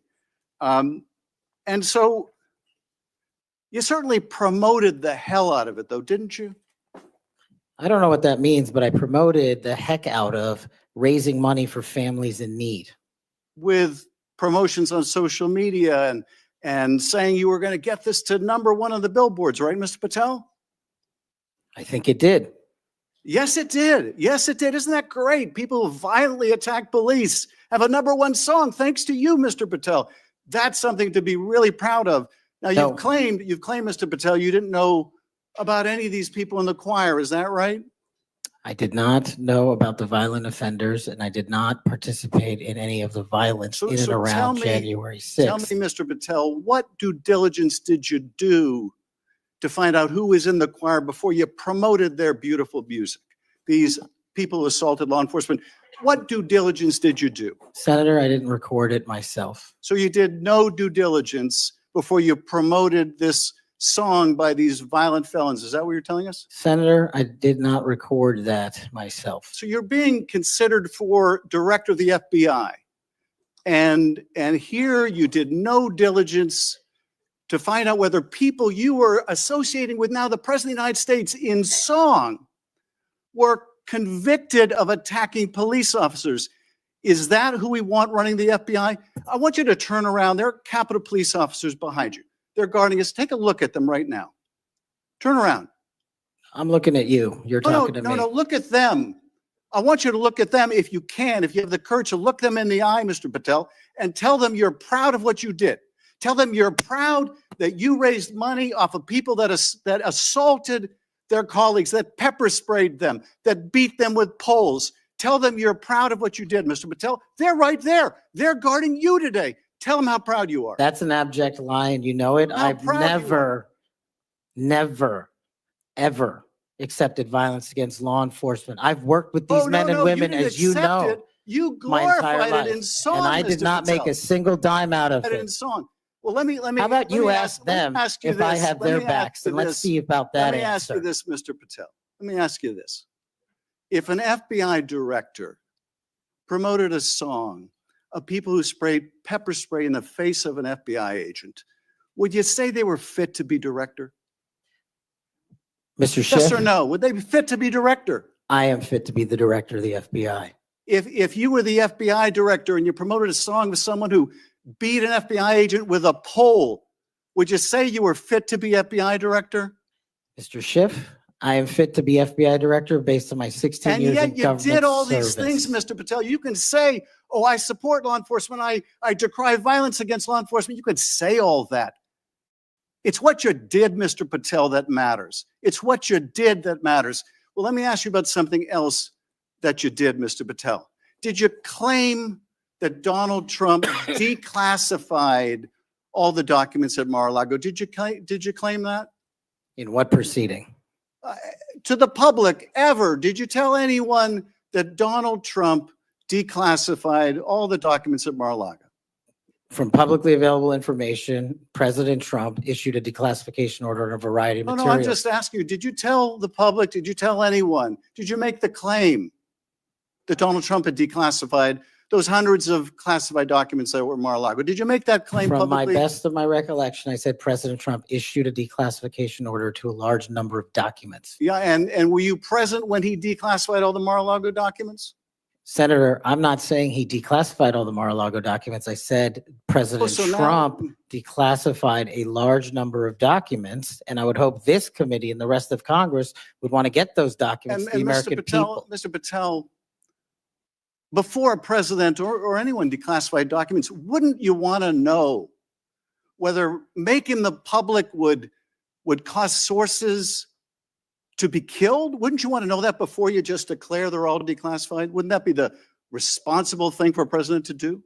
It was the responsible thing for us to do. That's why we declassified the Nunes memo. And did Donald Trump declassify? And no one died. And did Donald Trump ever ask any of the agencies who produced those documents whether declassifying them would put people's lives at risk? Did he ever do that, to your knowledge, Kash Patel? I don't know that he didn't. Do you?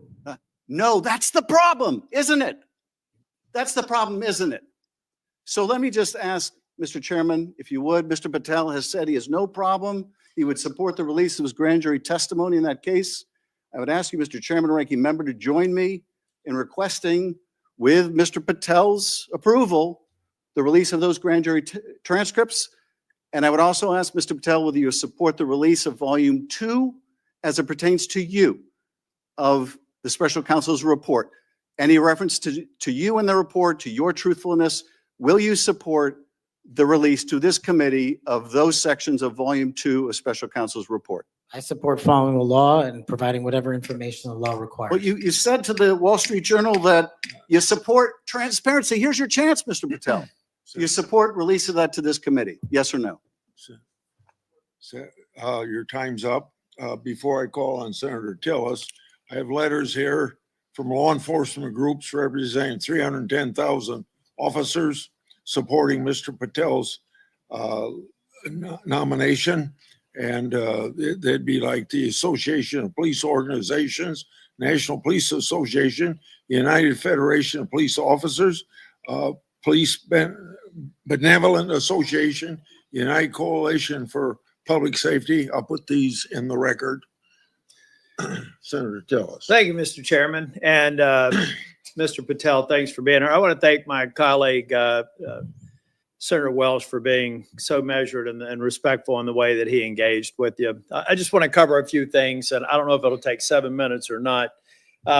I want to go back to the we versus I, since it was the last discussion. Other people may not have been paying attention. I've only missed Senator Booker's questions, but in your exchange with my colleague from one of my former states that I lived in, Louisiana, he repeatedly said you with respect to preparing a memo or documents, and you repeatedly said we. So you are somebody who's not like a lot of people around here that say I a lot, even though it was the we that got things done. So I, for one, appreciate how you focus on that. Now let's talk about how things change over time. I don't know if President or if the presidential candidate Clinton ever claimed that President Trump was legitimately elected. I know that Stacey Abrams never really, I think, allowed or acknowledged that Governor Kemp was governor until the second time she lost. I don't know what's wrong with you simply saying that President Biden is duly elected. Now, I believe that Senator Welsh is asking for a legitimate reason, but most people aren't. Most people are going to say, now we got you. And now we're going to create a wedge between you and the president and other people by using that word that they can absolutely exploit. So you've answered the question. President Biden was duly elected. I don't have any problem with saying he won because I certified the election along with so many others on January the 6th. Now let me talk about January the 6th. Y'all may not know this. I don't know if it's public. I can't imagine why it'd be classified. This was the room that we retreated to on January the 6th. I was the last Senate member out of the chamber. I was actually approached by one of the vice president's details saying it's time to go. Part of it was because I was really angry and a little way wanted to fight, which was probably not a good idea. But what I saw for these people, and it's unfair to tell you to get up, order you to physically get up and turn around. It's a great tactic used frequently here in the committee, but you were right to engage the senator respectfully in a line of questioning. I looked at all the ones who were in the chamber on January the 6th, and they were heroes. I looked at the ones after I transcended down the stairs and went into the trains connecting the Capitol. Those heroes were bloody. They were bruised, and they were still holding the line, and we saw and heard people 50 yards away. Every one of those people in the Capitol, I've said, were thugs, and I don't apologize for it. They were either caught up in the moment and didn't do damage to a police officer, or they harmed a police officer, and I disagree absolutely and said it on the Senate floor with the pardons of people who did harm to the president. And I've had conversations with you that suggest that if you had been consulted on that, we'd have probably had a little bit different structure for the pardons, folks. This man understands what happens when the leadership of a law enforcement agency fails to protect their own. And I have to admit that in the last administration, I saw a commander-in-chief who looked the other way when you should have been saying the people who were mostly peaceful protesters in Kenosha with a building burning in the background, well, they had a righteous cause. So it's okay if they harm law enforcement or public safety officers. And when they damaged the federal building in Portland and they harmed police officers there, I didn't see anybody calling for arrest and the insurrection in those government buildings, federal buildings. Folks, let's be consistent, because I am. I said it then and I said it now. These folks are heroes. They got us to this room. We spent hours here, and they were so successful with securing this building. We went back the same day and finished our job. That only happened because of these proud law enforcement officers, and I know you would support them. Okay, let me take a breath. You answered the question on Section 702, but I have to refer to my friend Alex Padilla. We co-chair the Mental Health Caucus together. I love working with them. One of the problems around here with people who pretend like they're bipartisan, but they never do it when it's hard, is that they also make it more difficult for other people. When Section 702 was reauthorized in April of 2024, we had 4 or 5 of our members agree to walk the plank to make sure that and I didn't, by the way, because I wanted the reforms done. But I have to say, I'm glad that they did, because I just had a colleague say they were guilty of bending a knee. What they were guilty of is protecting this nation. Now, were they happy that the reforms weren't done? No. I've heard John Cornyn say things. Mike Lee's got a lot of, Senator Lee, Senator Cornyn. They've got a lot of great ideas, and we should reform it. But that's what's wrong with this place, folks. We just had somebody here try and do an offhanded hit on people that on a bipartisan basis reauthorize something that's critically important for keeping this nation safe. So I guess the inference is next time, don't do that. Be partisan. Go dark. Endanger the U.S. So come on, guys, let's be real here. If anything, I hope I've been consistent on. Let's just be balanced. You know, really, we've had colleagues on the other side of the aisle call President Trump an illegitimate president. Now, we have the witness has acknowledged that President Biden's election was certified. If you want to use a specific word, what are we in high school? I mean, come on. So I do have to tell you though, Cash, I've hit bingo a couple of times. And I have a feeling by the time we get to the 3rd round, we will again. Hope you put a lot of money on it, Senator. You know what I put a lot of, I won't call it money, but capital on? It's the due diligence I've done on you and the extraordinary job you're doing in this committee. One of the reasons you're seeing frustration among people asking you questions is you're composed, you're respectful, you reached out to every one of them and asked to meet with them. They've thanked you for doing that. I suspect that those conversations went a lot better than the TV personalities that we've seen today. So I've got 50 minutes. You want to wrap up on, and I'm going to come back for the second round. You want to wrap up on, let me just ask you this question. I went to the floor yesterday to make it very clear. I've been thanking these Capitol Police officers, and I told them I actually thought that the partisan people who did harm to police officers sucked. And I told them that at every one of these security entrances when I come in, and I stand by it, and I respectfully disagree with the president or whoever likely gave him advice, because the president has to rely on best advice for some of these executive orders. But I make no apology for saying that the men and women on Capitol Hill that got us safely to this building are heroes. The people who harmed them are thugs, but they're out now. So here's their opportunity, Mr. Patel.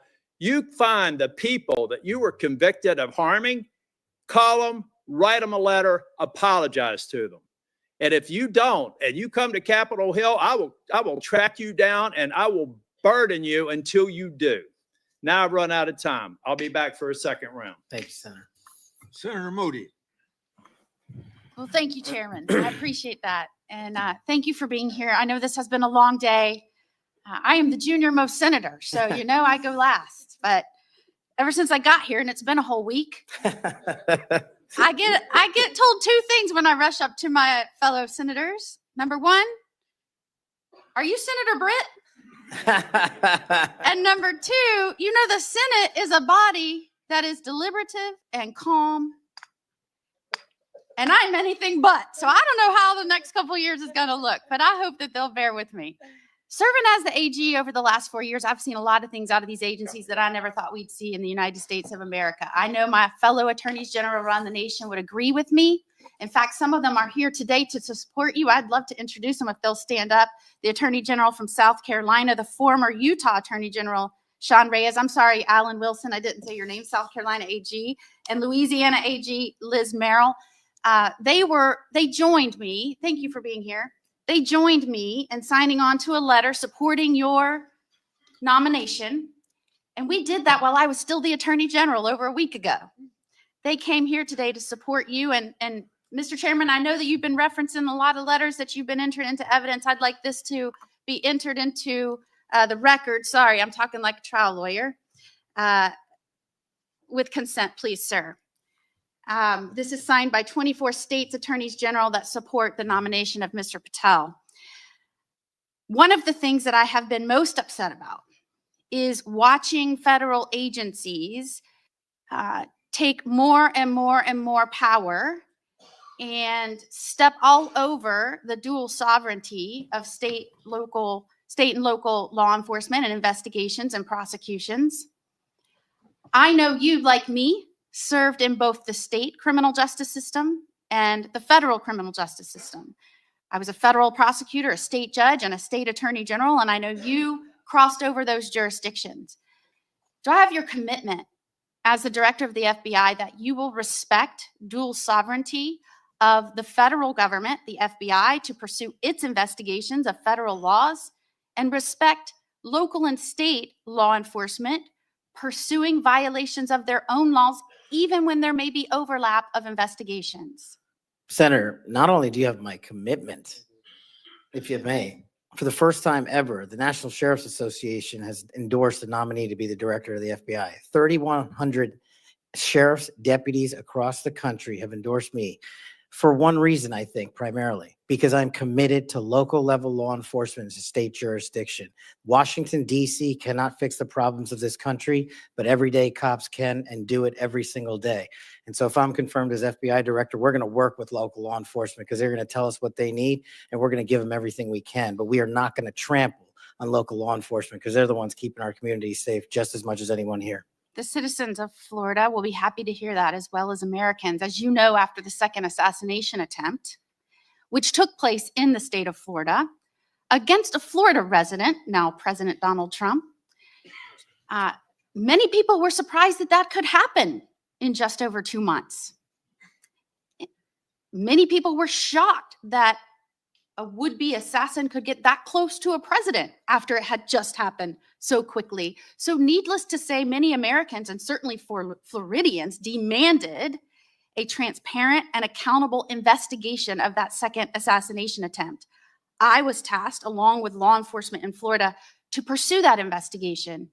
And every step of the way, federal law enforcement, the FBI specifically, and the attorneys, federal attorneys, frustrated our efforts, told us we couldn't go on the crime scene. They wouldn't share evidence. They suggested that we would be violating the law if we pursued our own investigation, even in the face of us telling them and informing them that a 6-year-old girl almost died as a result of state and local law enforcement having to shut down the roads to pursue that would-be assassin. And I'm not going to use his name.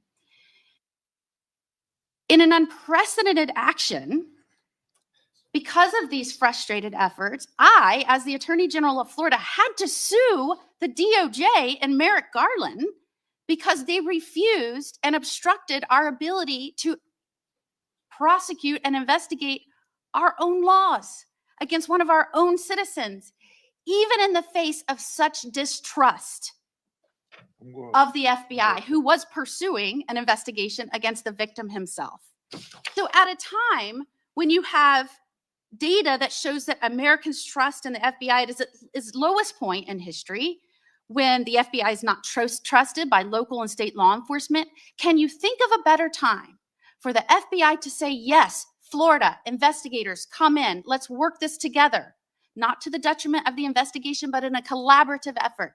Can you think of a better time to have done that rather than hide beside some law that they said prevented us from moving forward with our own investigation? Senator, off the top of my head, I can't, but let me just say this. Law enforcement is not supposed to be territorial. Law enforcement is not supposed to be a turf battle. Law enforcement is best done in this country when it is complementary, and it should have been done in that instance. Do I have your commitment? Now, mind you, I'd like to enter into evidence the complaint that we filed against Merrick Garland, the complaint for declaratory and injunctive relief.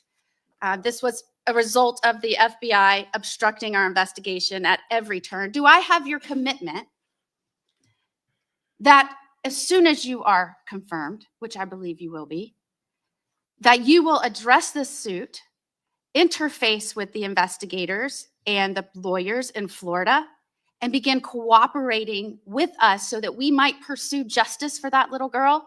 Absolutely, Senator. And I'll just finally end with, yes, I have had a lot of work experiences, as you have, working on the front lines with law enforcement to go after those violating laws. But I am also the wife of a law enforcement agent, federal, now local. We need somebody at the helm that understands the mission is to stand on that line between good and evil, between crime and chaos. There is no other mission. And we trust that you're going to right-size this agency and set it back on course. And I am proud to support you. Thank you, Senator. Is there any objection among the committee for her request to insert things in the record? I hear none, so ordered. Now we start our second round, 3 minutes each one. I've spoken on this issue many times. I may have even discussed it with you in my office. The FBI's Foreign Influence Task Force inappropriately briefed me and Senator Johnson. That briefing was later used to falsely tie our Biden family investigation to, you can expect it, Russian disinformation. Our investigation was based on records from both the Obama and the Biden administrations, along with various bank records.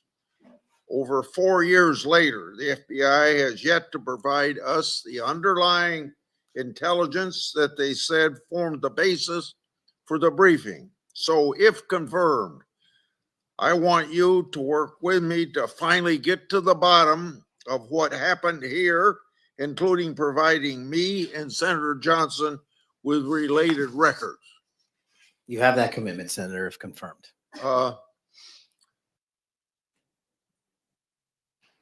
Defund the police movement and other anti-law enforcement rhetoric has reduced morale among law enforcement, and maybe some of that's carried over to the FBI. I don't know. But what will you do at the FBI to help improve morale and increase retention of the brave men and women serving at the FBI or in law enforcement generally? Senator, I think the answer dovetails with the mission set of the FBI.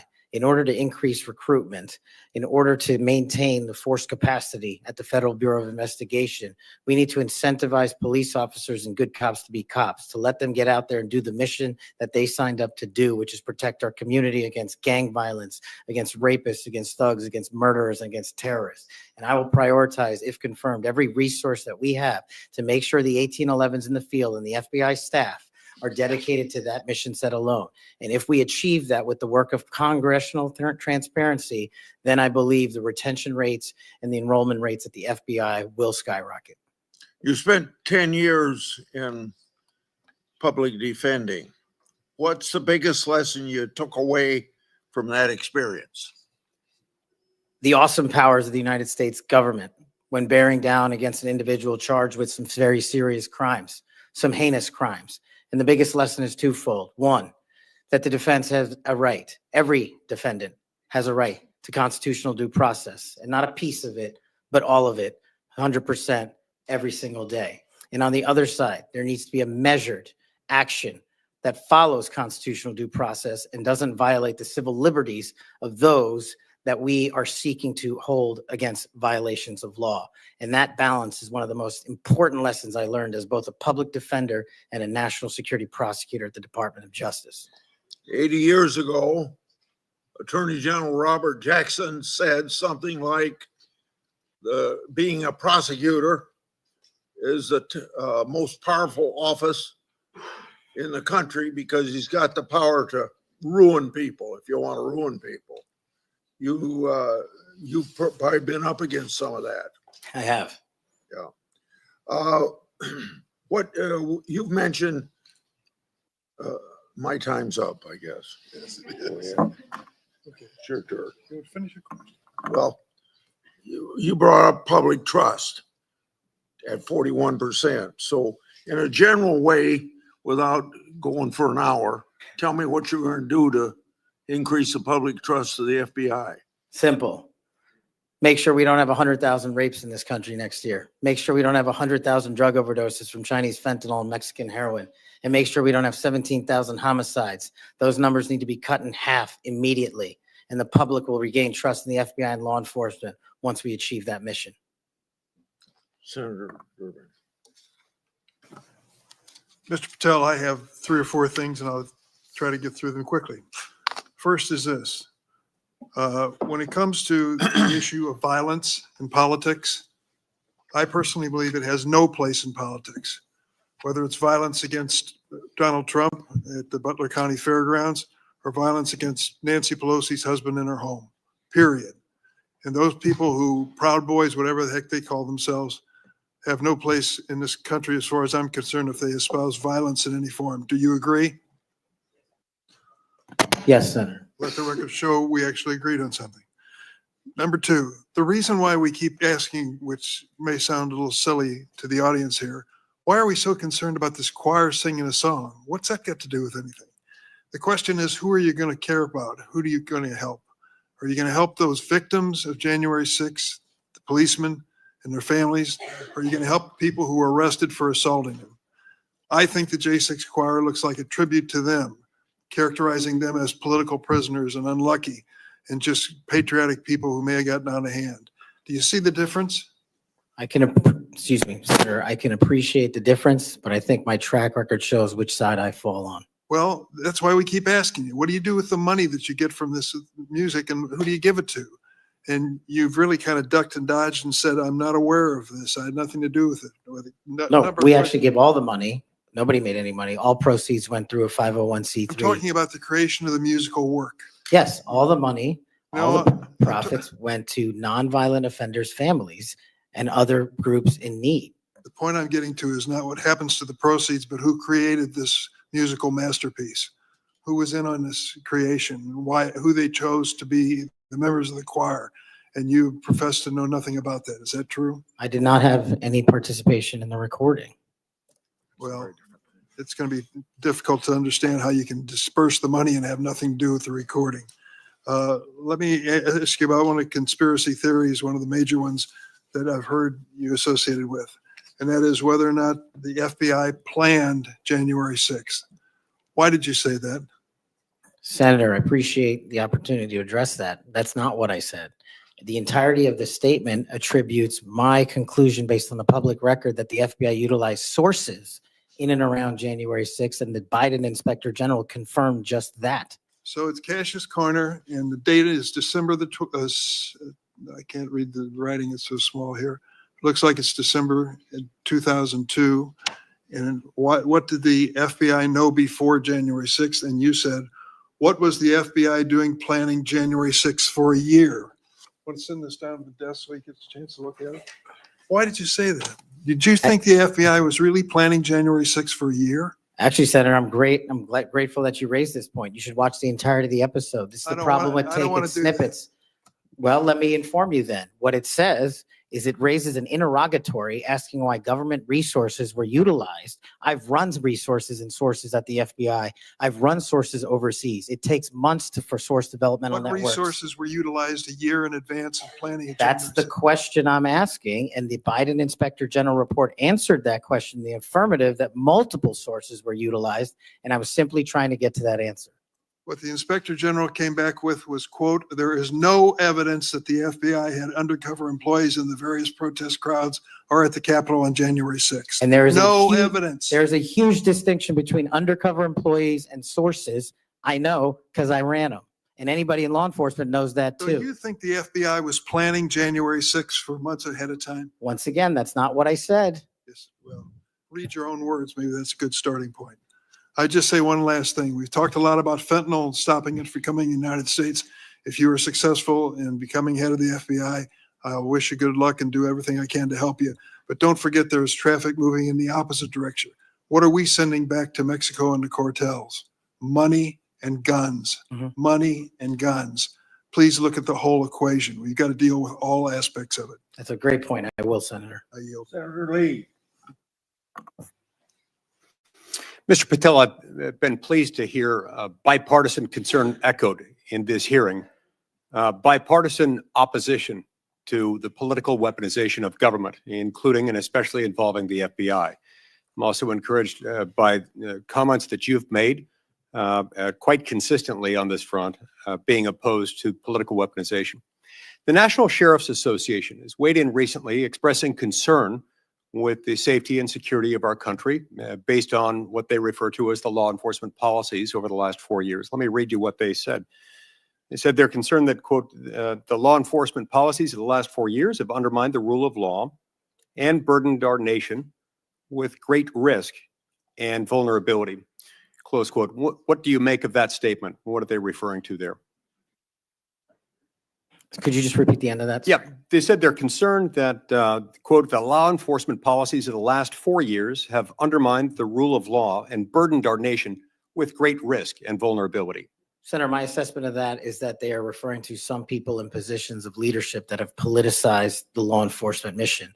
And I have spent a career removing politics from law enforcement. And that's what the National Sheriff's Association is all about. And I believe that's why they endorsed me as a nominee for the first time ever. So that's why they like you. That's why they support you. That's why they've chosen to come out fully again, in support of your nomination, of getting you confirmed, because you share that view, a view that has been expressed by nearly every member of this committee today, I would add. And this group, a very large group of law enforcement officials from throughout the United States of America, has come in support of you because of that.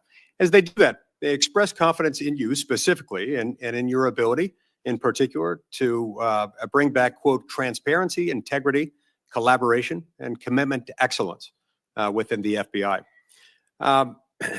Tell me what you'll do in order to do that, and how you'll commit to work with other law enforcement, both within the FBI, elsewhere within the federal government, and with state and local law enforcement officials to bring that back. Senator, the only way to truly remove weaponization and politicization from law enforcement is to follow the Constitution. And if you look at the FBI's website and their mission statement and their core values, each has 8. And the 8th and last core value of the mission statement on the FBI's website right now is fighting violent crime. That needs to be number 1. The 8th core value out of all core values on the FBI's website right now is rigorous obedience to the Constitution. That needs to be number 1. Reorienting these policies with an effective leadership in place to follow the law will allow us to achieve a singular standard of constitutional law enforcement. And that is the only way you remove the weaponization from politics and, from law enforcement. And that's what the sheriffs are talking about. And that's what cops are talking about. If men and women were angels, we wouldn't need government. If we had angels to govern us, we wouldn't need a constitution. We're not angels. We don't have access to them. So we got to follow the rules. And that's your top job. I appreciate your support for the Constitution. Senator Whitehouse. Mr. Patel, you supposedly know something about grand juries. I just went to the DOJ website to get language. I'm quoting it. Federal Rule of Criminal Procedure 6E prohibits most persons present during the proceedings from disclosing what transpired inside the grand jury room. However, the proscription does not apply to witnesses. Do you now, as a grand jury witness, authorize this committee access to a transcript of your own testimony? Senator, I authorize this committee to get whatever is appropriate and lawful, as I've said before. Specifically including the transcript of your grand jury testimony, which you have the authority to authorize us to obtain. Well, I don't know if I singularly have that authority. I don't think that's how grand jury testimony works. The Department of Justice. You do, because you are the witness who can do that. There's also a court order on that case, sir. Separately, you can get grand jury testimony by court order. The witnesses can always reveal their grand jury testimony. Do you authorize us to get access to your testimony? I authorize this committee to lawfully obtain any records that they are appropriately allowed to get. And we are only, you're speaking in circles now, because we're only lawfully authorized to get that with your permission as the witness. Do you give us that permission? Senator, I'm not an expert on this constitutional standard, and so I It's can't not- commit to something It's not that I don't expert. It's know. like super simple. Grand jury rule 6E doesn't apply to witnesses. This is not hard. You are a witness. That is a simple fact. I'm just You can relying on my authorize us time to see it. as a prosecutor, where grand jury witnesses were not allowed to share what they were testifying to. And when I was commissioned Grand before jury the judge, witnesses are allowed to speak about what they were told in the, about what they said in the grand jury, unless they're under a specific court order. Are you under a specific court order not to reveal your testimony in the grand jury? Senator, I can't Sit go here right into, now. I can't go into court orders granted by the DC District Chief Judge. If they apply to you, of course you can. You want me to violate a court order? You're saying that there's a secret court order in which you can't tell whether you're subject to a court order or not? I'm telling you that if you find the applicable court order and it permits this request. I don't need a court order if you give authorization. I'm not the one that has the authority to do that. Yes, you are, as a witness. You're just wrong on that. Second, the FBI has records related to the criminal investigations of Donald Trump.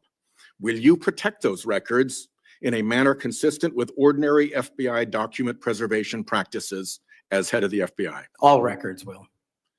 No destruction of documents to please Trump? No, I think he put forth a memo saying all records must be preserved. Good. You done? Time's up. Senator Kennedy. Thank you, Mr. Chairman. Mr. Patel, did you listen to what my colleague, Senator Welsh, had to say about politicizing the FBI and the Department of Justice? I did, sir. I did too. I always listen when Senator Welch speaks. And he's right. But here's where we find ourselves today, and you can put an end to this.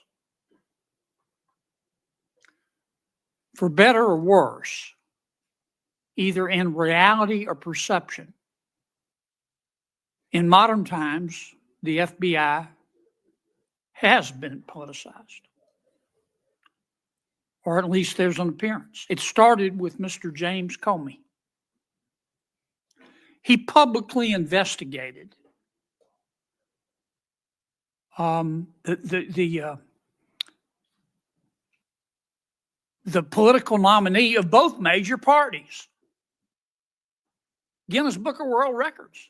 He publicly investigated both Donald Trump and Hillary Clinton. Held a press conference. Hurt that agency more than I will ever know. I wouldn't put Mr. Comey in charge of a ham sandwich. And so did Peter Strzok. And so did Lisa Page. And so did Michael Sussman. And the person who gave him, a Hillary Clinton lawyer, a pass to roam around the Department of Justice and the FBI at will. And so did the prosecutors who tried to slip by a 2 misdemeanor plea deal for the president's son.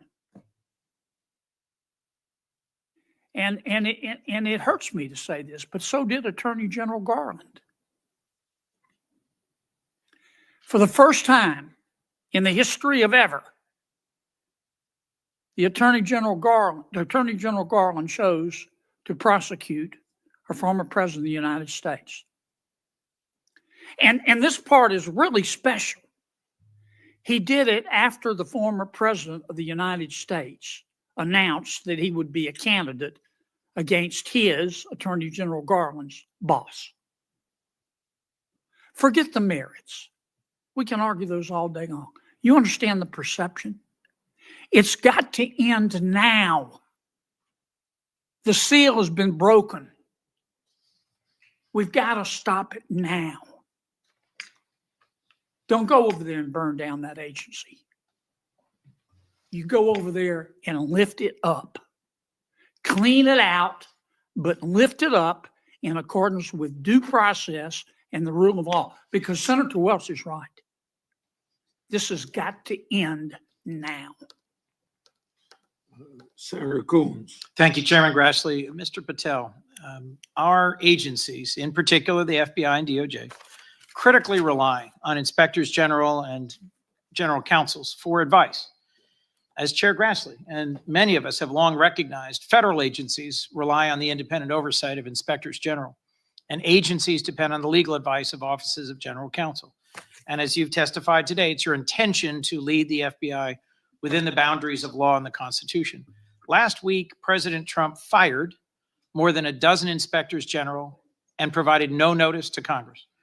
We passed a law in 2022 requiring the president to provide Congress with a substantive rationale, including detailed and case-specific reasons, 30 days before the removal of any IG.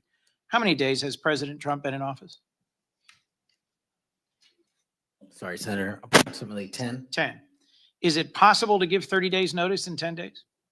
I'm not great at math, but it doesn't sound like it. It doesn't. You're an attorney. Did Trump facially violate this law in terms of the timing of the firing of the inspectors general? Senator, I'm not going to entertain a hypothetical on legal violations, but I will look into all possible legal violations referred. I'll simply say that for those of us concerned about the quality and the duration of service of inspectors general, this was troubling. And frankly, I think it is a facial violation of a law passed by Congress. In September 2023, on the Great America Show, a podcast, you said, and I believe I'm quoting accurately, all these general counsel's offices throughout every agency and department need to be slashed in half because these lawyers just come in there and they come in there to slow down and paralyze the movement of the America First agenda. Mr. Patel, does that comment suggest that if confirmed, it would be your intention to fire the career civil servants, the lawyers in the FBI's general counsel office? No. Could you give us any reassurance that it would be your intention to listen to the advice and counsel of the inspector general of the department and the general counsel of the agency? With addressing those in order, Senator, with IGs, as you know, I believe, and I've shown throughout this proceeding that IGs have provided invaluable service in Republican and Democratic administrations. And I think they're critical and we must have competent IGs going forward. Similarly, with general counsel's offices who are stocked with career employees, those employees must continue their work so long as no employee politicizes the work and mission of the FBI. Thank you. My core concern about these firings of the IGs, about the independence of the agency, have not been fully satisfied. I appreciate your answers here today, but I remain concerned by your previous statements and your answers here today. Thank you, Mr. Chairman. Before I recognize Cruz, Senator has some unanimous consent request. Mr. Chairman, I have two letters here. I'd ask unanimous consent they be entered into the record. One is from William Webster, FBI Director under Presidents Carter and Reagan, and CIA Director under Reagan and Bush. He's in the audience. And another from 23 Republican former law enforcement officials. These are letters in opposition to the nomination. Without objection, so ordered. Senator Cruz. Thank you, Mr. Chairman. Mr. Patel, in the first round of questioning, you and I talked about the politicization and weaponization of the FBI and the Department of Justice. That has significant negative consequences in terms of undermining trust in the FBI and the Department of Justice and abusing the power of the FBI and the Department of Justice. But it also has consequences in that it diverts resources at the FBI and DOJ from urgent law enforcement and national security priorities. I will tell you, when I go back home to Texas, I am somewhat regularly asked by Texans, should we abolish the FBI? Now, my answer to that is an emphatic no. The FBI has a critical mission of stopping bad guys, whether serial killers or human traffickers or child molesters or terrorists. but it says something that a sizable percentage of America has so lost faith in the Bureau that they believe it should be shut down. I think allowing the FBI to be politicized has resulted in far too little attention being placed on very serious national security risks that we face right now, including for the last 4 years. As a result of the open borders that we've had, over 12 million illegal immigrants have come into this country. And I believe as a consequence of that, we face a greater risk today of a major terrorist attack than we have at any time since September 11th, 2001. You have well over a decade of experience in national security and law enforcement. In your judgment, do you agree with me as to the magnitude of the threat we face right now of a potential terrorist attack? It's as high as I've ever seen it, Senator. And describe to this committee what the FBI should be doing to prevent future terrorist attacks. Working hand in glove with our intelligence community and obtaining information that directly relates to the FBI's criminal mandate on an intelligence basis, and thwarting and prosecuting and stopping any terrorist attacks here and any homegrown activities abroad that are directed at the United States of America, along with countermanding the CCP espionage rings in this country, which dovetail with the foreign terrorist organization activity. Does it concern you that Customs and Border Patrol in the previous administration instructed Border Patrol agents in particular to be on the lookout for Hamas or Hezbollah or Palestinian Islamic Jihad terrorists crossing our southern border? Does that concern you as a risk to Americans across the country? That, along with the fact that the prior Homeland Secretary and the prior FBI director testified to Congress that there are dozens of known foreign terrorist affiliates in the United States of America, and they don't know where they are. And it will be your priority to stop them. Is that correct? Absolutely. Thank you.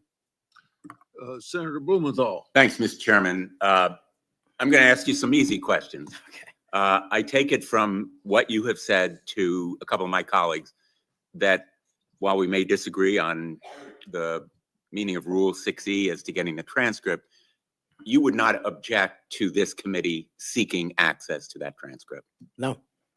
And you're aware that Rule 6E permits you to talk about your own testimony. Will you testify to this committee, let's say in a classified setting, as to what you said to the grand jury? Senator, I'm here to testify to this committee about everything I'm allowed to, and You're allowed under Rule 6E to tell us what you said to the grand jury. This is kind of the first day that an assistant U.S. attorney goes to the first grand jury and is asked by a witness, can I talk about what I told you? And the answer is yes, you know. Senator, I will consult with counsel and provide the appropriate answer. Let me just say right to the point, Mr. Patel. What are you hiding? Why won't you tell us? You testified under a grant of immunity after taking the Fifth Amendment, as you're privileged to do. And the appearance here is that you have something to hide. I submit to my colleagues on the committee, we need to know what the grand jury testimony is. We need access to that second volume. And you have no objection to our seeking it, but you won't tell us, even in a classified confidential setting. I think that position is disqualifying. That was days of testimony years ago. I don't have the ability to recollect. Well, you can that. refresh your recollection with access the to transcript. Let me ask you another topic. And I really regret that you won't cooperate with us on the grand jury testimony. Would you object to the firing of the Department of Justice Inspector General Michael Horowitz? Would I object to it? That's the providence for the Attorney General to make. It's not something I would participate in. But you know of his work. It's been bipartisan, very thorough, competent, objective, impartial. He has been critical in Republican and Democratic administration. Won't you object to his firing? I think he's done a great job, but it's not up to me to decide who stays and goes at the Department of Justice. But I'm not asking you to make the decision. I'm asking you whether you will take a stand, speak up, stand up in favor of a watchdog who has helped preserve the integrity of the Department of Justice and aligned himself against waste and fraud and abuse? If the Attorney General asked me, yes, for my opinion. Volunteered. Thank you, Mr. Chairman. Thank you, Mr. Chairman.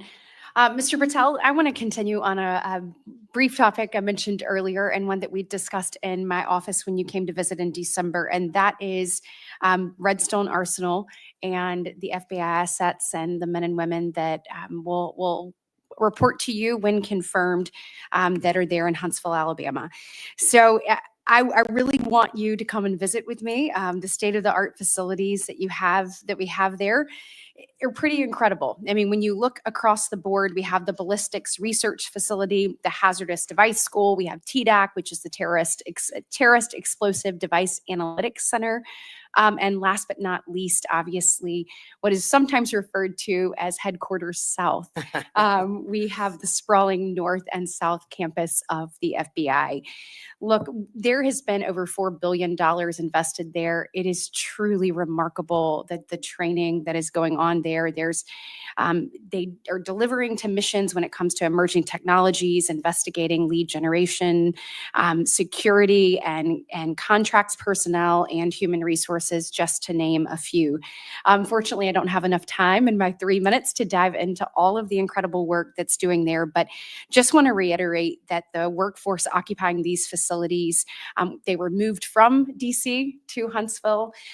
They are working diligently each and every day to make sure that men and women in uniform are the best trained, equipped, and ready that there is. And I would love a commitment from you just to come with me to visit those facilities, see what those men and women are doing, what they're learning, and all of the training that's right there at their fingertips.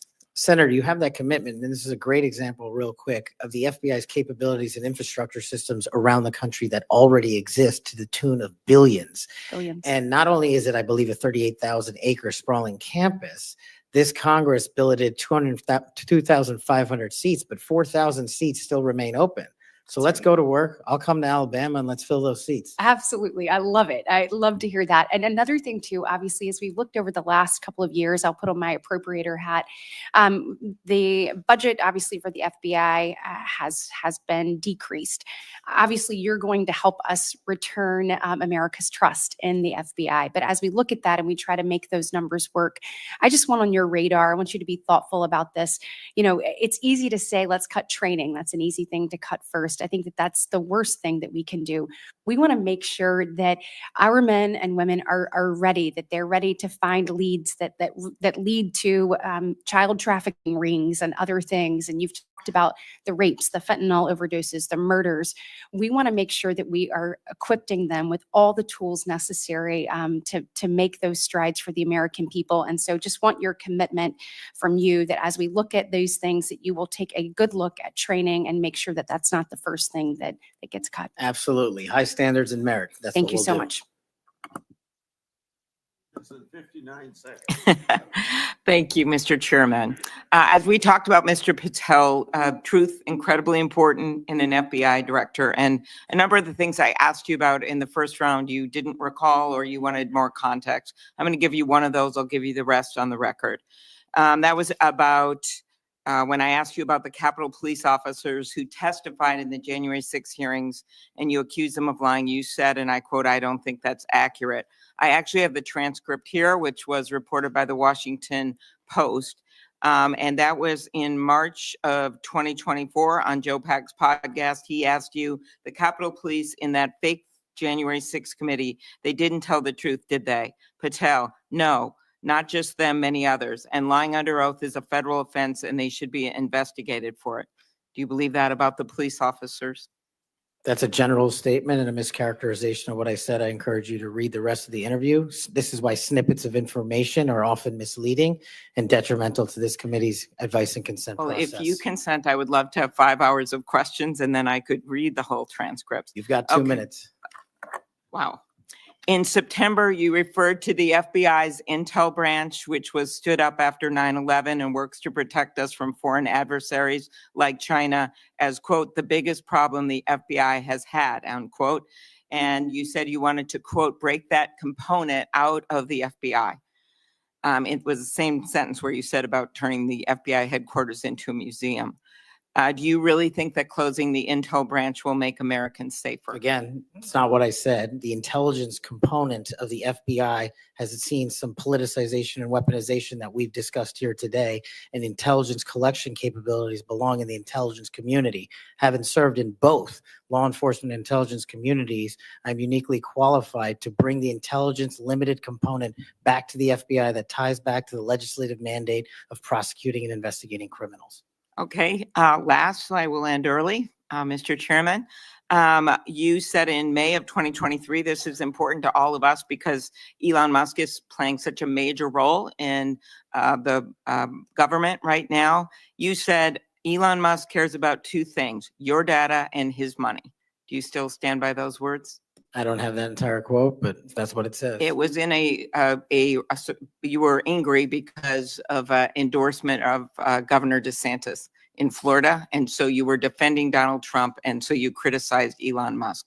And that was the context for it. And you said, Elon Musk cares about two things, your data and his money. And it matters to us because he's playing such a major role in the government. And so I just wonder if you think that's true. I don't have that full quote in front of me to respond. Thank you.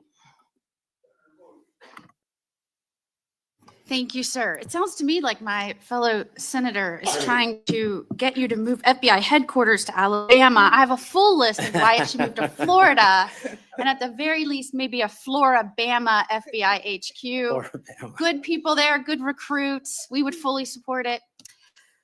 Moving on to a more serious matter, I know you would be shocked to learn this. As AG and as the chair of the Human Trafficking Council in Florida, we saw trafficking explode around the nation as a result of the Biden administration wide open borders. That's no surprise to anyone.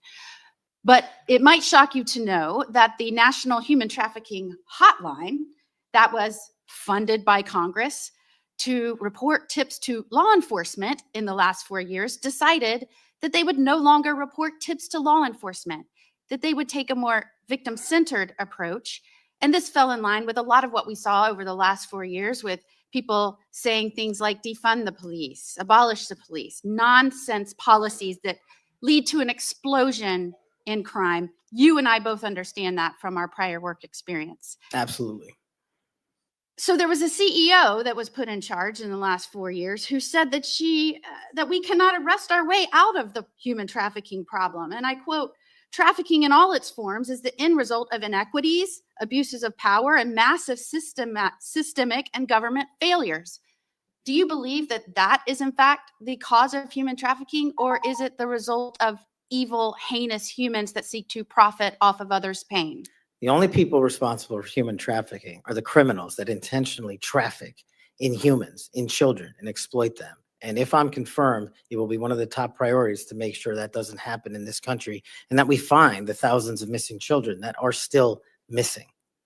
I, along with many of the other attorneys general in this nation in a bipartisan fashion, not only demanded that they begin reporting tips to law enforcement so that they could follow up and go after the traffickers so that they didn't continue to victimize others, but we also came to Congress and tried to get funding pulled, or at least a mandate that they do what they were created to do, and that is to report tips to law enforcement. Do I have your word moving forward as someone who understands the necessity to go after traffickers, to not only identify and rescue victims, but to ensure there aren't other victims? Do I have your word you'll work with me to come to Congress to make sure that that happens so that that can never happen again? You do, Senator. I'm proud to say in Florida, we were able, when we didn't get that result here in Congress, we started our own hotline. It's one of the first in the nation.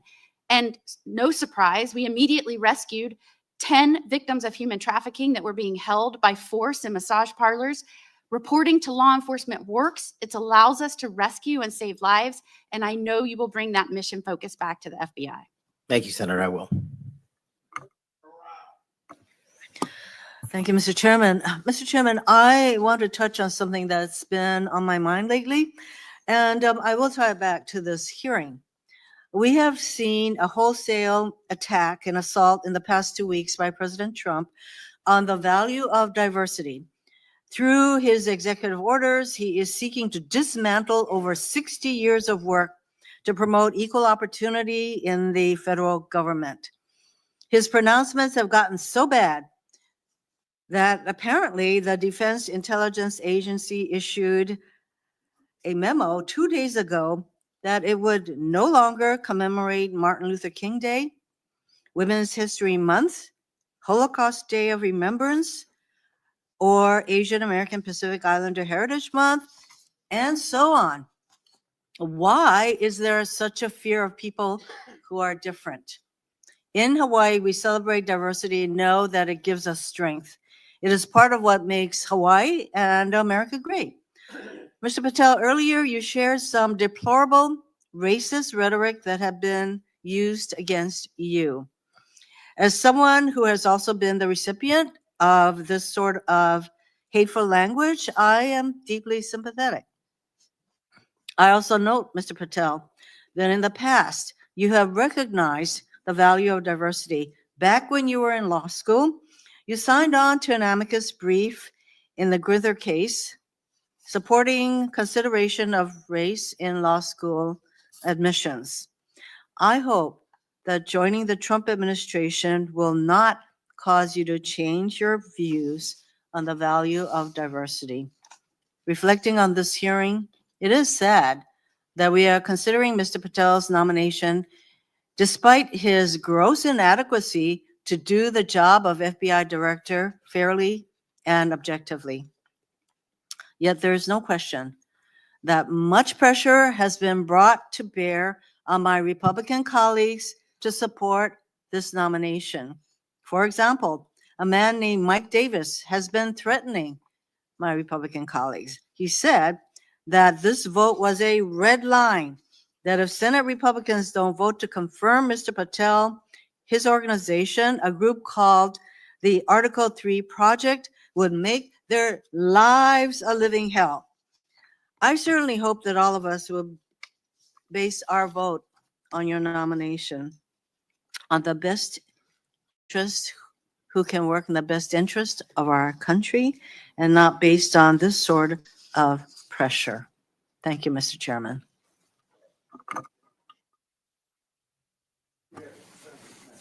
Thank you, Mr. Chairman. I want to give you a chance to respond to this because I think my colleagues are misstating the law here. You can't authorize the release of your grand jury testimony. Only a court can do that. Is that right? That's been my understanding. Yeah, I think you've stated that the best reflection and the most accurate version of your testimony is the transcript Yes, in the sir. grand jury testimony that you're fine to be released, but the court has to go do that, right? Yes, sir. Yeah, okay. And it lasted like 3 or 4 days. Is that what you were saying? Yes. I also want to, Senator Durbin's talked about, what your priority or your priorities will be. And I think your testimony has been that it'll be adherence to the Constitution and the people of the United States of America, right? You take that very seriously. That's it. That's the only thing that matters. Could you talk about maybe some other priorities? We talked initially in my first round about getting the FBI back to its core mission, which is to fight crime and not, sort of try to do the things that it's been doing the last 4 years. Talk about how you might bring that together. So, Senator, I appreciate the question. It's something I wanted to address maybe 6 hours ago. So I appreciate the opportunity to do it now. Whether we prioritize going after violent crime and national security, we cannot defend against either of those successfully unless we go after the underlying criminal nexus there. And whether it's human trafficking, whether it's terrorism, whether it's opioids, and whether it's just outright gang violence, the intersection there is narco trafficking. It is the underlying underbelly, the evil, illegal underbelly of all those operations. And we have not prioritized, in my opinion, as a law enforcement agency, the collective power we can rain down on criminal narco trafficking networks. And ideally, if I'm confirmed, Senator, I would like to work with Attorney General Pam Bondi, if she can be confirmed, to set up regional drug interdiction task force where our local sheriff's offices, our local PDs, and our local precincts are folded in with the FBI on an information and authority sharing basis to take down the criminal networks. And the advice and consent process has been extremely informative to me. I do not know your jurisdictions as well as you all ever will. That's what makes this so critically important educational. I did not know that Memphis was the homicide capital of America per capita. I did not know that there was a corridor in Ohio that speaks to the human trafficking volume more so than any intersection in the country. That is what I will rely on your expertise across the aisle to fold in those resources and target those criminal active hotbeds. And I believe if we are successful in actually crippling the narco trafficking networks, we will see a decrease monumental in violent crime and at the same time protecting Americans' national security. And maybe, just maybe, where you have a third of the personnel for the FBI here in Washington, D.C., maybe, just maybe, one of the reforms is to get more of those folks out into those areas across the country to go do that, right? That's what you're talking about. I think so, sir. Thank you. Thank you, Mr. Chairman. Mr. Patel, do you know any of these 5 individuals? Erica Knight, Tom Ferguson, Greg Menser, Steve Reese, or Carlos Fernandez? Yes, Senator. Who are they? People I've worked with in the past at some point. I'm told that those are the people that will be additional political appointees to help run the FBI. Is that correct? That's news to me, Senator. Under the history of the Federal Bureau of Investigation since the reforms in the early 1970s, there's only been one political appointee. I'm told that these will be additional political appointees, 5 extra political appointees. Do you know if Reese or Fernandez are affiliated with SpaceX or Elon Musk? I don't. I'm told that they are affiliated with SpaceX and Elon Musk, and that he had influence in who will be placed around you as political appointees. Mr. Patel, did you see the President of the United States declassify the documents that were found at Mar-a-Lago? I witnessed the President of the United States issue a declassification order for documents. That did not answer my question. Did you or did you not see the President of the United States declassify the documents that he was holding, the classified documents that were at Mar-a-Lago? And did you? I don't know the answer to that question because I don't know what was fully found because the Justice Department hasn't made that public. You claim publicly that you saw President Trump declassify documents. Is that correct? That's correct, Senator. So you did indeed see President Trump declassify the documents that were found at Mar-a-Lago that he refused to turn over. Is that correct? No, what I said, Senator, was I heard and witnessed the president issue a declassification order for a number of documents. For the documents specifically that were at Mar-a-Lago? When he issued that order, there was documents. I don't know what was found and what was not found at Mar-a-Lago. I wasn't there. So this is the issue. The question is will you lie for the President of the United States? Would you lie for Donald Trump? No. I hear you saying no, but the best way to clarify that would be to testify as you are allowed by law upon what you said to the grand jury. Because that grand jury, as you just said to my colleague, 2 or 3 days of it was about this specific issue. And so as my time ends, Mr. Chairman, it would be utterly irresponsible for this committee to move forward with his nomination unless we know factually, which can be proven by looking at the documents that he's refusing to testify towards. It would be irresponsible for us to move forward if we do not know that the future head of the FBI would break the law and lie for the President of the United States. We can find that out factually if we had access to the testimony or if he would tell us what he said to the grand jury, which by the law of the United States of America, he's allowed to, but he's refusing to do so. He is refusing the transparency that he claims to adhere to. He is refusing to be direct with the United States Senate.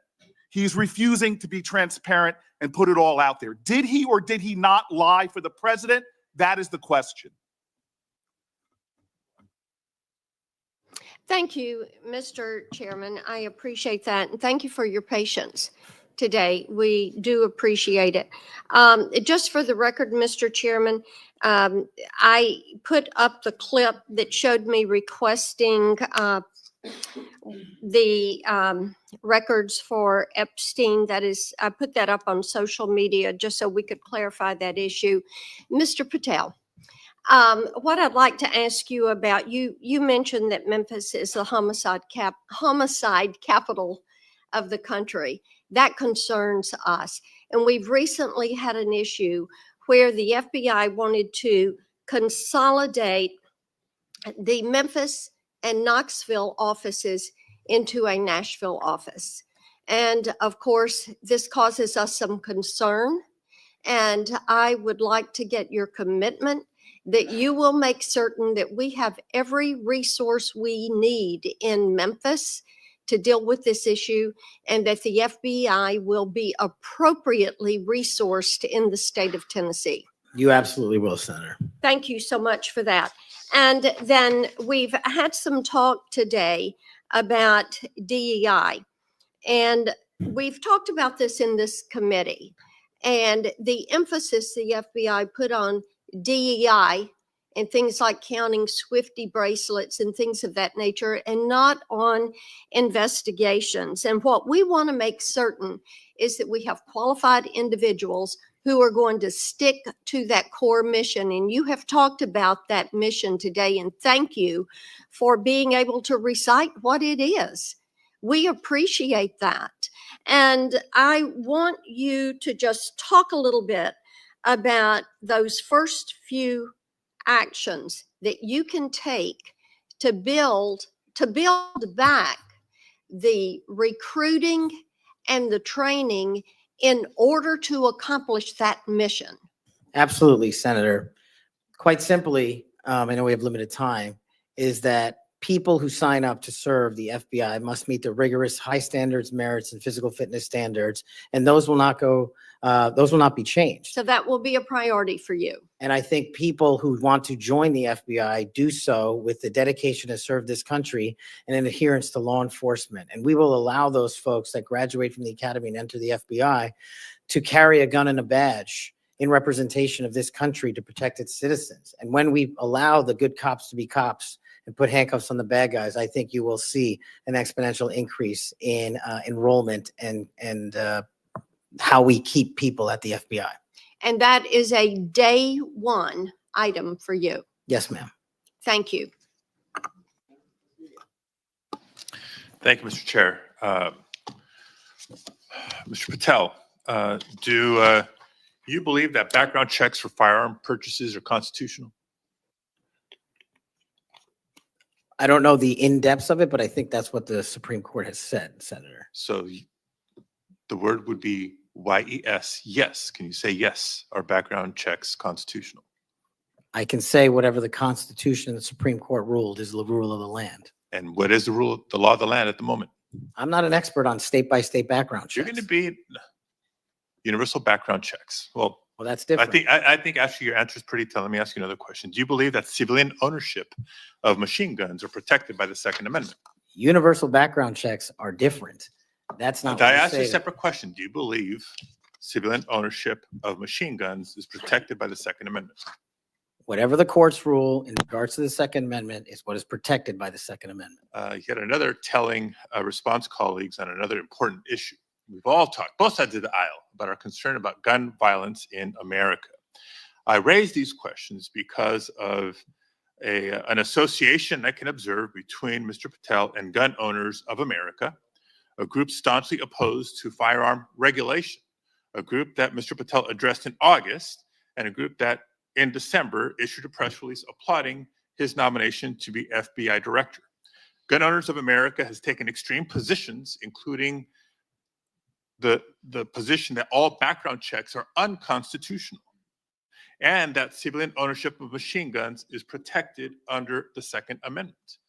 Mr. Patel, let me remind you that as FBI director, you would oversee critical responsibilities related to firearm regulation, including administering the National Instant Criminal Background Check System. Yes, it's constitutional. It's in place for a reason. You would also regulate the distribution of machine guns to prevent them from falling into the wrong hands. Policies and programs in place for a reason. And given your hesitancy, given your answers, I'm concerned about your ability to do the job when it's not in alignment with groups like Gun Owners of America. Colleagues, we've been hearing a lot of partial responses and lack of recollections throughout the day, and I can't help but identify the pattern of Mr. Patel calling FBI leadership corrupt, labeling agents as gangsters, accusing them of being part of a criminal deep state conspiracy. We've heard of his experience with the J6 prison choir, a group of individuals convicted for their roles in the January 6th insurrection. We've heard his false claims that the U.S. had secured airspace permissions during a high-stakes SEAL team hostage rescue mission in Nigeria. I can go on and on. These positions are inconsistent with the role of FBI director, a position that demands independence, professionalism, and unwavering commitment to the rule of law. Mr. Patel, your loyalty to President Trump and the MAGA movement may score you points in some quarters, but they are certainly not the qualities necessary to serve as director of the FBI. And Mr. Chair, just in closing, I understand while I was out of the room earlier that Senator Tillis raised my name and attributed to a quote, bent the knee as part of my questioning earlier to me. And so for the record and for my colleague from North Carolina, I want to clarify that the bent the knee quote were not my words. I was quoting Mr. Patel as he appeared on the Sean Ryan show on September 2nd of 2024. And I'm happy to share a link, Senator Tillis, to clarify. Thank you, Mr. Chair. Thank you very much. I don't want to belabor this, but it certainly would be of benefit to us if that grand jury testimony could be released. But my understanding is the Senator Whitehouse testimony point that you don't need you as a witness could reveal what you said. And I'm just suggesting you might give that some further thought. The second thing is that you have everybody who runs an agency has enormous responsibility for the people who work there. I happen to have an incredibly high opinion of the FBI. The first time I came to Washington as a boy, I remember the thrill I had going to the FBI headquarters. I thought it was a big deal that my senator then got me special tickets to go. And I've always admired them. There's a lot of apprehension there, and it's not just on this question of weaponization. There's a lot of disruption in a new administration. And if you've seen, the president announced an impoundment in effect. It's been rescinded by the courts, but we've received calls from folks in various agencies who we've worked with or seen over the years, and there's just an immense amount of insecurity. Do I have my job? Don't I have my job? And frankly, I think this is my point to the president. Chaos is one thing, but cruelty is another. And having people be really uncertain about do they have a job today or not and leaving them in limbo, I don't think is a good thing for morale. And I don't care whether it's a Democratic or Republican president. I'm just looking to you to assure me that the tradition that we've had anchored in the FBI since 1972, when it was politicized. I mean, J. Edgar Hoover went after Martin Luther King in a disgusting and despicable way. He went after some John Birch Society folks for their political beliefs in a disgusting and horrible way. And we have no political appointees over there. So it's going to be up to you to, I think, strengthen that tradition. And we heard about the political appointees who are over there now, or I guess they're not officially appointees, but they've been sent by the administration. You didn't know about it. But one of them is from SpaceX. And, you know, Elon Musk, he's a rich guy, but he has no authority other than what's delegated by the president, but he has no official authority. And why is it, you can't answer this, but do you want somebody like Elon Musk peering over your shoulder, telling you what to do about personnel? No, the FBI must be independent. Go kick him out. I mean, I'm with you on that. He has no basis. He has no reason to be there. There's some former FBI people. You'll pick the people that you want to listen to. You'll have to make the decisions. You'll be accountable to this committee. But no on Elon Musk. He's just a political crony who knows nothing about law enforcement. So thank you for that assurance. Thank you, Mr. Chairman. Mr. Patel, when Mr. Booker was asking you questions in his first round, you said, Senator, the grand jury testimony is available to you. I encourage you to make it public. You also later said, or previously to Mr. Booker said, get my grand jury testimony. I asked the Department of Justice to make it public. I asked the Department of Justice to make it public. Do you stand by that testimony? If that's what I said. So you asked the Justice Department to make your grand jury testimony public? At the time of my appearance in the grand jury. Yeah. And who did you ask to do that? The lawyers. Mr. Chairman, since the witness has said that he encourages this testimony to be public, that he in fact asked the Justice Department to make it public, I would ask you, Mr. Chairman, if you and the ranking member would be willing to write to the court acknowledging the witness has asked for this to be public, supporting it being made public.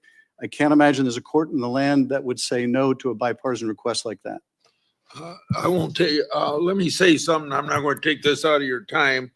It's not directly answering your question, but I think it'd be significant what Richard Grinnell put on X. I testified in front of Jack Smith's grand jury, at Justice Department, and Jack Smith's prosecutor told me directly that I could not talk about my testimony or risk legal actions. Then he goes on to say that certain senators, I won't mention here, should, as those lawyers, ask those lawyers why they instructed witnesses this way. Thank you, Mr. Chairman. We'd welcome the chance to have Mr. Grinnell testify under oath as opposed to on X. But nevertheless, what I would ask, given that this witness has said he made the request, this witness has said he would like us to read the testimony, I would ask if you and Mr. Durbin would be, Senator Durbin would be willing to make that request of the court. I wouldn't answer your question without get all the background I need, considering the conversation between you two. I couldn't make that judgment now. Yeah, I appreciate your consideration, Mr. Chairman. And the reason why I think it's so important is let's remind ourselves what those documents were in Mar-a-Lago. According to the indictment, the classified documents Trump stored in his boxes included information regarding defense and weapons capabilities of both the United States and foreign countries, United States nuclear programs, potential vulnerabilities of the United States and its allies to military attack, and plans for possible retaliation in response to a foreign attack. So testimony that goes to the care or lack of care, the truthfulness or lack of truthfulness of Mr. Patel would be directly relevant to whether he should be confirmed as FBI director. And those records are there for the asking. No court's going to turn us down. Mr. Patel may be, I don't know, but he may be the first nominee for FBI director in history who felt it necessary to plead the fifth, to say that he wouldn't testify to a grand jury because it might incriminate him. Maybe the first nominee for FBI director ever to feel the necessity of pleading the fifth. Shouldn't we ask for that testimony when the witness himself says he would encourage it? Finally, I would just say, we need to think about where we are in this moment. We have a new president. He's fired prosecutors who investigated him. He's investigating other prosecutors, or his Department of Justice is. He's fired inspector generals who might hold him accountable. And this is just the start. And as FBI director nominee, he's chosen someone whose primary qualification, in my view, is his willingness to say yes when everyone else would say no to whatever the president wanted, to say whatever he wanted, to do whatever he wanted. That's why he is sitting here. I mean, look at the people who held that job before Mr. Patel, the stature of the people that held that job, the qualifications of the people that held that job. And how can any of us think that his background, his qualifications hold a candle to the people who went before him? How did we get here where we are defending a nominee like this, who makes songs with convicts who attack law enforcement? How did we get here? And where are we going? History is littered with democracies that lost their freedoms and didn't notice it while it was happening. Let's not be one of them. Your time's up. Before Senator Tillis ends this, I want to put in the record a letter from the parents of Caleb Muller. Mr. Patel met them through his role in the successful operation to track and kill ISIS leader al-Baghdadi. The terrorist, I'm quoting, the terrorist group ISIS kidnapped our daughter, Kayla, on August 2013. Any family who has lived through such an experience will know the value of dedicated, compassionate law enforcement officials. Because we have personal experience of his dedication, we know that Kash Patel is such a person. We continue to see in him a genuinely kind, thoughtful, action-oriented man who focuses on what is true and right and just. He loves our country and our citizens and wants the best for them all. He wants the country to do the best that it can. Without objection, I'll put their letter in the record. Senator Tillis. Thank you, Mr. Chairman. Mr. Patel, I think everything that I did to invest in knowing you better has been on display today. Congratulations. You've exhibited composure, knowledge of the subject matter that I think more than qualifies you for director of the FBI. You know, we seem to have the benefit of sort of a different view of looking at the history. I heard, I actually was supportive of Comey until I figured out that he was playing games. Maybe this is one of the people of great stature, but it's well known now that he did some things that seem to have a political tint to them. I voted for Christopher Wray. I think he's a good man, but I also think he oversaw a department that did bad things. And at the end of the day, that person has to own it, and you will too. It's probably going to disappoint the audience to hear what I'm about to say. Now, those who are watching at home, but you may be surprised to know that most of us at this dais on both sides of the aisle like each other. Senator Schiff and I just met within the last week to talk about areas that we can work together on. Senator Padilla and I actually work together. We co-chair the bipartisan mental health caucus, and I believe it's actually one of the most important pieces of legislation we've done. I didn't get a whole lot of Republicans to vote for it, but a fair number. And this is working extraordinarily well. Would you commit to me to go into the Nix Center in West Virginia and just see how extraordinary this has come to be and how it hasn't resulted in a mass confiscation of guns? It hasn't resulted in a propagation of red flag laws. In fact, the plain text of the legislation is not allowing money to flow to states, unfortunately, including Florida, that we believe have not gotten the due process right quite yet so that we would actually fund red flag laws that make sense. This is what bipartisanship produces. Now, you're not going to see any bipartisanship in your confirmation. Look, we had Pam Bondi here, and we had people on this committee talking about a friendship or a friendly relationship in the past. The fact is, it was a shirts and skins game. Blue voted no, red voted yes. It's got to be the same thing for your confirmation. But Mr. Patel, I tell you, it has been a distinct honor to do the work with you to get you ready for this hearing. You did all the work. I'm kind of like the person on the sideline giving you some suggestions, but you did an extraordinary job. And you're going to be held to a high standard. I hope you listen to, and if you don't remember it, listen again to what Senator Kennedy said. There are folks like us that are tired of the pendulum swinging back and forth. We want to be the Senate that confirms an FBI director, that rights the ship, shows consistent respect for the rule of law and the Constitution, consistent respect for all law enforcement officers. And I absolutely believe you're up to the task, and I look forward to supporting your nomination. Thank you, Senator. Before I close the meeting, you have anything you want to say? I've got something here that's directly related to when in my opening statement, I said I want the members of this committee to think about something that's brand new. And it kind of deals with this whole exchange we had today in regard to the grand jury testimony. So I want to read, based upon whistleblower disclosures that I made today, it's clear how unfair and corrupt the Trump prosecution was, and that's created a little faith at best in the grand jury process. We shouldn't allow part of that corrupt process to be used by this committee against the nominee. An example, one document I made public today, DOJ officials literally concurred with Tebow to open the elector case against Trump, and that included a grand jury investigation.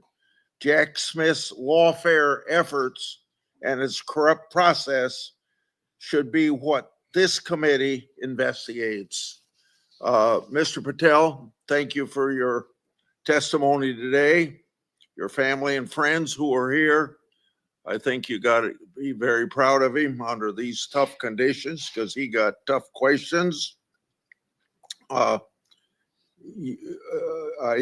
think you did very well, and your reputation leading up to and during this hearing, I think proves that you're a person that can stand a lot of heat, including a president's telling you how to do your job. If confirmed, you'll be in charge of one of the world's best law enforcement agencies at the time when it desperately needs strong changes. Everyone's information, written questions can be submitted for the record until 5 p.m. tomorrow. Mr. Patel, when you receive them, it's very important you get back to us just as fast as you can so we can set up the meetings that we have to go through to get you to the floor of the Senate. So return them to the committee as soon as possible. Mr. Patel, you are excused and the hearing is adjourned. Thank you, Mr. Chairman. Boom, there you have it. Hearing over. He did a wonderful job. Absolutely wonderful job there. And again, I noticed we had Jeff and Michelle, Jeff Sweeney over there that got into the raffle. It said breaking news. President Trump has renamed the San Andreas Fault Gavin's Fault. So we're going to enter you guys in. We're going to be doing our regular show a little later this afternoon. And if you want to get in for either a double XL or a triple XL, one of those two sizes to this MAGA Trump jersey, says MAGA 47 on the front. On the back, it says Trump 47. We will be raffling that off. All it takes is a $10 donation. If you do $30, you get 3 entries. You can do that by donating to Venmo at Oreo Josh, Cash App, $Oreo Army, or givesendgo.com/Oreo 2024. You can also go to our website, theoreoexpress.com, and there is a donate now button that'll also have a Zelle link. So that was just a good job. You can see Democrats doubling down on the same thing we've heard for 4 years: J6. America's tired of it. America don't care anymore. Even those people that were, I guess you could say, outraged about J6 originally, after about 2 years, it became a broken record. Again, Kash Patel has an excellent, outstanding record of service to this country. He's done a phenomenal job. And I have an idea that he will be confirmed. When we do our next show, you will see some highlights from Tulsi Gabbard. She had her confirmation today, hearing. Also some more from RFK Jr., and he absolutely destroys Bernie Sanders, guys. So you don't want to miss our next show. And once again, I would like to thank all of you guys for hitting that like button, sharing out, and getting out the word. We appreciate you. We can't thank you enough. Thank you to the mods and everybody who's been in here helping out. We want to say thank you and God bless you. And we will see you guys here. Probably it's 12:09 here on the left coast, probably by about 2 o'clock, maybe earlier, but around that time. And again, thank you so much for tuning in. Just like all of you, I had problems sleeping. I had tried every pillow out there and nothing worked. I'd flip-flop all night, use my arm for support, and fall asleep, or I'd wake up with a sore neck or maybe a headache. Well, quality sleep comes from keeping your neck straight at night. You have to fill in that space between your head and your bed. That's why I invented My Pillow. My Pillow's patented fill adjusts to your exact individual needs, and it doesn't matter if you sleep on your back, stomach, side, or any combination of all three. When I got My Pillow, I'm asleep almost immediately. I stay asleep at night and I wake up more well-rested in the morning. So go to mypillow.com or call the number on your screen. Use your promo code to get Classic King My Pillows for only $19.98. Queen size just $18.98. Standard Classic My Pillows only $14.98. That's right, only $14.98. Plus all orders $75 or more ship absolutely free.